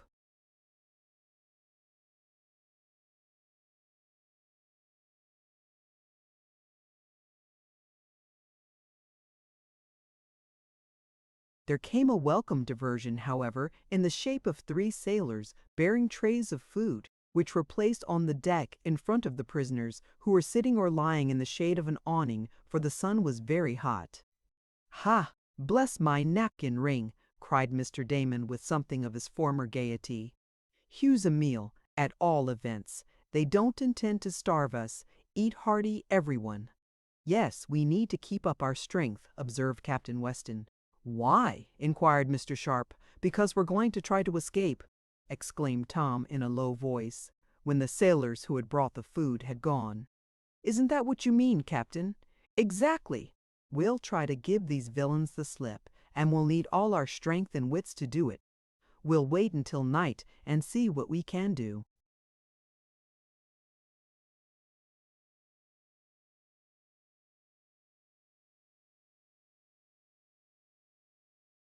"But where will we escape to?" asked Mr. Swift. "The island will afford no shelter, and—" "No, but our submarine will," went on the sailor. "It's in the possession of the Brazilians," objected Tom. "Once I get aboard the Advance 20, those brown-skinned villains won't keep me prisoner," declared Captain Weston fiercely. "If we can only slip away from here, get into the small boat, or even swim to the submarine, I'll make those chaps on board her think a hurricane has broken loose." "Yes, and I'll help," said Mr. Damon. "And I," added Tom and the balloonist. "That's the way to talk," commented the captain. "Now let's eat, for I see that."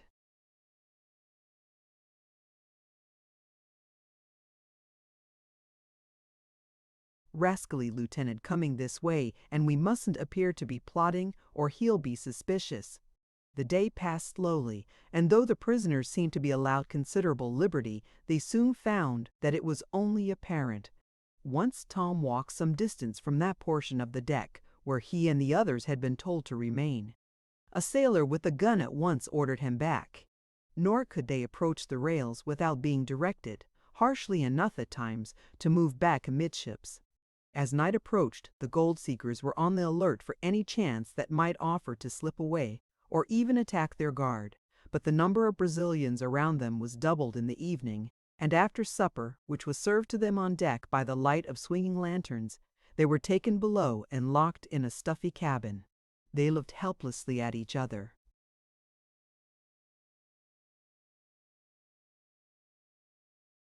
"Don't give up," advised Captain Weston. "It's a long night.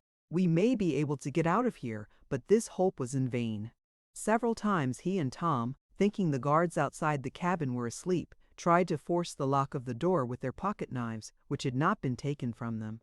But one of the sailors was aroused each time by the noise and looked in through a barred window, so they had to give it up. Slowly the night passed, and morning found the prisoners pale, tired, and discouraged. They were brought up on deck again, for which they were thankful, as in that tropical climate it was stifling below. During the day they saw Admiral Fanchetti and several of his officers pay a visit to the submarine. They went below through the open conning tower and were gone some time. "I hope they don't disturb any of the machinery," remarked Mr. Swift. That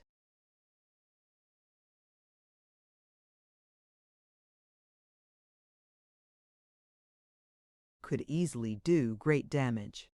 Admiral Fanchetti seemed much pleased with himself when he returned from his visit to the submarine. "You have a fine craft," he said to the prisoners. "Or, rather, you had one. My government now owns it.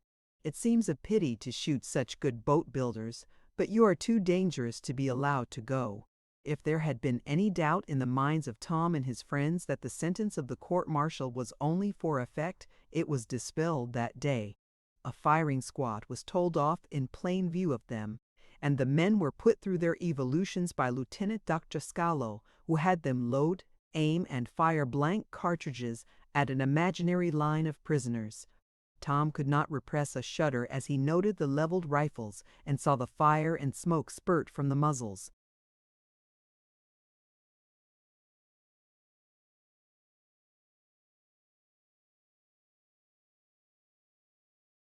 "Thus we shall do to you at sunrise tomorrow," said the lieutenant, grinning, as he once more had his men practice their grim work.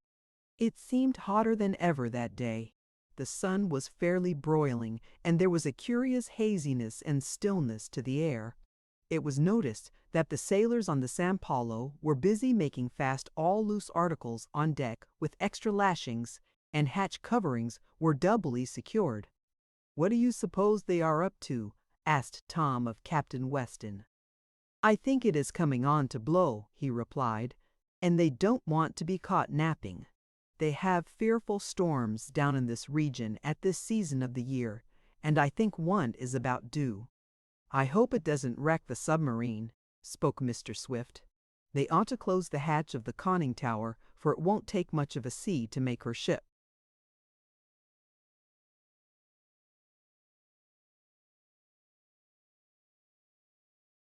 Considerable water. Admiral Fanchetti had thought of this, however, and as the afternoon wore away and the storm signs multiplied, he sent word to close the submarine. He left a few sailors aboard inside on guard. "It's too hot to eat," observed Tom, when their supper had been brought to them, and the others felt the same way about it. They managed to drink some coconut milk, prepared in a palatable fashion by the natives of the island, and then, much to their disgust, they were taken below again and locked in the cabin. "Whew, but it certainly is hot!" exclaimed Mr. Damon as he sat down on a couch and fanned himself. "This is awful!" "Yes, something is going to happen pretty soon," observed Captain Weston. "The storm will break shortly, I think."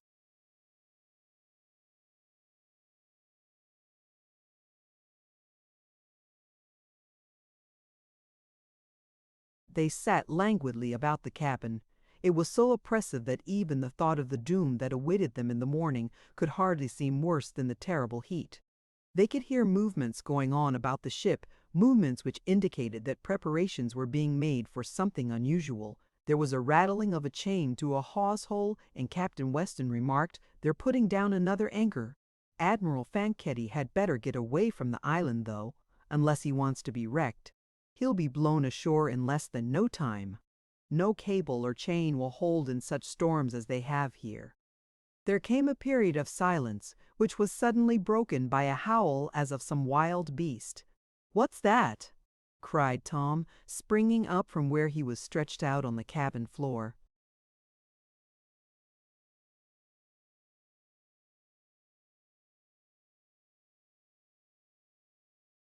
"Only the wind," replied the captain. "The storm has arrived." The howling kept up, and soon the ship began to rock. The wind increased, and a little later there could be heard, through an open port in the prisoner's cabin, the dash of rain. "It's a regular hurricane," exclaimed the captain. "I wonder if the cables will hold." "What about the submarine?" asked Mr. Swift anxiously. "I haven't much fear for her. She lies so low in the water that the wind can't get much hold on her. I don't believe she'll drag her anchor." Once more came a fierce burst of wind and a dash of rain, and then, suddenly above the outbursts of the elements, there sounded a crash on deck. It was followed by excited cries.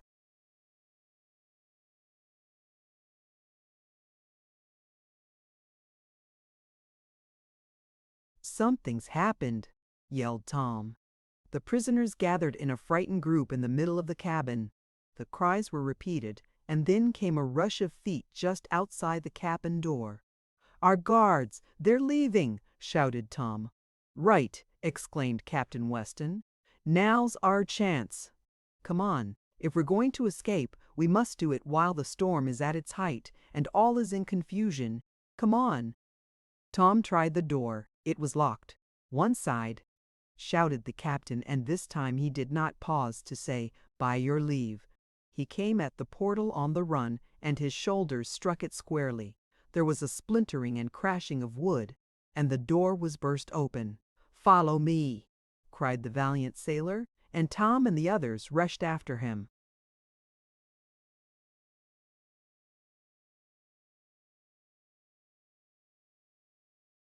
They could hear the wind howling more loudly than ever, and as they reached the deck the rain dashed into their faces with such violence that they could hardly see. But they were aware that something had occurred. By the light of several lanterns swaying in the terrific blast, they saw that one of the auxiliary masts had broken off near the deck. It had fallen against the chart house, smashing it, and a number of sailors were laboring to clear away the wreckage. "Fortune favors us!" cried Captain Weston. "Come on!" "Make for the small boat. It's near the side ladder. We'll lower the boat and pull to the submarine." There came a flash of lightning, and in its glare Tom saw something that caused him to cry out. "Look!" he shouted. "The submarine! She's dragged her anchors!"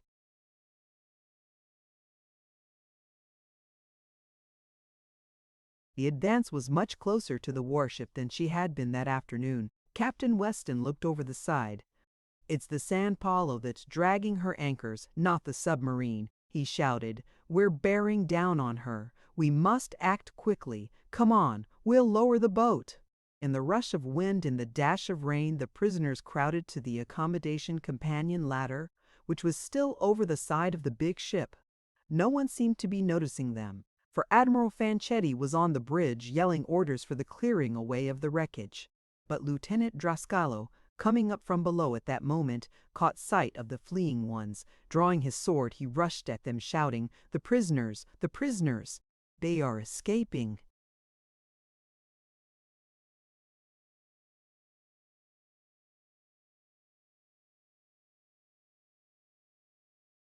Captain Weston leaped toward the lieutenant.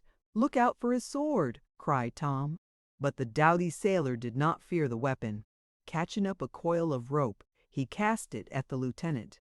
It struck him in the chest, and he staggered back, lowering his sword.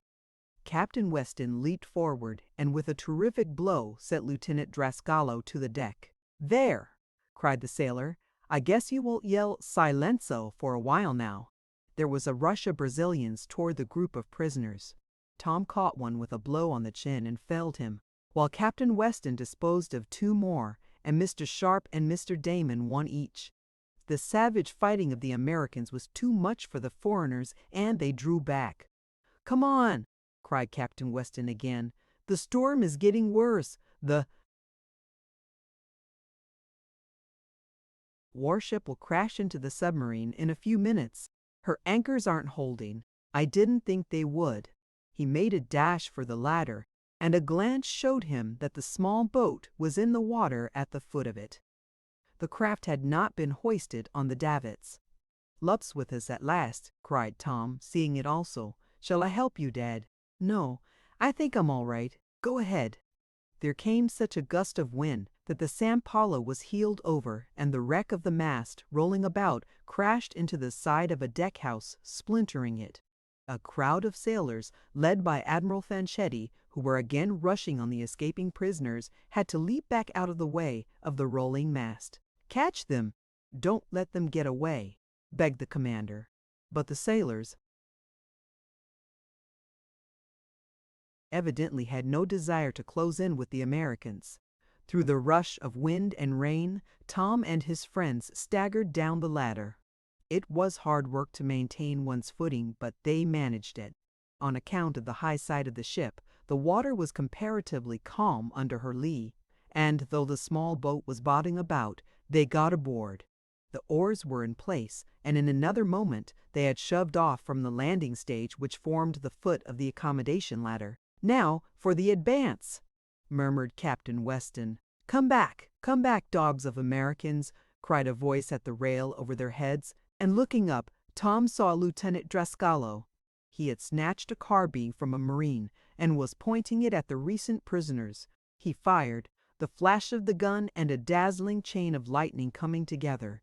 The thunder swallowed up the report of the carbine, but the bullet whistled uncomfortable.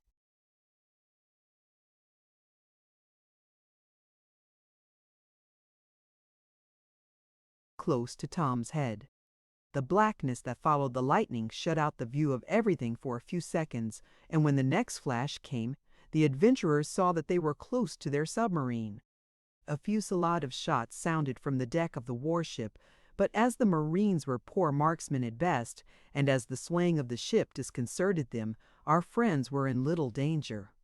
There was quite a sea once they were beyond the protection of the side of the warship, but Captain Weston, who was rowing, knew how to manage a boat skillfully, and he soon had the craft alongside the bobbing submarine. "Get aboard now, quick!" he cried. They leaped to the small deck, casting the rowboat adrift. It was the work of but a moment to open the conning tower. As they started to descend, they were met by several Brazilians coming up. "Overboard with them!" yelled the captain. "Let them swim ashore or to their ship." With almost superhuman strength, he tossed one big sailor from the small deck. Another showed fight, but he went to join his companion in the swirling water.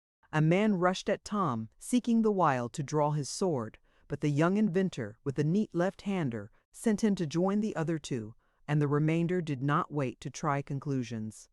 They leaped for their lives, and soon all could be seen, in the frequent lightning flashes, swimming toward the warship, which was now closer than ever to the submarine. "Get inside and we'll sink below the surface," called Tom. "Then we don't care what happens."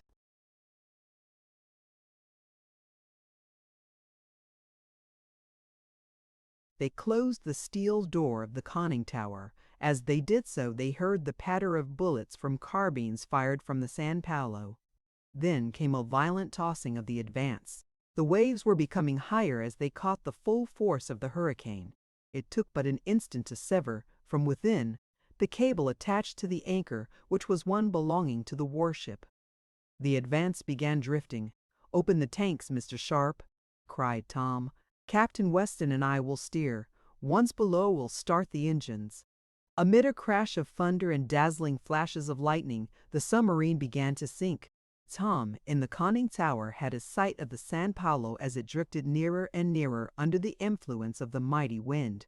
As one bright flash came, he saw Admiral Fanchetti and Lieutenant Drascalo leaning over the rail and gazing at the Advance. A moment later the view faded from sight as the submarine sank below the surface of the troubled sea. She was tossed about for some time until deep enough to escape the surface motion. Waiting until she was far enough down so that her lights would not offer a mark for the guns of the warship, the electrics were switched on. "We're safe now," cried Tom, helping his father to his cabin. "They'd got too much to attend to themselves to follow us now, even if they could. Shall we go ahead, Captain Weston?" "I think so, yes, if I may be allowed to express my opinion," was the mild reply, in strange contrast to the strenuous work in which the captain had just been engaged. Tom signaled to Mr. Sharp in the engine room, and in a few seconds the Advance was speeding away from the island and the hostile vessel. Nor, deep as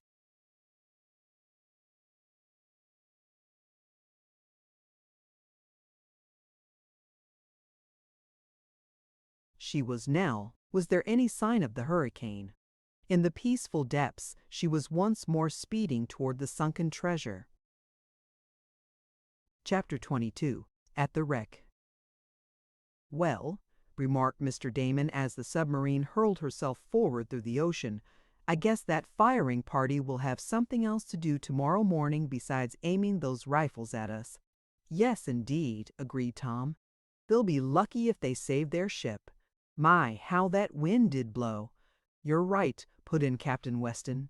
"When they get a hurricane down in this region, it's no cat's paw." But they were a mighty careless lot of sailors. The idea of leaving the ladder over the side, and the boat in the water. "It was a good thing for us, though," was Tom's opinion. "Indeed it was," came from the captain. "But as long as we are safe now, I think we'd better take a look about the craft to see if those chaps did any damage. They can't have done much, though, or she wouldn't be running so smoothly. Suppose—"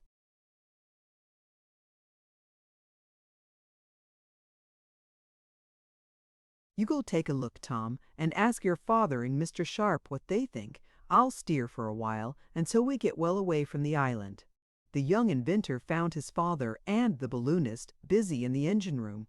Mr. Swift had already begun an inspection of the machinery, and so far found that it had not been injured. A further inspection showed that no damage had been done by the foreign guard that had been in temporary possession of the Advance, though the sailors had made free in the cabins and had broken into the food lockers, helping themselves plentifully. But there was still enough for the gold seekers. "You'd never know there was a storm raging up above," observed Tom as he rejoined Captain Weston in the lower pilot house where he was managing the craft. "It's as still and peaceful here as one could wish. Yes, the extreme depths are seldom disturbed by a surface storm, but we are."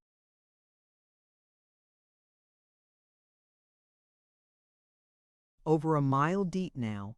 I sent her down a little while you were gone, as I think she rides a little more steadily." All that night they speeded forward, and the next day, rising to the surface to take an observation, they found no traces of the storm, which had blown itself out. They were several hundred miles away from the hostile warship, and there was not a vessel in sight on the broad expanse of blue ocean. The air tanks were refilled, and after sailing along on the surface for an hour or two, the submarine was again sent below, as Captain Weston sighted through his telescope the smoke of a distant steamer. "As long as it isn't the Wonder, we're all right," said Tom. "Still, we don't want to answer a lot of questions about ourselves and our object." "No, I fancy the Wonder will give up the search," remarked the captain as the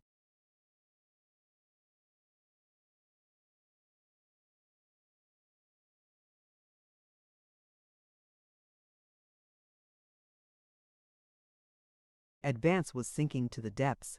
"We must be getting pretty near to the end of our search ourselves," ventured the young inventor.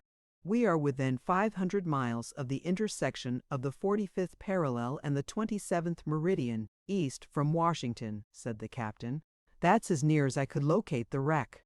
Once we reach that point, we will have to search about underwater, for I don't fancy the other divers left any buoys to mark the spot." It was 2 days later, after uneventful sailing, partly on the surface and partly submerged, that Captain Weston, taking a noon observation, announced, "Well, we're here." "Do you mean at the wreck?" asked Mr. Swift eagerly.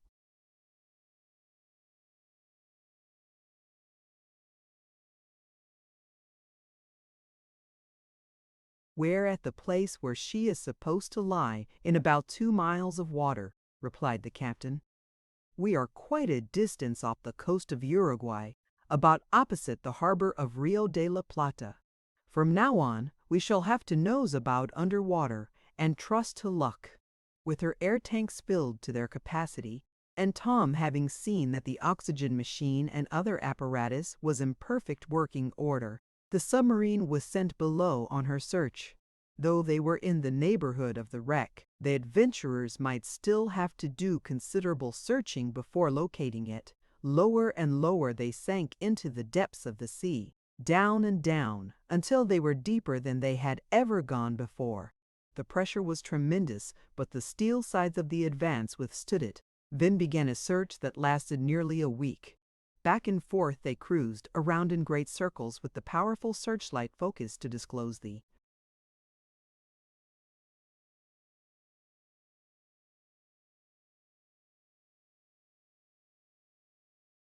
sunken treasure ship.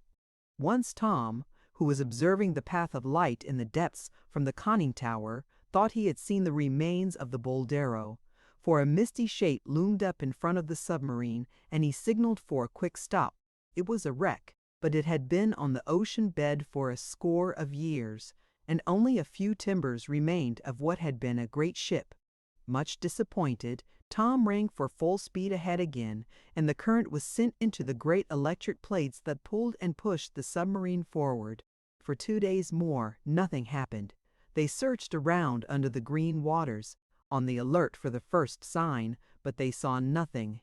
Great fish swam about them, sometimes racing with the Advance. The adventurers beheld great ocean caverns, and skirted immense rocks where dwelt monsters of the deep. Once a great octopus tried to do battle with the submarine and crush it in its snaky arms, but Tom saw the great white body, with saucer-shaped eyes, in the path of light and rammed him with the steel point. The creature died after a struggle. They were beginning to despair when a full week had passed and they were seemingly as far from the wreck as ever. They went to the surface to enable Captain Weston to take another observation. It only confirmed the other and showed that they were in the right vicinity. But it was like looking for a needle in a haystack almost, to find the sunken ship in that depth of water. "Well, we'll try again," said Mr. Swift, as they sank once more beneath the surface. It was toward evening, on the second day after this, that Tom, who was on duty in the conning tower, saw a black shape looming up in front of the submarine, the searchlight revealing it to him far enough away so that he could steer to avoid it. He thought at first that it was a great rock, for they were moving along near the bottom. But the peculiar shape of it soon convinced him that this could not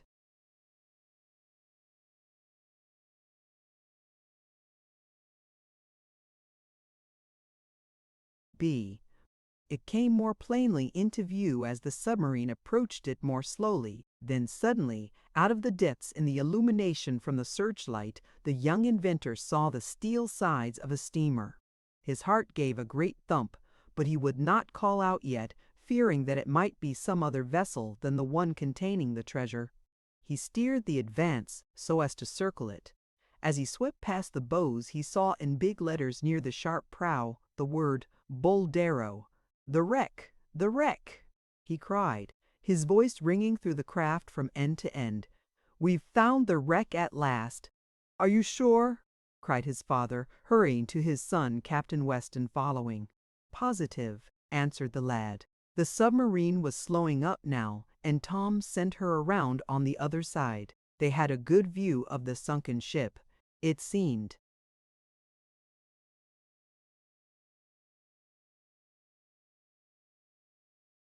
to be intact, no gaping holes in her sides, for only her plates had started, allowing her to sink gradually. "At last," murmured Mr. Swift. "Can it be possible we are about to get the treasure?" "That's the Boldero, all right," affirmed Captain Weston.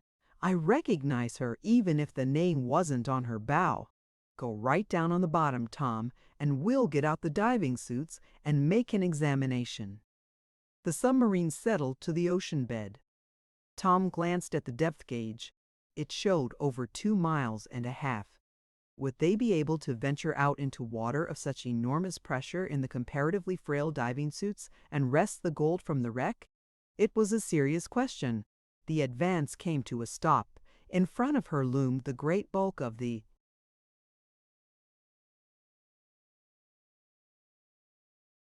Boldero, vague and shadowy in the flickering gleam of the searchlight. As the gold seekers looked at her through the bull's eyes of the conning tower, several great forms emerged from beneath the wreck's bows. "Deep water sharks!" exclaimed Captain Weston. "And monsters, too, but they can't bother us. Now to get out the gold." Chapter 23. Attacked by Sharks. For a few minutes after reaching the wreck, which had so occupied their thoughts for the past weeks, the adventurers did nothing but gaze at it from the ports of the submarine. The appearance of the deep water sharks gave them no concern, for they did not imagine the ugly creatures would attack them. The treasure seekers were more engrossed with the problem of getting out the gold. "How are we going to get at it?" asked Tom as he looked at the high sides of the sunken ship, which towered well above the comparatively small Advance. "Why, just go in and get it," suggested Mr. Damon. "Where is gold in a cargo usually kept, Captain Weston? You ought to know, I should think. Bless my pocketbook." "Well, I should say that in this case the bullion would be kept in a safe in the captain's cabin," replied the sailor. "Or, if not there, in some after part of the vessel, away from where the crew is quartered. But it is going to be quite a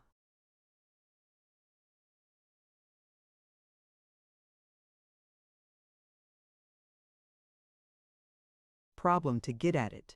We can't climb the sides of the wreck, and it will be impossible to lower her ladder over the side. However, I think we had better get into the diving suits and take a closer look. We can walk around her." "That's my idea," put in Mr. Sharp. "But who will go? And who will stay with the ship?" "I think Tom and Captain Weston had better go," suggested Mr. Swift. "Then, in case anything happens, Mr. Sharp, you and I will be on board to manage matters." "You don't think anything will happen, do you, Dad?" asked his son with a laugh, but it was not an easy one, for the lad was thinking of the shadowy forms of the ugly sharks. "Oh no, but it's best to be prepared," answered his father.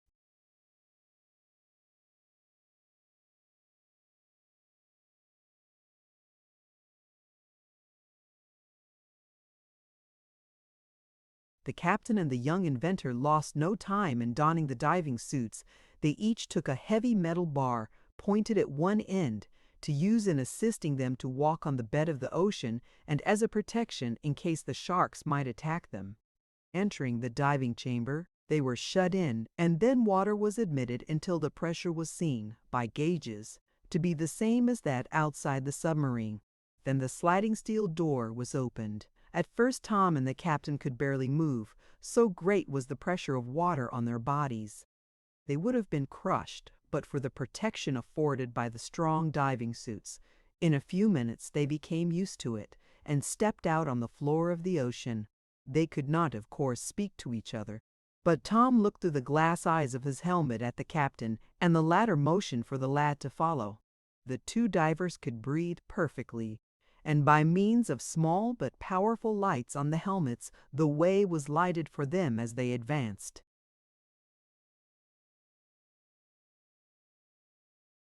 Slowly they approached the wreck and began a circuit of her. They could see several places where the pressure of the water and the strain of the storm in which she had foundered had opened the plates of the ship, but in no case were the openings large enough to admit a person. Captain Weston put a steel bar in one crack and tried to pry it farther open, but his strength was not equal to the task. He made some peculiar motions, but Tom could not understand them.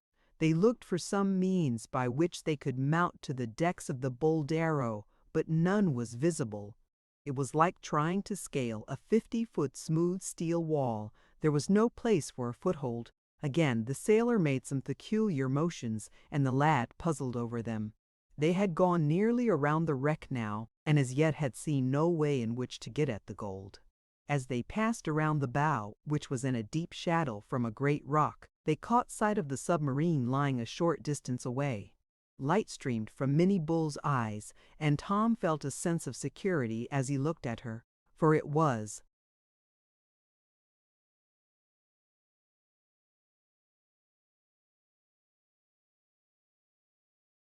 lonesome enough, in that great depth of water, unable to speak to his companion who was a few feet in advance. Suddenly, there was a swirling of the water, and Tom was nearly thrown off his feet by the rush of some great body. A long black shadow passed over his head, and an instant later he saw the form of a great shark launched at Captain Weston. The lad involuntarily cried in alarm, but the result was surprising. He was nearly deafened by his own voice, confined as the sound was in the helmet he wore. But the sailor, too, had felt the movement of the water and turned just in time. He thrust upward with his pointed bar. But he missed the stroke, and Tom, a moment later, saw the great fish turn over so that its mouth, which is far underneath its snout, could take in the queer shape which the shark evidently thought was a choice morsel. The big fish did actually get the helmet of Captain Weston inside its jaws, but probably it would have found it impossible to crush the strong steel. Still, it might have sprung the joints, and water would have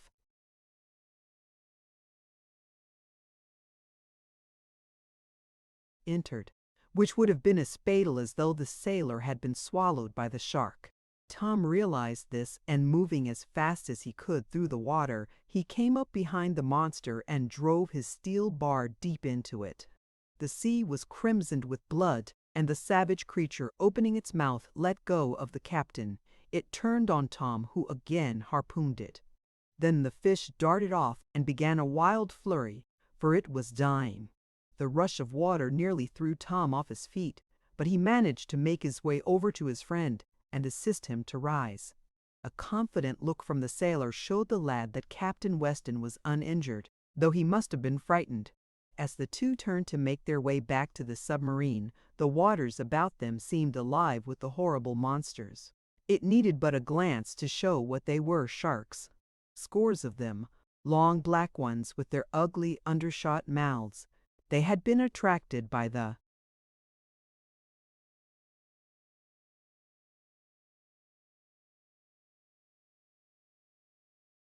blood of the one Tom had killed, but there was not a meal for all of them off the dying creature, and the great fish might turn on the young inventor and his companion. The two shrank closer toward the wreck. They might get under the prow of that and be safe.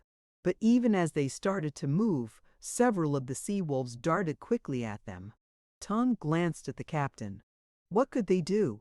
Strong as were the diving suits, a combined attack by the sharks with their powerful jaws would do untold damage. At that moment there seemed some movement on board the submarine. Tom could see his father looking from the conning tower, and the aged inventor seemed to be making some motions. Then Tom understood. Mr. Swift was directing his son and Captain Weston to crouch down. The lad did so, pulling the sailor after him. Then Tom saw the bow-electric gun run out and aimed at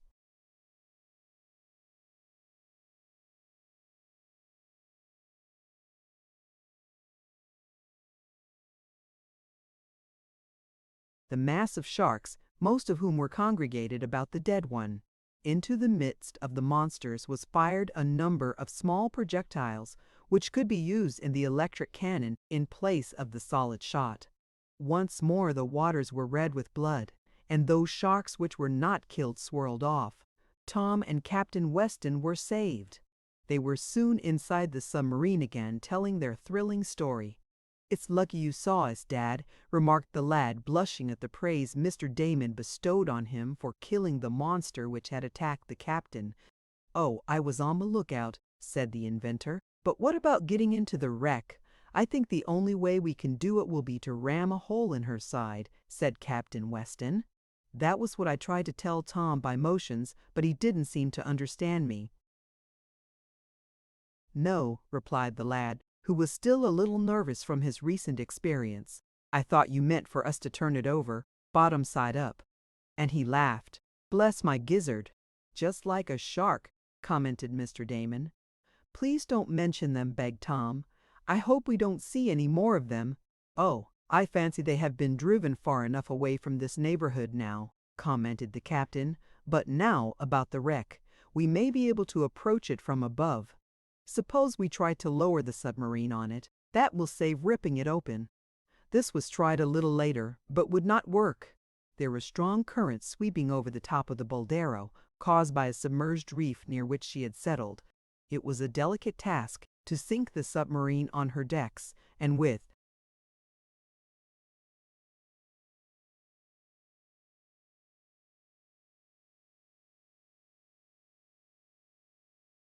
the deep waters swirling about was found to be impossible, even with the use of the electric plates and the auxiliary screws. Once more, the Advance settled to the ocean bed, near the wreck. "Well, what's to be done?" asked Tom, as he looked at the high steel sides. "Ram her, tear a hole, and then use dynamite," decided Captain Weston promptly. "You have some explosive, haven't you, Mr. Swift?" "Oh, yes. I came prepared for emergencies." "Then we'll blow up the wreck and get at the gold."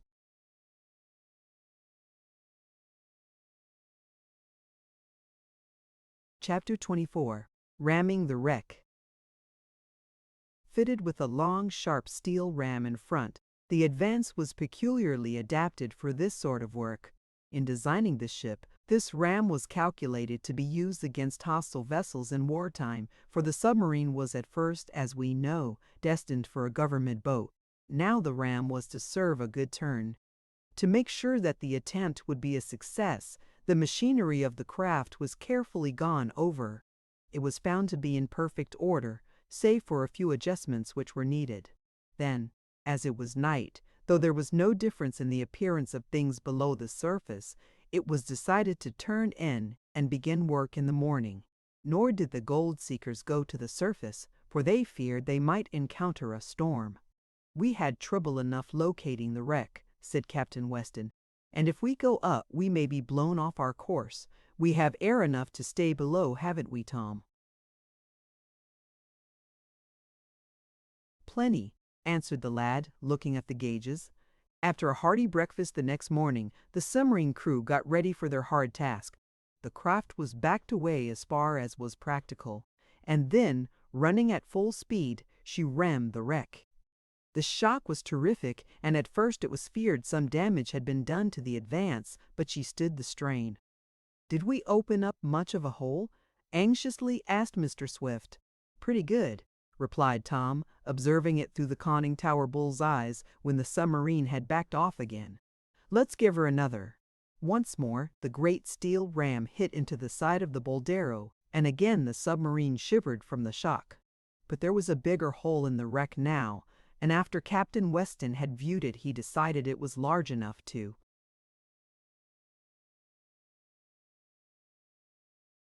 allow a person to enter and place a charge of dynamite so that the treasure ship would be broken up. Tom and the captain placed the explosive. Then the Advance was withdrawn to a safe distance. There was a dull rumble, a great swirling of the water, which was made murky, but when it cleared and the submarine went back, it was seen that the wreck was effectively broken up. It was in two parts, each one easy of access. "That's the stuff!" cried Tom. "Now to get at the gold." "Yes, get out the diving suits," added Mr. Damon. "Bless my watch charm, I think I'll chance it in one myself. Do you think the sharks are all gone, Captain Weston?" "I think so." In a short time Tom, the captain, Mr. Sharp, and Mr. Damon were attired in the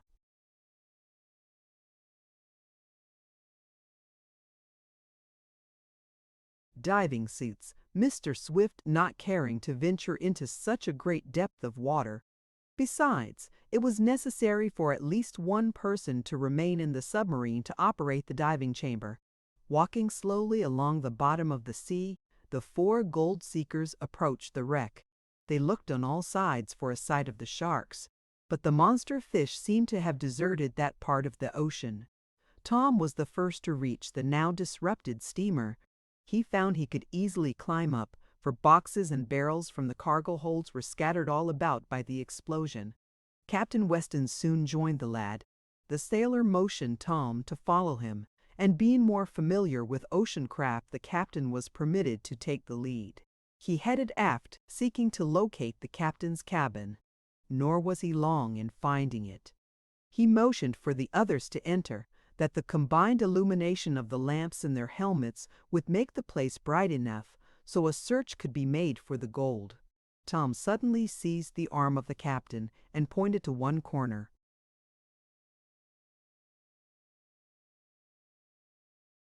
Of the cabin, there stood a small safe, and at the side of it, Captain Weston moved toward it. The door was not locked, probably having been left open when the ship was deserted. Swinging it back, the interior was revealed. It was empty. There was no gold bullion in it. There was no mistaking the dejected air of Captain Weston. The others shared his feelings, but though they all felt like voicing their disappointment, not a word could be spoken. Mr. Sharp, by vigorous motions, indicated to his companions to seek further. They did so, spending all the rest of the day in the wreck, save for a short interval for dinner. But no gold rewarded their search. Tom, late that afternoon, wandered away from the others, and found himself in the captain's cabin again, with the empty safe showing dimly in the water. That was all about. Hang it all, thought the lad. We've had all our trouble for nothing. They must have taken the gold with them. Idly he raised his steel bar and struck it against the partition back of the safe. To his astonishment, the partition seemed to fall inward, revealing a secret compartment. The lad leaned forward to bring the light for his helmet to play on the recess. He saw a number of boxes piled one upon the other. He had accidentally touched a hidden spring and opened a secret receptacle.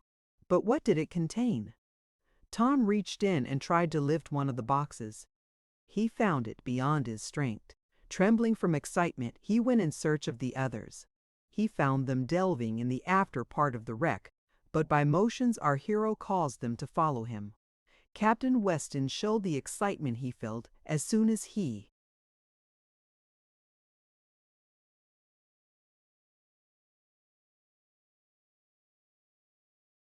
caught sight of the boxes. He and Mr. Sharp lifted one out and placed it on the cabin floor. They pried off the top with their bars. There, packed in layers, were small yellow bars. Dull, gleaming yellow bars. It needed but a glance to show that they were gold bullion. Tom had found the treasure.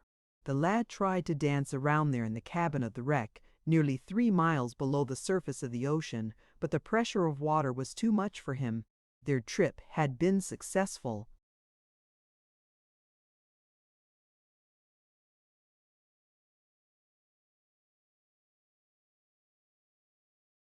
Chapter 25. Home with the Gold. There was no time to be lost. They were in a treacherous part of the ocean, and strong currents might at any time further break up the wreck so that they could not come at the gold. It was decided, by means of motions, to at once transfer the treasure to the submarine, as the boxes were too heavy to carry easily, especially as 2 men, who were required to lift one, could not walk together in the uncertain footing afforded by the wreck. Another plan was adopted. The boxes were opened, and the bars, a few at a time, were dropped on a firm, sandy place at the side of the wreck. Tom and Captain Weston did this work, while Mr. Sharp and Mr. Damon carried the bullion to the diving chamber of the Advance. They put the yellow bars inside, and when quite a number had been thus shifted, Mr. Swift, closing the chamber, pumped the water out and removed the gold. Then he opened the chamber to the divers again, and the process was repeated until all the bullion had been secured. Tom would have been glad to make a further examination of the wreck, for he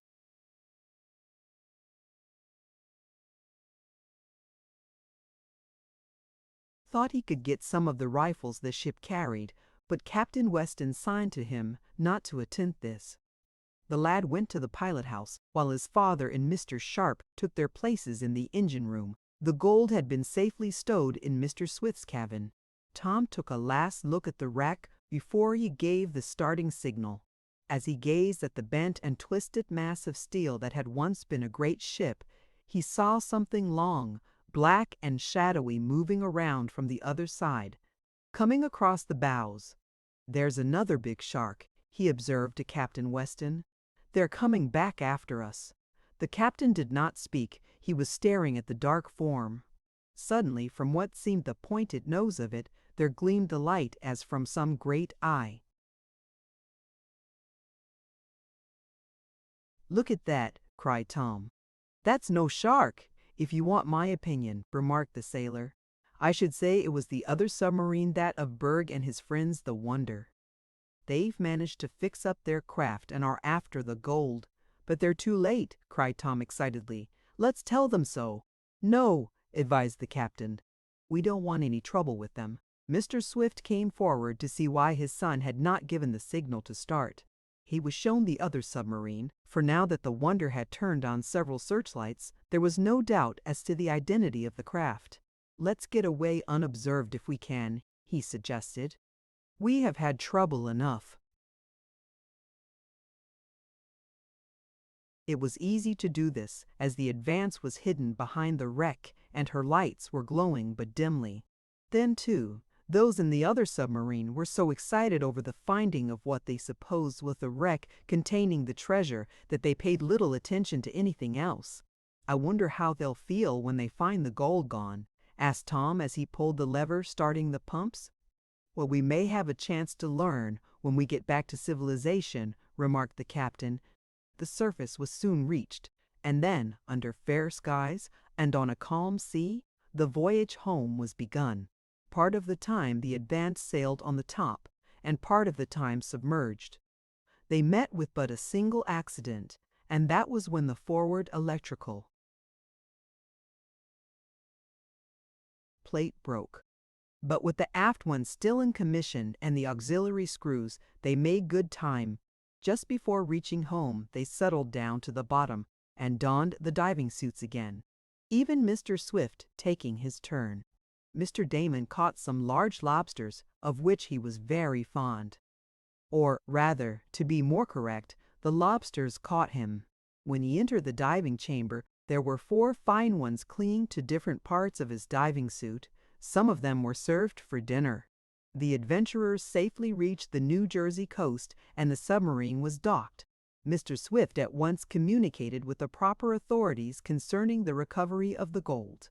He offered to divide with the actual owners after he and his friends had been paid for their services, but as the Revolutionary Party to whom the bullion was intended had gone out of existence, there was no one to officially claim the treasure, so it all went to Tom and his friends, who made an equitable distribution of it. The young inventor did not forget to buy Mrs.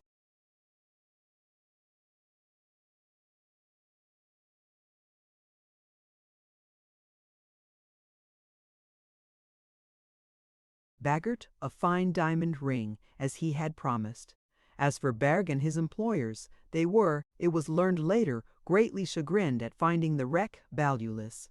They tried to make trouble for Tom and his father, but were not successful. A few days after arriving at the seacoast cottage, Tom, his father, and Mr. Damon went to Shopton in the airship. Captain Weston, Garrett Jackson, and Mr. Sharp remained behind in charge of the submarine. It was decided that the Swifts would keep the craft and not sell it to the government, as Tom said they might want to go after more treasure some day. "I must first deposit this gold," said Mr. Swift as the airship landed in front of the shed at his home. "It won't do to keep it in the house overnight, even if the Happy Harry gang is in jail."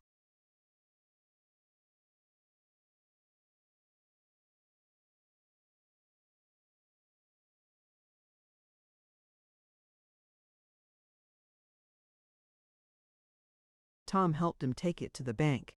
As they were making perhaps the largest single deposit ever put in the institution, Ned Newton came out. "Well, Tom," he cried to his chum, "it seems that you are never going to stop doing things. You've conquered the air, the earth, and the water." "What have you been doing while I've been under water, Ned?" asked the young inventor. "Oh, the same old thing. Running errands and doing all sorts of work in the bank." Tom had a sudden idea. He whispered to his father, and Mr. Swift nodded. A little later, he was closeted with Mr. Prendergast, the bank president. It was not long before Ned and Tom were called in. "I have some good news for you, Ned," said Mr. Prendergast, while Tom smiled.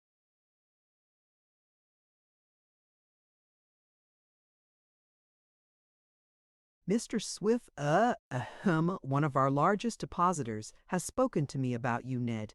I find that you have been very faithful.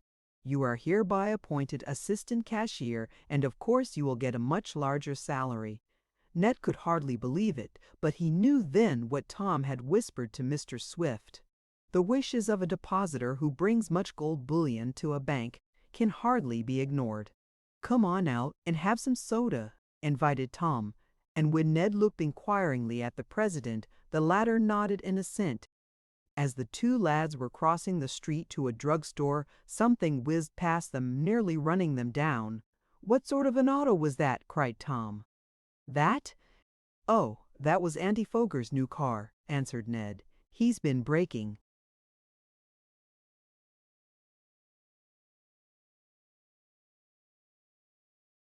The speed laws every day lately, but no one seems to bother him. It's because his father is rich, I suppose. Andy says he has the fastest car ever built. "He has, eh?" remarked Tom, while a curious look came into his eyes. "Well, maybe I can build one that will beat his." And whether the young inventor did or not, you can learn by reading the 5th volume of this series, to be called Tom Swift and His Electric Runabout, or The Speediest Car on the Road. "Well, Tom, I certainly appreciate what you did for me in getting me a better position," remarked Ned as they left the drugstore. "I was beginning to think I'd never get promoted. Say, have you anything to do this evening? If you haven't, I wish you'd come over to my house. I've got a lot of pictures I took while you were away."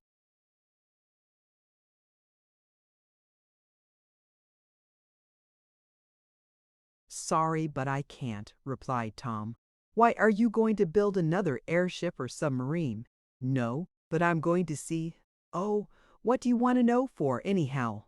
demanded the young inventor with a blush. "Can't a fellow go see a girl without being cross-questioned?" "Oh, of course," replied Ned with a laugh. "Give Miss Nestor my regards." And at this, Tom blushed still more, but, as he said, that was his own affair.